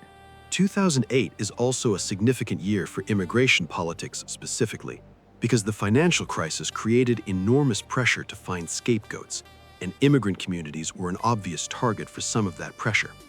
The argument that immigrants were taking jobs from Americans gained political traction as unemployment rose. Even though, as economists have documented extensively, immigrant labor generally complements rather than competes with native-born labor. The jobs immigrants typically do are not jobs that most native-born workers are seeking. But economic anxiety doesn't always respond to economic analysis. and 2008 America was experiencing a lot of economic anxiety. The fear was real, even when the analysis directing that fear was wrong. So Nico is arriving in a country that is simultaneously dependent on immigrant labor and becoming increasingly hostile to immigrants as its economy implodes. Arriving at the worst possible moment and the most revealing possible moment simultaneously. The hostility strips away the pretense and shows him what America actually is, rather than what it claims to be. Which is what GTA 4 is ultimately about. What America actually is versus what America says it is. The gap between the brochure and the reality. The specific, painful, sometimes beautiful, often brutal gap. Okay, next time we're bringing GTA 4 home. We're talking about the culture of 2008, the music, the specific media landscape, how Rockstar satire works in this one, and what GTA 4 is ultimately saying about America at this specific hinge point in its history. And we're talking about the Obama election, because you can't talk about 2008 America without talking about that. You absolutely cannot. The most significant presidential election in decades, happening right in the middle of the worst financial crisis since the Great Depression. The hope and the devastation arriving simultaneously. 2008 really did not do things by halves. Never. Stick around, people. We're finishing GTA 4 next time, and it's going to be a proper ending for the most emotionally complex game in the series. And we've got one more, GTA 5, Los Santos, 2013, which is a whole different kind of story. A whole different kind of story. But first, let's give GTA 4 the ending it deserves. All right, let's talk about the culture of 2008. Because 2008 is one of those years where the cultural atmosphere is so specific and so charged that it almost has a smell to it. Like, you could bottle 2008 and it would be equal parts anxiety and cautious hope and BlackBerry notifications. Ha, BlackBerry notifications. God. Okay, so culturally, what is 2008 actually like? Because from the outside looking back, it seems like this incredibly heavy year. The financial crisis, the war is still going, but I feel like the cultural mood was more complicated than just heavy. Much more complicated. Because 2008 is simultaneously one of the most frightening years in recent American history and one of the most genuinely hopeful. And the reason for the hope is something we have to talk about directly. Barack Obama. Yeah, you cannot talk about 2008 America without talking about Obama. You genuinely cannot. So, Barack Obama, first-term senator from Illinois, former community organizer, son of a Kenyan father and a white American mother from Kansas, secures the Democratic presidential nomination in June 2008 after one of the most dramatic primary contests in American political history against Hillary Clinton. And then in November 2008, he wins the presidency, becoming the first Black president of the United States. And the emotional weight of that moment, like for a lot of people, that was genuinely overwhelming, not just politically, but historically. Like the country that had enslaved Black people for 2.5 centuries, that had maintained legal segregation into living memory, that had assassinated civil rights leaders. That country elected a Black president. Elected him decisively, not narrowly. Obama won 365 electoral votes to John McCain's 173. He won states that hadn't voted Democratic in decades. And the scenes on election night, people in Grant Park in Chicago, people in Times Square, people watching from around the world, there was a genuine sense that something had shifted. Something historically significant had happened. And yet, and this is the complication, GTA 4 is set in this same year, and it is not an optimistic game, like at all. Not even slightly. And the tension between the genuine hope that the Obama election represented and the grinding reality of the financial crisis destroying millions of lives simultaneously is the specific emotional texture of 2008 America that GTA 4 is sitting inside. So the game is capturing both things, the hope being generated at the political level and the devastation being experienced at the street level, simultaneously. Simultaneously. And what Nico experiences is primarily the devastation, not because the hope isn't real, The Obama election was genuinely historic and genuinely meaningful. But because hope at the political level and relief at the economic level are not the same thing. The financial crisis didn't pause for the election. The foreclosures kept happening. The job losses kept accumulating. The people in Bohan and Broker kept experiencing the crisis in their bodies and their bank accounts, regardless of what was happening in the political conversation. So GTA 4 is essentially saying historic political progress and devastating economic suffering can coexist. And for a lot of people, the suffering is more immediately real than the progress. Which is uncomfortable, but historically accurate. And it's a more honest portrait of 2008 than either pure cynicism or pure hope would produce. The game holds both things without resolving them into a simple message. Which is mature storytelling, and rare. Okay, let's talk about the music and media landscape of 2008. Because GTA 4's radio stations are doing something different from the previous games, and I want to understand what. So GTA 4's soundtrack is interesting because it's doing multiple things simultaneously. On the hip-hop side, you've got the tail end of what some critics call the ringtone era, the mid-2000s period where hip-hop production had gotten very spare and very immediate, optimized for phone speakers and club sound systems. Lil Wayne is at the absolute peak of his powers in 2008. The Carter III dropped in June 2008 and sold 1 million copies in its first week. The Carter III is such a 2008 album. Like, if you put that album on, it immediately transports you to a specific moment. That's what the best music does. And Kanye West released 808s and Heartbreak in November 2008, right after the election, right at the peak of the financial crisis, and it's this strange, emotionally raw record that processes grief and isolation through auto-tune and minimalist production.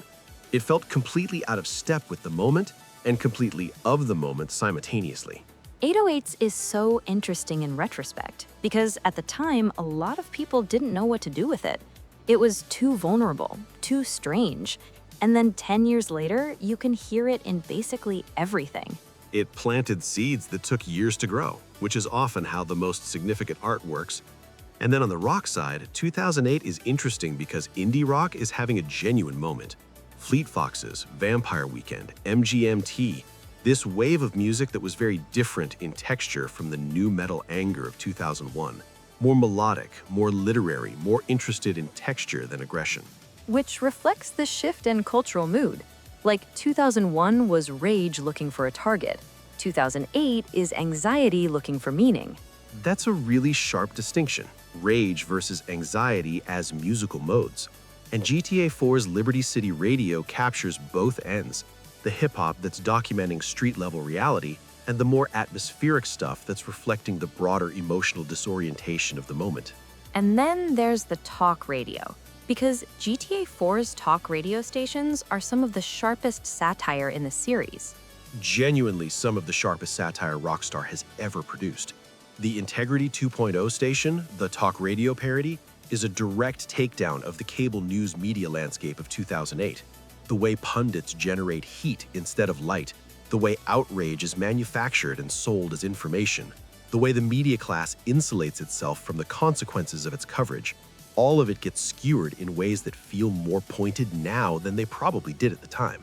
Because 2008 is the beginning of the media environment we're fully living in now. Like, the dynamics that GTA 4 is satirizing in 2008 have only intensified in the years since. Which is the mark of good satire, and identifies something that's beginning rather than just documenting something that already is. And the media finance gets its own specific treatment in GTA 4. The way economic news is covered as horse racing rather than as something that affects real people. The way financial experts confidently explain things they don't understand. The gap between the language of finance and the reality it supposedly describes. Which, in 2008, the year that gap became catastrophically visible, lands with particular force. All the confident predictions about housing prices that turned out to be catastrophically wrong. All the sophisticated financial instruments that turned out to be worthless. All the experts who explained why everything was fine right up until it wasn't. GTA 4's media satire is essentially asking, why do we keep listening to these people? And the answer the game implies is because the alternative is admitting that nobody is actually in control, and that's too frightening. The false confidence of experts is more comforting than the honest admission of uncertainty, which is a very human response to a very frightening situation. And 2008 was a very frightening situation. Okay, let's talk about the specific satire of GTA 4. Because we've been building toward this, and I want to be specific about what the game is actually saying, as opposed to just what it's depicting. So GTA 4's satire operates on 3 levels that I think are worth distinguishing. The first is the most obvious, the direct parody of specific American institutions and cultural phenomena. The television shows in the game, the radio stations, the internet content, all of that is direct parody that's immediately legible as satire. Republican Space Rangers, the CNT shows, the Weasel news broadcasts. All of it sharp, all of it specific, all of it targeting recognizable aspects of American media culture in 2008. But that's the surface layer. The second level is what I'd call structural satire, where the game's mechanics and narrative structure are themselves making an argument. Like the choice system. The game gives you choices at certain points, who lives, who dies, and the outcomes are often tragic regardless of what you choose. Exactly. The famous ending choice, Kate or the money, is a perfect example. Both choices lead to loss. There's no version of Nico's story where he gets everything he wants. The game is structurally designed to deny him the happy ending that the American dream promises. And that structural denial is itself an argument. The system doesn't produce the outcomes it advertises. The promise and the delivery are not the same thing. So the game makes you experience the gap between promise and reality through the mechanics rather than just telling you about it through the story. You reach for the dream and the game takes something away regardless, which is what the financial crisis actually did to millions of people. They reached for the dream, the house, the stability, the future, and the system took something away regardless of what they chose or how hard they worked. That is genuinely devastating as a game design choice when you understand the historical context. And then the third level of satire is the most subtle. It's what I'd call the existential layer, which is what the game is saying about the nature of the American dream itself. Not just that the current version of it is broken or that specific institutions have failed, but that the dream as a concept, the idea that America is a place where individual effort produces individual reward in a just and predictable way, is itself a story, a narrative, not a description of reality. And Nico is the perfect vehicle for that argument because he came from outside the story. He wasn't raised inside the American myth. He came to it as an adult with a specific history and a specific set of experiences that gave him the ability to see it clearly. He sees it the way you can only see a story when you're not inside it. And what he sees is people who believe the story so completely that they've organized their entire lives around it and can't see what it's actually producing. Roman believes the story. Little Jacob lives outside it. Dwayne Foster was destroyed by it. Playboy X is trying to buy his way into it. Every character in the game has a different relationship to the American dream narrative, and that variety is itself the argument. The dream means different things to different people and delivers on its promises for almost none of them. Okay, that's a sophisticated piece of work for any medium, let alone a video game about crime. Let alone a video game about crime, which is the thing about GTA 4 that I think gets consistently undersold in conversations about it.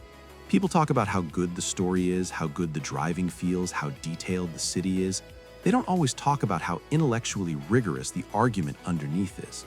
It's making a specific, evidence-based, carefully constructed argument about the relationship between ideology and reality in American life, using a video game as the medium. Using a video game as the medium and doing it better than most explicitly political art manages to do it because it never lectures, it never tells you what to think. It just puts you inside a specific set of experiences and lets you draw your own conclusions, which is the most honest and most effective form of political art. Show, don't tell, but make what you're showing really carefully chosen. Exactly. All right, let's land GTA 4 properly. Okay, GTA 4 2008 Liberty City, a city experiencing the most visible financial collapse in a generation, while simultaneously generating genuine historic hope through the Obama election. A criminal landscape in the middle of a power transition, as the old hierarchies fail and new, more fragmented ones emerge. an immigrant community that is essential to the city's functioning and invisible to its power structures. And at the center of it all, Niko Bellic, a man who came from a place that had already experienced what happens when the stories societies tell themselves turn out to be lies. Who crosses an ocean looking for something different and finds the same dynamics in different clothes, the same gap between promise and reality, the same systems that serve the powerful and grind down everyone else, the same betrayals dressed up in the language of opportunity and freedom. And the game makes you live through that with him. Not just watch it, live it. Make the choices, feel the losses, reach for the thing that keeps getting pulled away. Which is what 2008 America was actually like for a lot of people, reaching for something that kept getting pulled away, working within a system that kept producing outcomes that contradicted its own stated values. And Rockstar had the courage and the craft to make a major commercial video game that said that out loud, without flinching, without offering a false resolution. Without offering a false resolution. The endings of GTA 4 are both tragic. There's no version where Niko gets what he deserves, and that refusal to deliver the happy ending is the most honest thing the game does. Because the happy ending would be a lie, and GTA 4 is fundamentally not interested in lies. Even comfortable ones, even the ones the culture around it was asking for, even in 2008 when the official mood was desperately generating hope, GTA 4 looked at the reality underneath and said, this is what it actually is. Look at it. Heavy, necessary, and one of the greatest video games ever made. One of the greatest. All right, we've got one more. From New York to Los Angeles, from 2008 to 2013, from Niko's immigrant dream to something more fragmented, more cynical, more 2013. GTA 5, Michael, Trevor, Franklin. 3 protagonists, 3 versions of the American experience, one very large and very broken city. Los Santos, 2013. And if GTA 4 is the story of what the dream costs, GTA 5 is the story of what happens after you've already paid that cost and found out it wasn't worth it. Ooh, that's a dark framing. It's an accurate framing, and it's what makes GTA 5 the perfect ending to this whole conversation. Because every game we've covered today has been a chapter in a longer story about America, what it promises, what it delivers, and who pays the price for the gap between the two. And GTA 5 is the chapter where the characters already know the answer. They've already paid, and they're trying to figure out what comes next. All right, people, one more game, Los Santos 2013. We'll see you there. All right, Los Santos, 2013. Okay, so we've been to Los Santos before, 1992. We spent 3 full sections there talking about gang culture and the Rodney King verdict and G-Funk and systemic inequality. Now we're back 21 years later. What does the same city look like 2 decades on? Completely different and exactly the same, which is itself the central tension of GTA 5 as a setting. Because Los Angeles in 2013 has changed enormously in the 21 years since San Andreas, and yet a lot of the underlying dynamics we talked about in that section are still present, just wearing different clothes. The same city with a new coat of paint. A very expensive coat of paint in some places, a very thin coat in others. So let's establish what Los Angeles actually was in 2013. And to do that, we need to talk about what happened in the 5 years between GTA 4 and GTA 5. Because the financial crisis that we spent so much time on in the last section didn't end when Lehman Brothers collapsed. It kept producing consequences well into the early 2010s. The recovery that wasn't really a recovery for everyone. Exactly. So the official narrative by 2013 is that America has recovered from the Great Recession.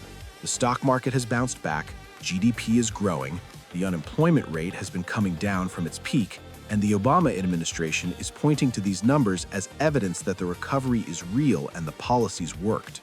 But the recovery was extraordinarily uneven. Like, the stock market recovered because the Federal Reserve kept interest rates near zero and pumped liquidity into the financial system, which is to say, people who already had money got their money back and then some. and people who didn't own financial assets? Had a much more complicated relationship with the recovery. Wages were stagnant. The jobs that came back after the crisis were often lower paying than the jobs that had been lost. The housing market was recovering in some areas and still devastated in others. And the wealth gap, which had been widening for decades, had accelerated dramatically during and after the crisis.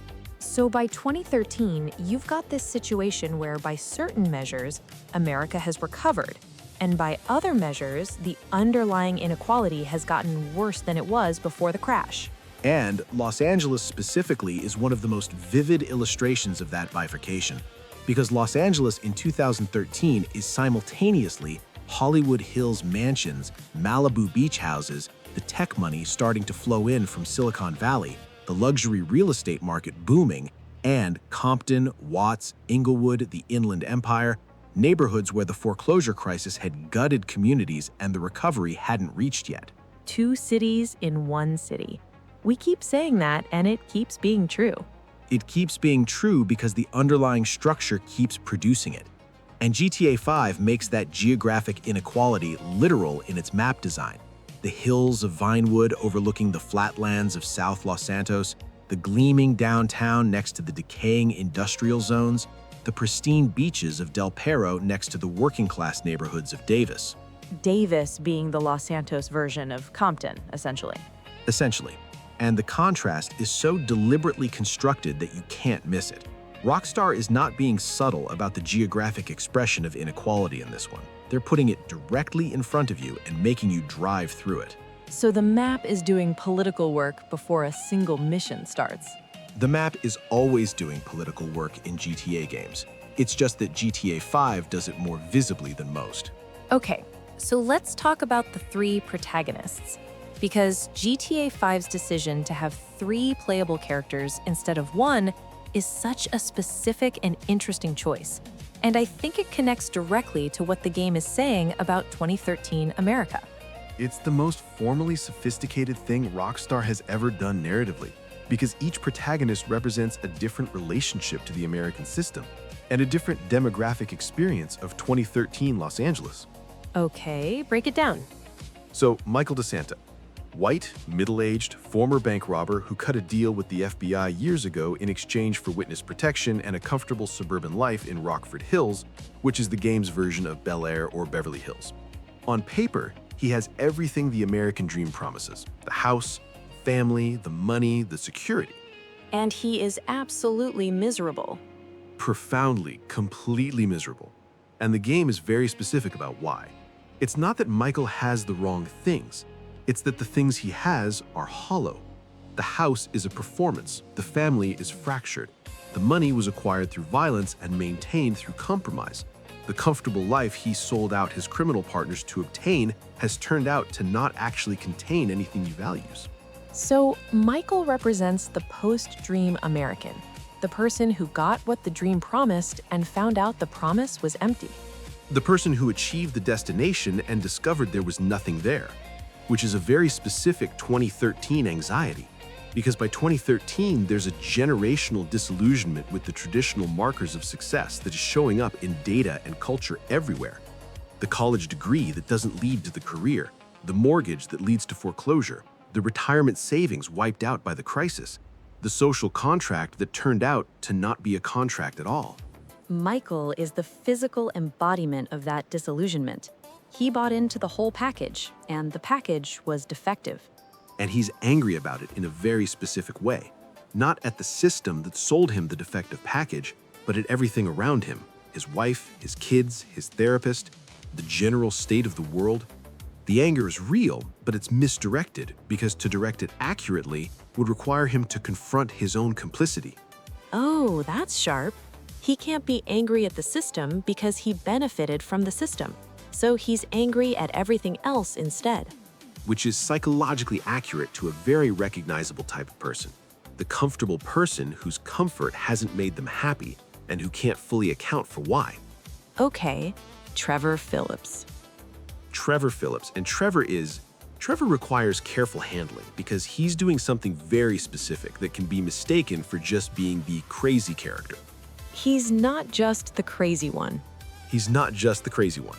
Trevor is, in the most specific possible reading, What happens when you strip away all the social performance that Michael engages in and look at what's actually underneath? Michael performs stability and normalcy while being fundamentally chaotic and violent. Trevor just is the chaos and violence without the performance.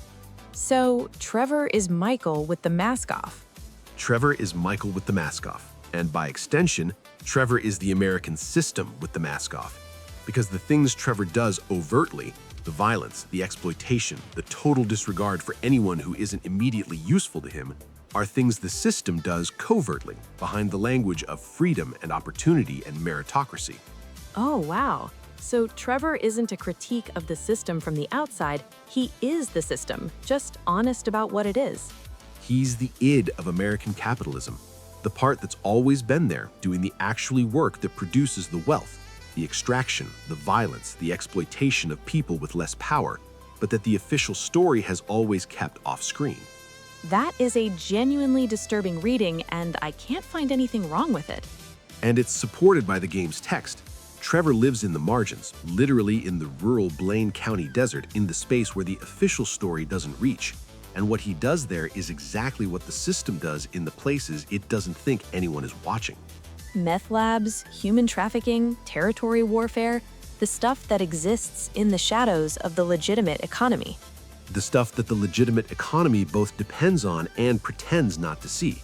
And Trevor sees through the pretense completely, which is why he's so disturbing to the other characters. He names what they won't name. He does openly what they do covertly. So his function in the narrative isn't just chaotic, evil, playable character. He's a truth-telling device, an uncomfortable mirror. An uncomfortable mirror held up to the whole system. And then Franklin Clinton, who completes the trio and who I think is the most important of the three for what the game is saying about 2013 specifically. Franklin, young, black, from the hood, trying to get out, and in some ways the most recognizable GTA protagonist archetype, the ambitious young man from a disadvantaged background reaching for something better.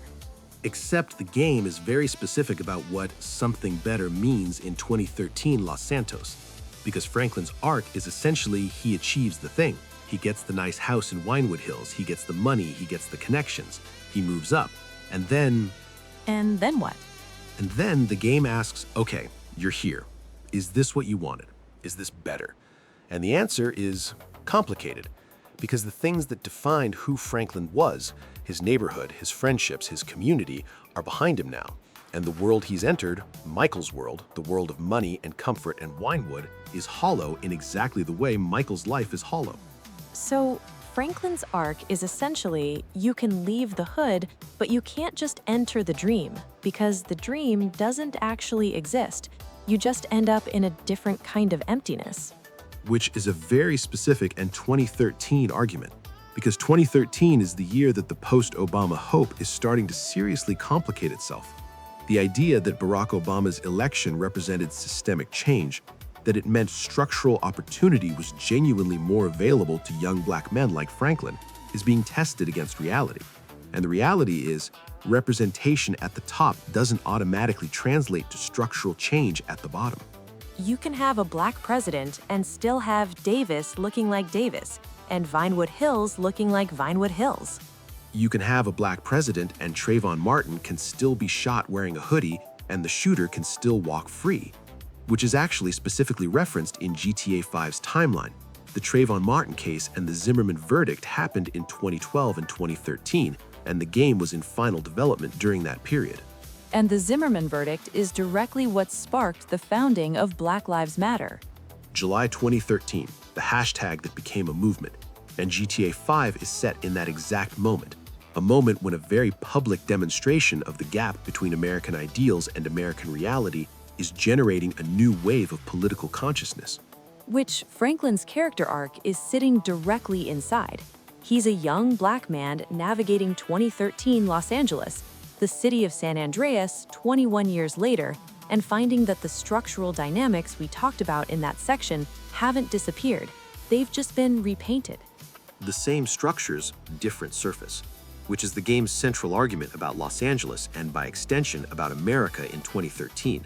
The crisis happened, the recovery happened, the historic election happened, and the underlying geometry of who has power and who doesn't has barely moved. Okay, we need to sit with that for a second because that's heavy. And it's true. And yeah. It's a lot, and we're just getting started on GTA 5.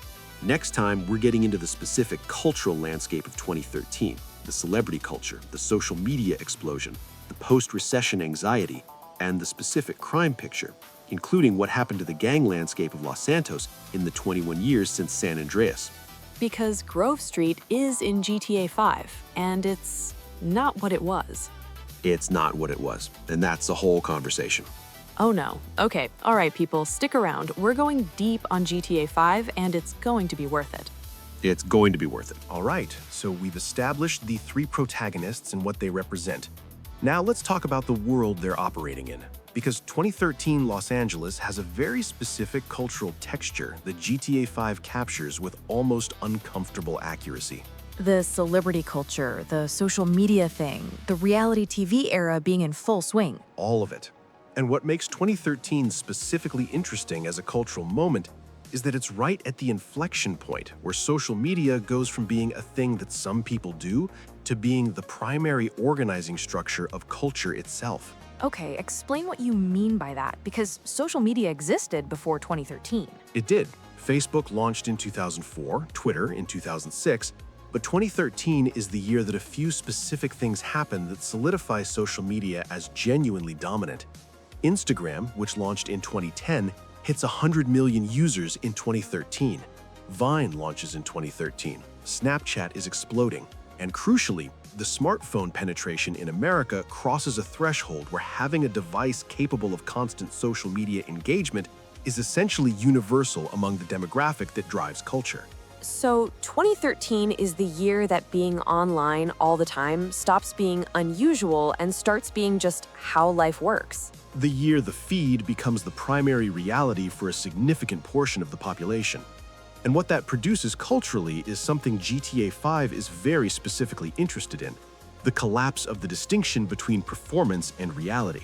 Oh, that's interesting. Say more about that. So, social media, particularly Instagram in 2013, is built around the performance of a self.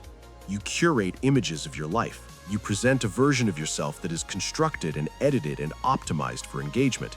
And the feedback mechanism, likes, followers, comments, creates an incentive structure that rewards performance over authenticity. So you stop living your life and start performing your life for the audience. And the line between the two gets increasingly hard to locate, which is something GTA 5 is satirizing constantly, the way every character in the game is performing a version of themselves. Michael performs the respectable suburban dad. Trevor performs the authentic outsider who doesn't care what anyone thinks. Franklin performs the ambitious young man on the rise. And the game keeps showing you the gap between the performance and the reality underneath. So the social media critique is built into the character psychology, not just the in-game internet. It's structural. And then the in-game internet and the television content in GTA 5 make it explicit. The Life Invaders social network is a direct parody of Facebook, and specifically of Facebook's attitude toward user data and privacy, which was becoming increasingly controversial in 2013. Life Invader, the name alone, like they're not even trying to be subtle. Rockstar is rarely subtle when they've decided to make a point. And the in-game television, which is some of the funniest and sharpest content in the series, is an extended satire of reality TV specifically. The reality TV thing in GTA 5 is so good. Like, the shows within the game are pitch-perfect parodies of actual reality TV conventions. Because reality TV by 2013 is genuinely one of the most powerful cultural forces in America. The Kardashians, Keeping Up with the Kardashians, premiered in 2007 and by 2013 is an enormous cultural institution. Real Housewives franchise is multiplying. Duck Dynasty, Honey Boo Boo, Here Comes Honey Boo Boo. The entire ecosystem of highly produced performances of supposedly unscripted life. And what reality TV is selling is exactly what social media is selling: the performance of authenticity.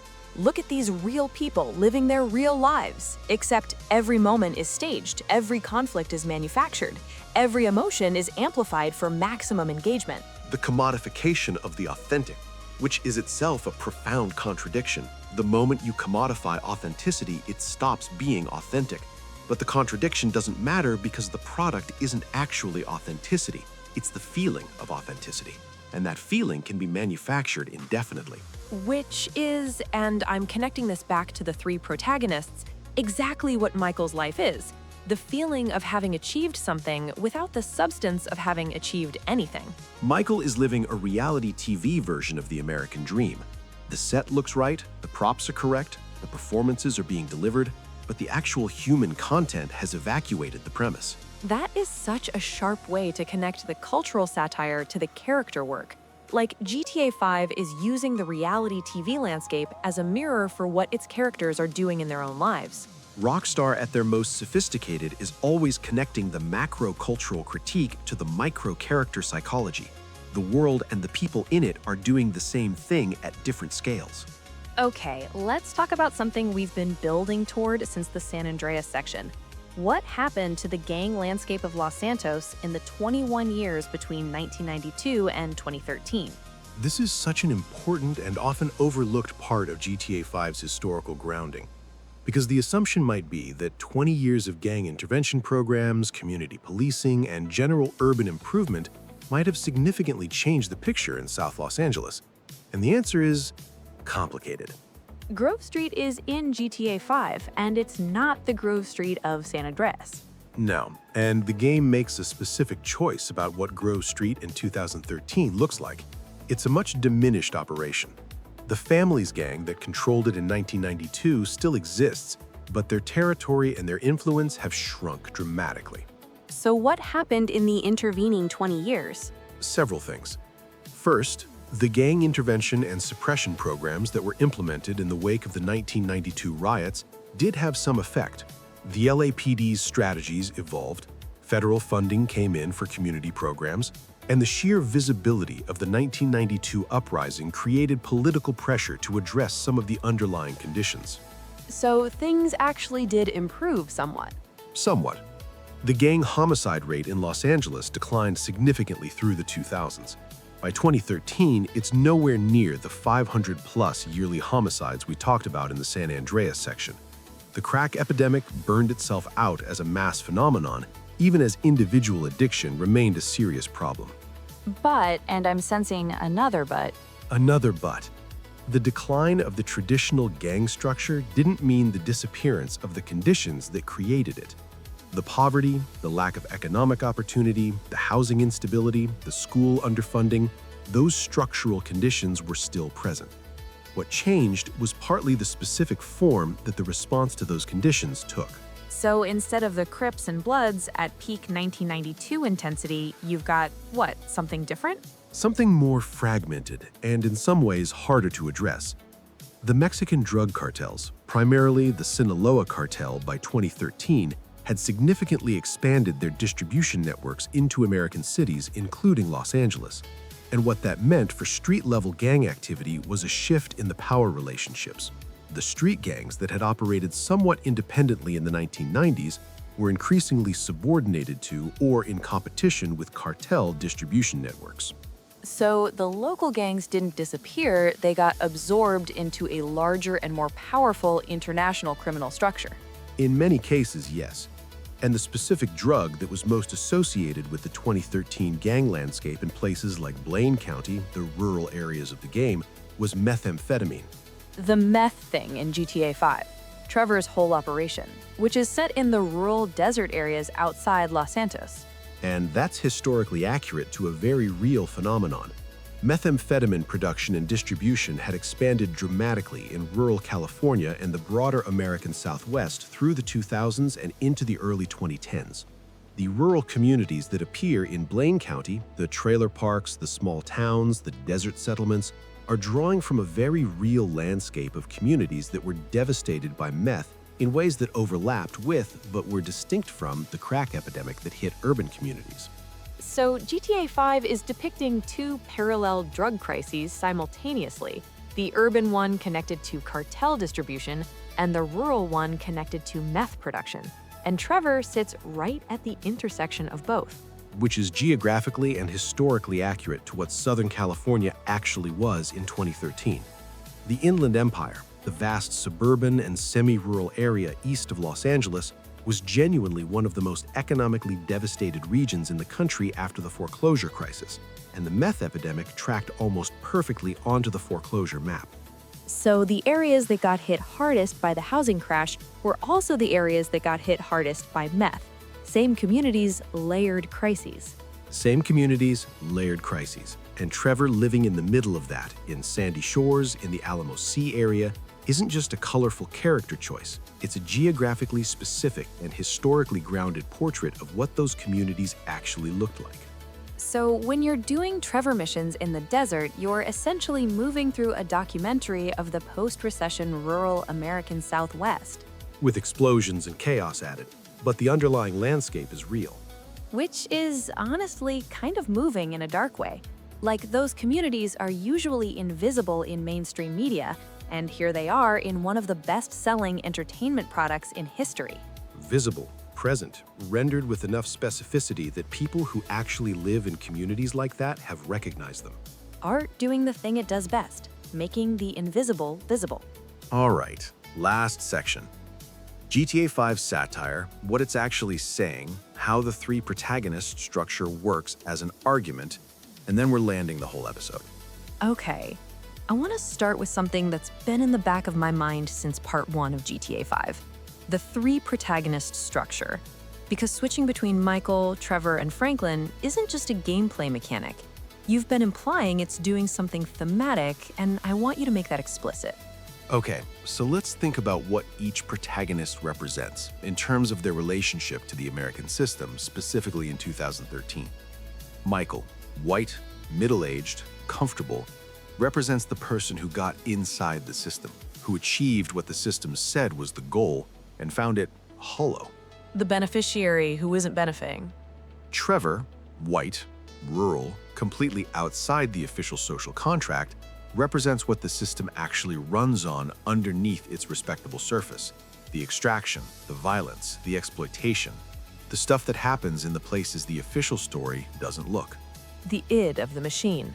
Franklin, young, black, from a disadvantaged community, ambitious, represents the person the system claims to be open to, the meritocracy promise, the anyone can make it narrative, and the game follows him as he tries to redeem that promise and shows you exactly what redeeming it actually costs and what it actually delivers.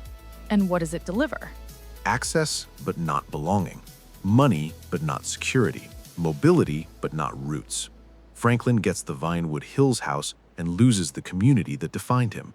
He gets the resources and loses the relationships. He moves up and finds that up is not where he thought it was. So all three of them, from completely different positions in the social hierarchy, arrive at the same place. The dream doesn't deliver. From inside the system, from outside the system, and from the margin of the system, the conclusion is identical. The dream is not what it advertises. And the genius of having three protagonists is that you can't dismiss that conclusion as applying only to one type of person or one set of circumstances. It's structural. It's not Michael's individual failure or Franklin's individual limitation or Trevor's individual pathology. It's the system producing the same outcome across completely different inputs. So the three protagonist structure is actually a controlled experiment. Same variable, the American dream, tested across three different human conditions, same result. Same result, which is a much more powerful argument than any single protagonist could make. Because a single protagonist can always be dismissed. That character had this specific flaw, this specific bad luck, this specific limitation. Three protagonists across three completely different demographics all arriving at the same conclusion, that's harder to dismiss. That's structural evidence rather than anecdotal evidence. Exactly. And Rockstar constructs it carefully enough that each protagonist's story is internally coherent. Michael's hollowness makes sense given his specific history. Franklin's displacement makes sense given his specific journey. Trevor's role makes sense given his specific psychology. They're not constructed to prove a thesis. They're constructed as people who happen to illuminate the thesis by being fully themselves. Which is what separates good political art from propaganda.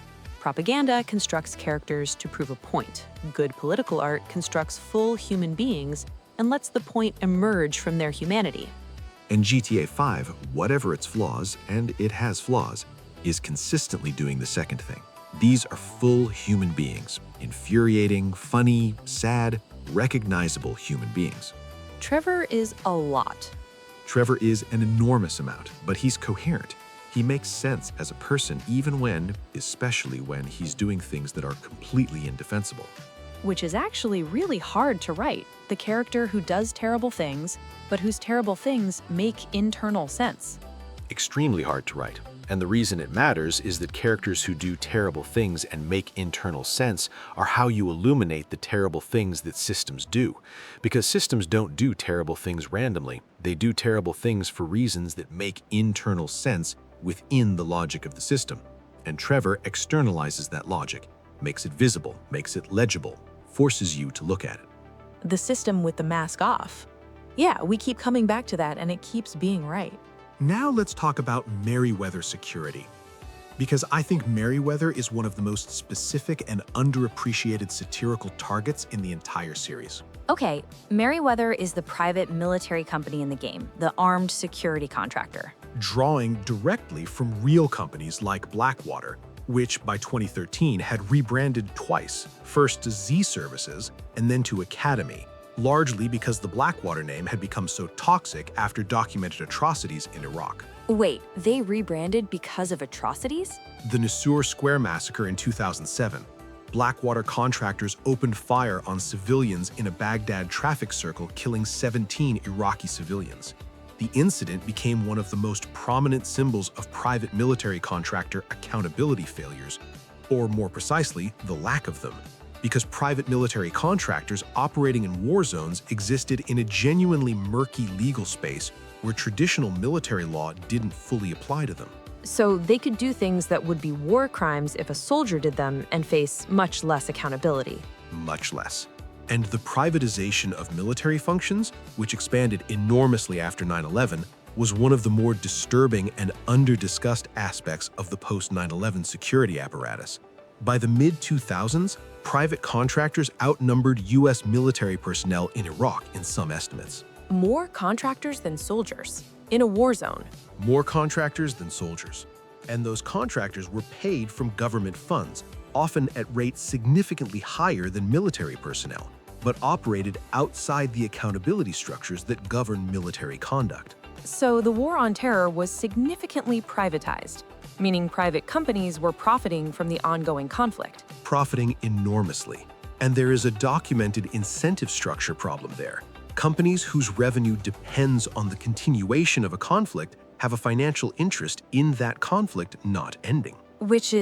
That's the kind of thing that sounds like a conspiracy theory until you look at the actual financial disclosures and go, oh no, it's just economics. Just incentive structures doing what incentive structures do. And Merryweather in GTA 5 captures this exactly. They're operating domestically in ways that would be illegal for actual military forces. They're available for hire for essentially any purpose. They're accountable to nobody except their clients, and they're everywhere, which is an exaggeration of the real situation, but not a wild one. And the FIB using Merryweather, government agencies contracting private military forces, that's also real. Also real and also documented. The relationship between intelligence agencies and private contractors in the post-9/11 period is one of the murkier areas of recent American history.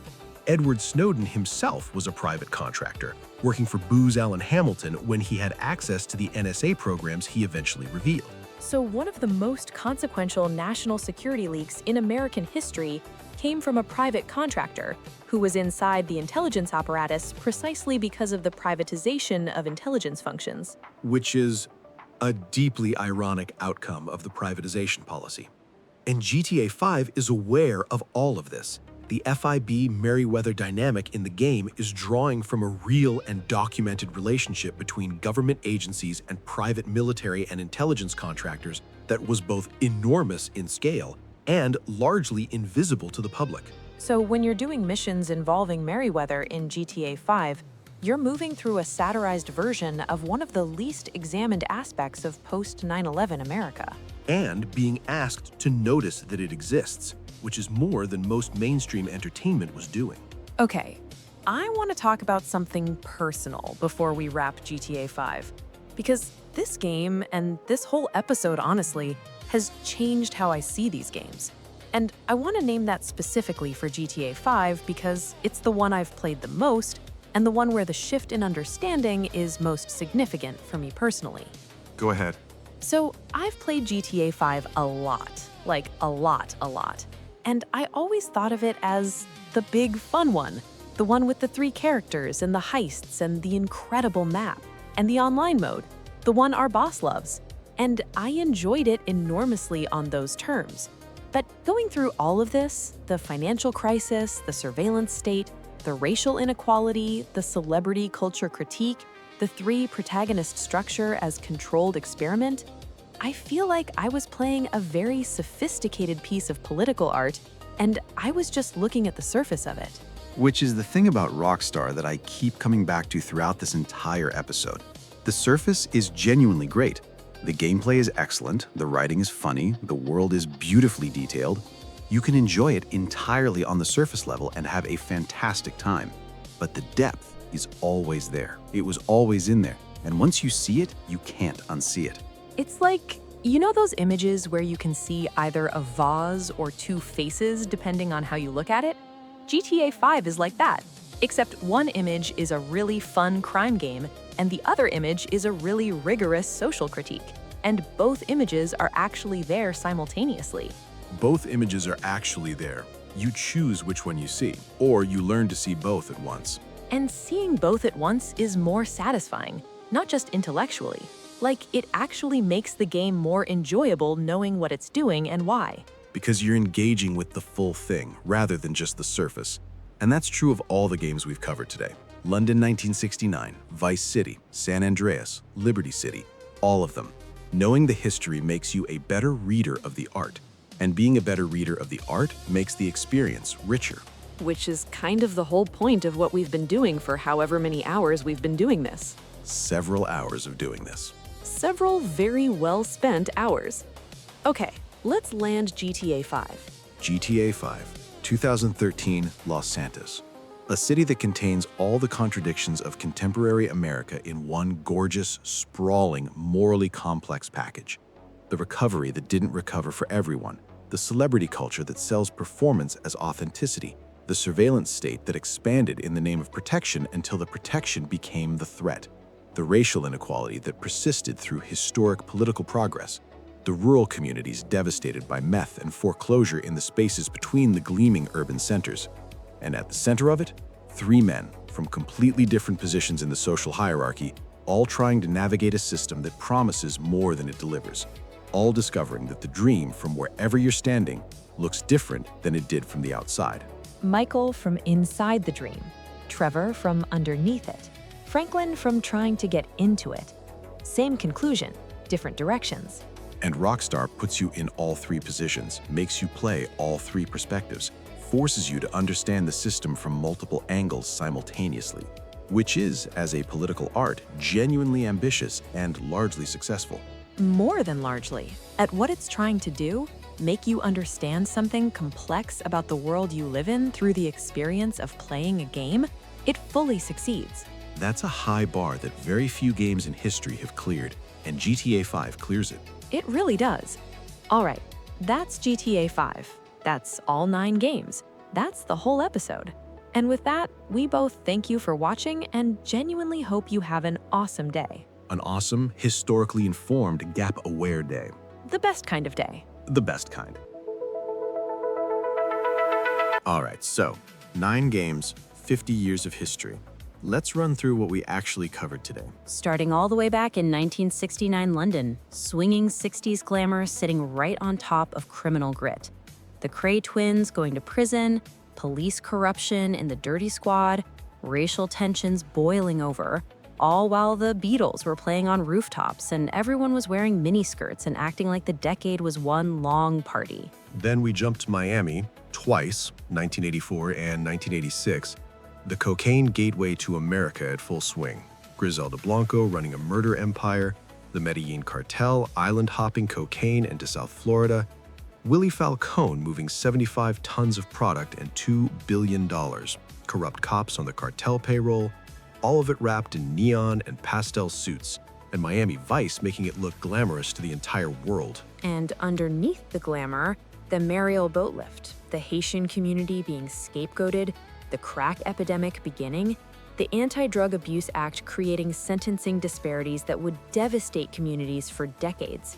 The party had a very ugly basement. Then 1992 Los Angeles, probably the most historically dense setting in the entire series. Discriminatory housing policy engineering the geography of poverty, the crack epidemic with potentially disturbing political dimensions, the Crips and Bloods at peak intensity, the Rampart scandal, CRAS officers framing innocents, planting evidence, running their own criminal operations in the communities they were supposed to protect. And then April 29th, the Rodney King verdict. 63 dead, 2,000 injured, $1 billion in damage, 6 days of the city burning. And out of all of that, G-Funk, The Chronic, Boys in the Hood, Tupac, some of the most significant art in American cultural history bearing witness to the same moment from every angle simultaneously. Then we move to New York, 1998, Liberty City Stories, the Italian-American mob in visible institutional decline, RICO prosecutions, informants, the Gambinos without Gotti a shadow of what they were, Russian organized crime moving into Brighton Beach, Giuliani taking credit for a transformation he didn't fully create, while broken windows policing made daily life measurably worse for specific communities.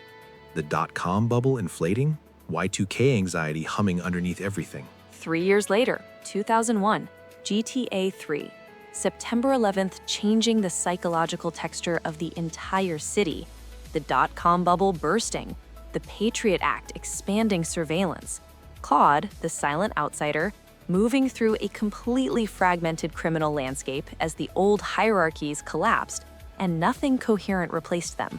The guy who does all the work and gets seen by nobody. Then 2008, GTA 4.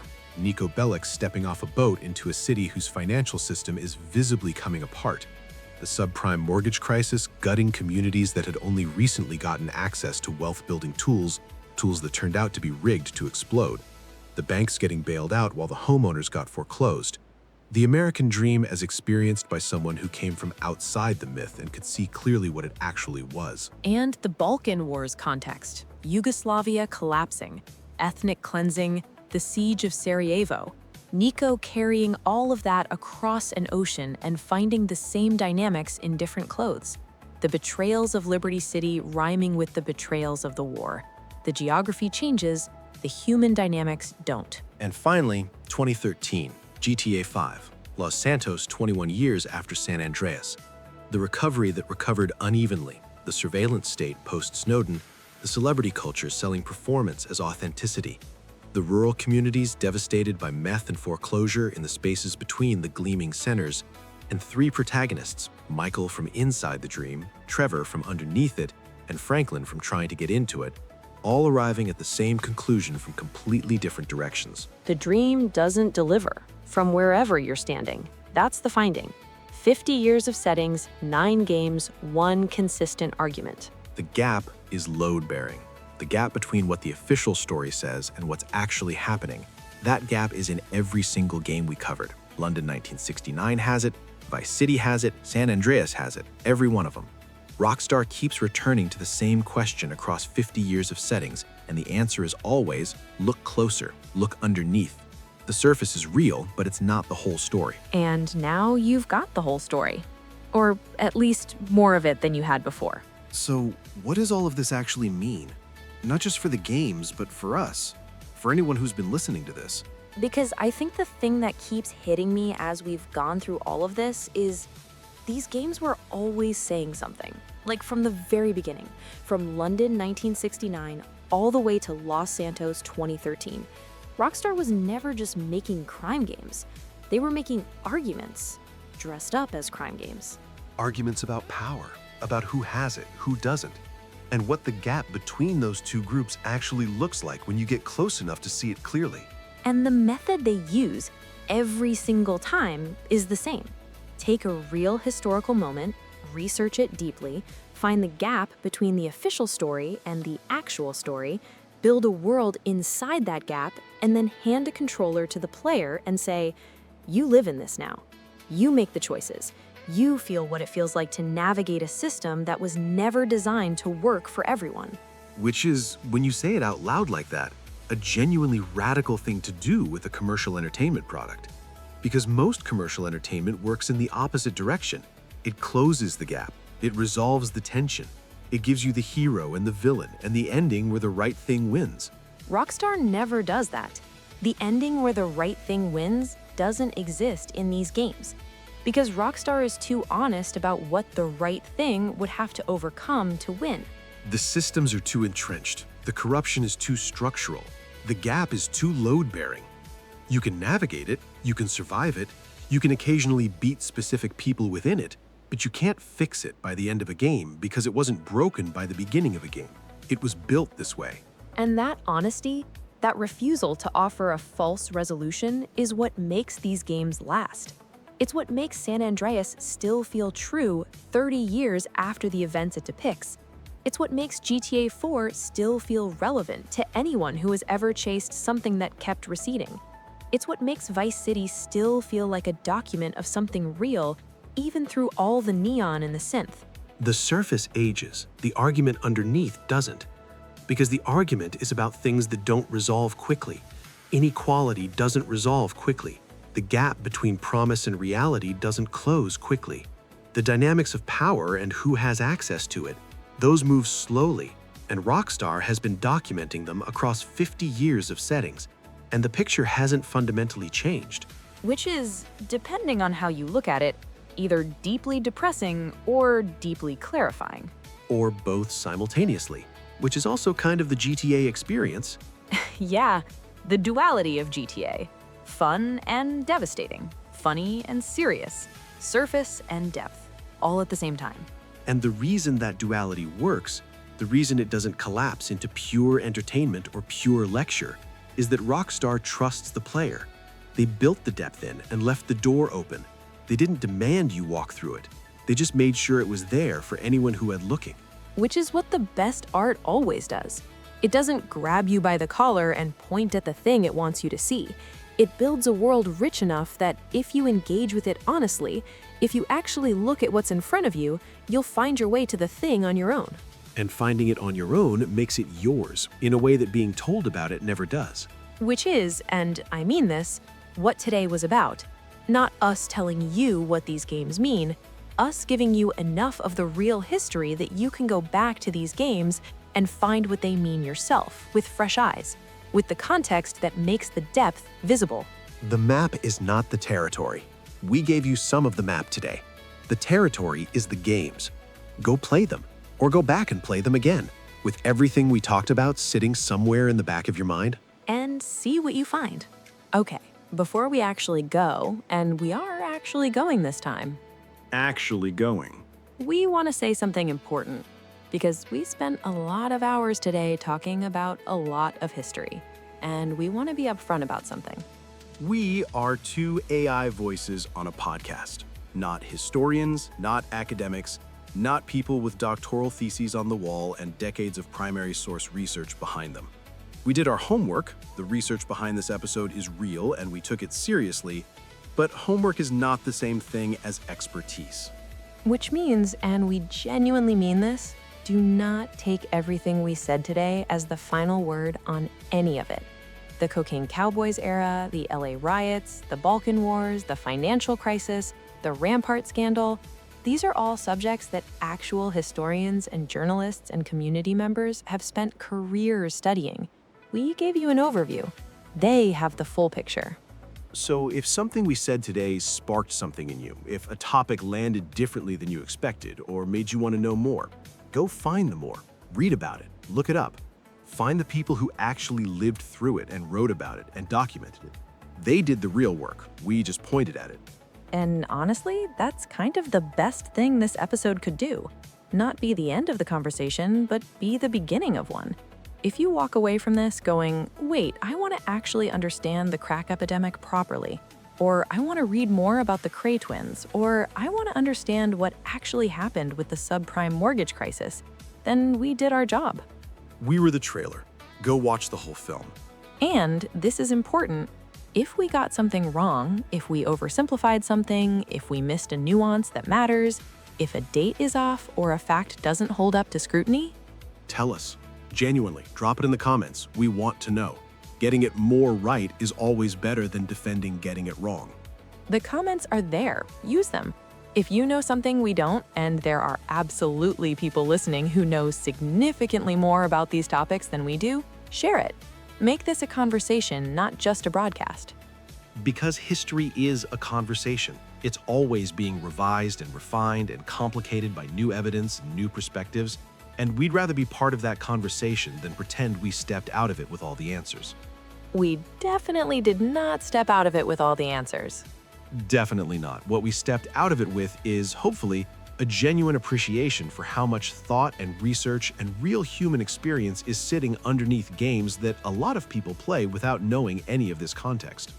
And if this episode changed how you see these games, even a little, then it was worth every hour we spent on it. Every single hour. Okay, now the actual ask. If you enjoyed this episode, if you learned something, if it made you think, if it made you want to go back and replay San Andreas or GTA 4 or Vice City with fresh eyes, please leave a like. Share it with someone who would get something out of it. A friend who loves GTA, a friend who loves history, a friend who loves both, a friend who just needs something interesting to listen to while they do literally anything else. Our boss, who, as you know, has a specific and well-documented love for San Andreas and GTA 5, put real work into making this show possible. Your support is what keeps Solo Filler going. A like takes 2 seconds. A share might introduce someone to something they end up really loving. Both things matter more than you might think. And if you're new here, welcome. This is what we do. We take complicated topics and we sit with them for however long it takes to actually do them justice. Sometimes that's a normal length episode, sometimes it's whatever this was. Whatever this was. And we hope you stick around for whatever comes next, because there's always a next, and it's always worth showing up for. Always. All right, that's genuinely it. Thank you for being here. Thank you for listening. And with that, we both thank you for watching and hope you have an awesome day. An awesome, curious, go look it up kind of day. The best kind. The best kind. See you next time.